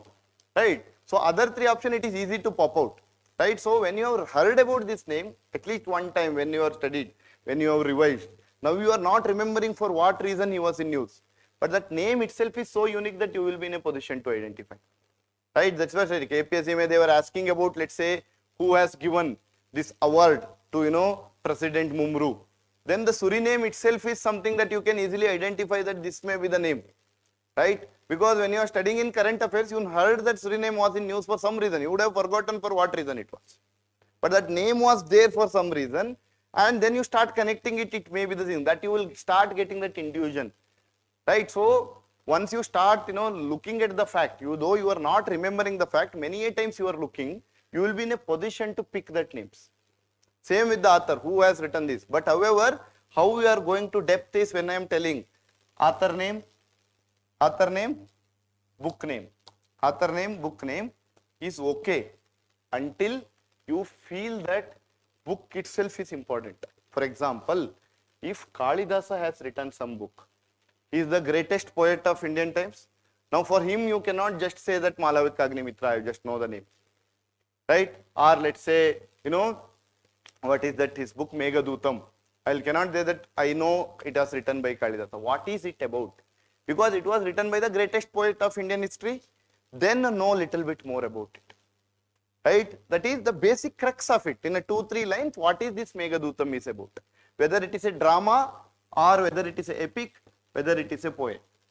Like that, just at least have the basic information if it is written by someone who is the greatest poet of Indian history. Like that, whenever you are itself is feeling, this is very important author, then you should know little bit about it. If your son, Shakespeare has written some book, at least know what is that book is about. Right? Not about again the content inside. So you can have the basic information provided if it is written. So like that, when you understand that this topic is more important, right? That means that whenever I am studying, right, how you want to make the themes. For example, when I told you the administrative names, something Subha, Sarkar, right? All these names were given. Now, what is your job basically? Try to understand whether this empire is a pan-India empire or a regional empire. First question. That is why with respect to Maurya, Gupta, Delhi Sultanate, you can also expect an administrative relation question. This term was used for treasury. This term was used for head of commandant. This term was used for someone else, minister. Why? Because their kingdom was spread across the India. They were the pan-India kingdom. It is not that you are not just knowing about their cultural contribution. You should also know about how they have done the administration. But when it comes to Hoysalas, they are actually, their contribution to the culture is more. So you don't need to know about how their administration was there unless there is something entirely different. For example, Cholas were known for village administration, which was not a regular phenomena across the other empires. Then you should know that, okay, this is what called this is. But other all centralized, everybody is doing centralized, their economy, their this thing, you don't need to know. Don't worry about them. That means that you should always draw a boundary what to study, what not to study. If Chola, Pandya and Pallavas having a maritime relationship with other countries, the maritime trade were not other countries, other empires were having. So then it becomes important because it is unique among the southern kingdom. Right? The Vijayanagara kingdom, it becomes unique. Then you have to study more about it. Other than that, the regional kingdom, Kujwaras, then just study about their cultural contribution. Rashtrakutas, study about their cultural contribution, not about their administration. Their administration is not something unique that you are studying them. Then there is no end. But in book, he cannot give you only the cultural contribution. He will give economy also. He will give their administration. Book is not written for UPSC examination, right? He is writing about that kingdom and information about that kingdom. But you as an aspirant need not to consume everything that is there in the book. Now where you can draw that line? Again, understanding whether this can be asked or not depending upon the pan-India, whether their establishment was there pan-India or it is restricted to certain region and their administration is not having too much of significance in Indian history. Once you understand this logic, then what will happen is you will study only that part. Now Mesolithic, Paleolithic, just understand the site name, what they are known for, where it is there. Let's say, it is in Karnataka, it is known for this reason, and here we can, something unique is there. For example, Dholavira, water irrigation system is unique. Lothal, port is unique. Like that, if there is something known for the unique nature, you should know about it. Then general sites, there are thousands of sites. I cannot remember all of them, but you should just know the names, whether they are belong to Harappa or not. That's it. But nothing specific has not been found. Rangpur, rice has been found. I should know about it. Right? Like that, you have to divide your idea into, because their social life, their economic life, their political life is completely unwanted. Because why? Harappa is also one of the ancient civilization, but I don't care about their political and social life. Economic, okay, what crops they were growing, because other things I can care, but economic and social I don't care. Why? Why? I mean, from the I care from the study point, but only for a UPSC point I don't care. Why? Because exactly, right? It has not been written, it has not been deciphered, right? All we are assuming and doing it based on the excavation we got. We have a citadel, we have a central area, we are selling that because of there is a this thing, there may be two division where the laborers were living here, where the kings were living here. It is more of an analysis, it is not being told anywhere. So that is not my interest. My interest is which is that town without citadel is there. That is my interest. But what was there in that citadel, how many people were there, common work, whatever that can be excavated and that is known, well established. They have a better drainage system. Hygiene may they were doing this. That is your interest. But not about their political life. You are thinking that they were peace loving, they might not be included in war. So that is not, we don't know about it basically. But they had a maritime relation with Mesopotamia and Egypt, that we have various seals and that has been found. That is our interest, right? Like that, try to cover them in a more understandable way rather than consuming everything. Same Paleolithic, they were hunting the big animals, small animals, right? Whatever that has been proven, that is important. Whatever that is not proven, maybe just because somebody's body has been buried with an animal, he was actually having that pet animals were there with him, you don't know. It might would have bitten him and he killed it back, so they have been dumped together. I don't know, right? So that is basically an assumption that a historian is saying. Maybe many a times you can see that. So which indicates that they were having pet animals with them and they used to bury it with the owner. Later they used to dug it and buried with the owner. That is an assumption or analysis. So keeping that in mind, please stick yourself with respect to this. All right. So okay.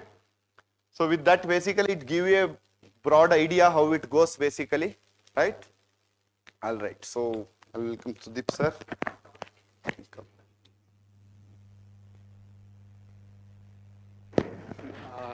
How was the session, guys? It was helpful?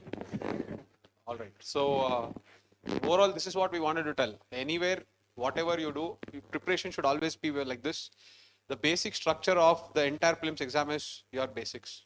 Why people will neglect that is because the coaching industry or the marketing industry will not focus on that purposely.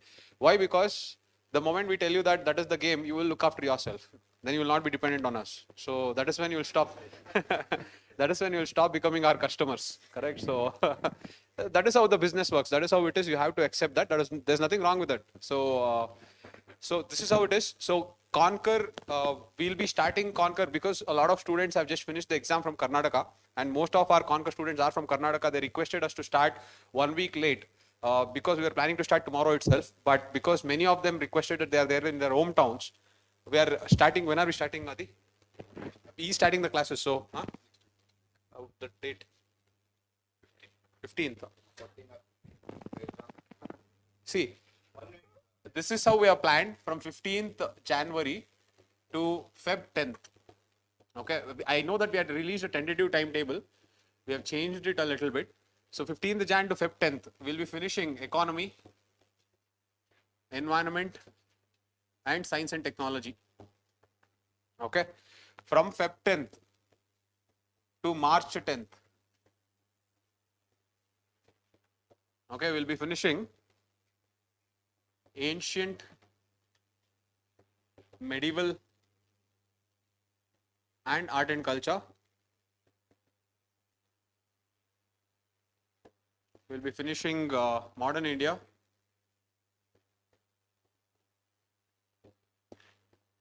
international relations, and geography, agriculture. Okay. In the month of March, sir will be completing off with polity. So I think 1, 2, 3, 4, 5, 6, 7, 8. We'll complete the core 8 subjects. And in this entire month, CSAT classes will go on. From Feb, that's what, okay? From Feb, that is Feb 1st, from Feb 1st week, okay, till March. March end. Okay, so this entire month, your CSAT classes will go on. They can't hear. They can't. Online students can't hear. CSAT will be 2 hours a day. for 60 days. That is 120 hours of CSAT that has been spread across for 2 months basically. Because 3-4 hours, many students who are not really good at maths, they will find it difficult to cover those things in the 4 hours. So what we have spread is basically covering it from the 2 hours on a daily basis from February and March, so that last 2 months you will be completely studying those things. All right. Timing we will let you know. That is either in the morning or afternoon basically, depending upon the availability there. We will discuss and we will let you know. All right. So irrespective of what you are joining or not, that is a different thing. But have these principles with you and please prepare. Right. Don't worry about it. Even if your basics are good, then you yourself can do the same thing. Right. So that is what it is. So please do well and all the best. All right. Yes. Okay, guys, thank you so much. Online guys, we have given you the Telegram ID. You can contact us anytime you want to. Yes, yes. Thank you, guys. Thank you, online guys. Thank you so much. Yes.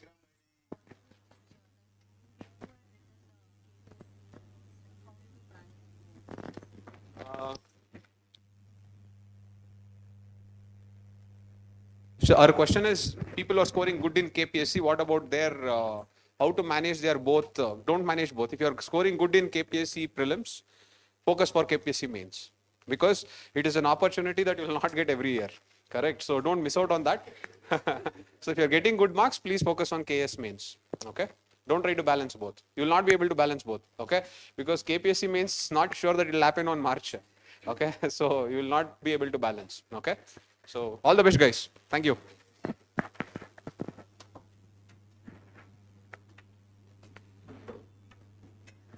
I sir, I'm very weak in art and culture and ancient history. What can I do? Join Conquer prelims. Okay. Okay. Thank you, guys. Bye.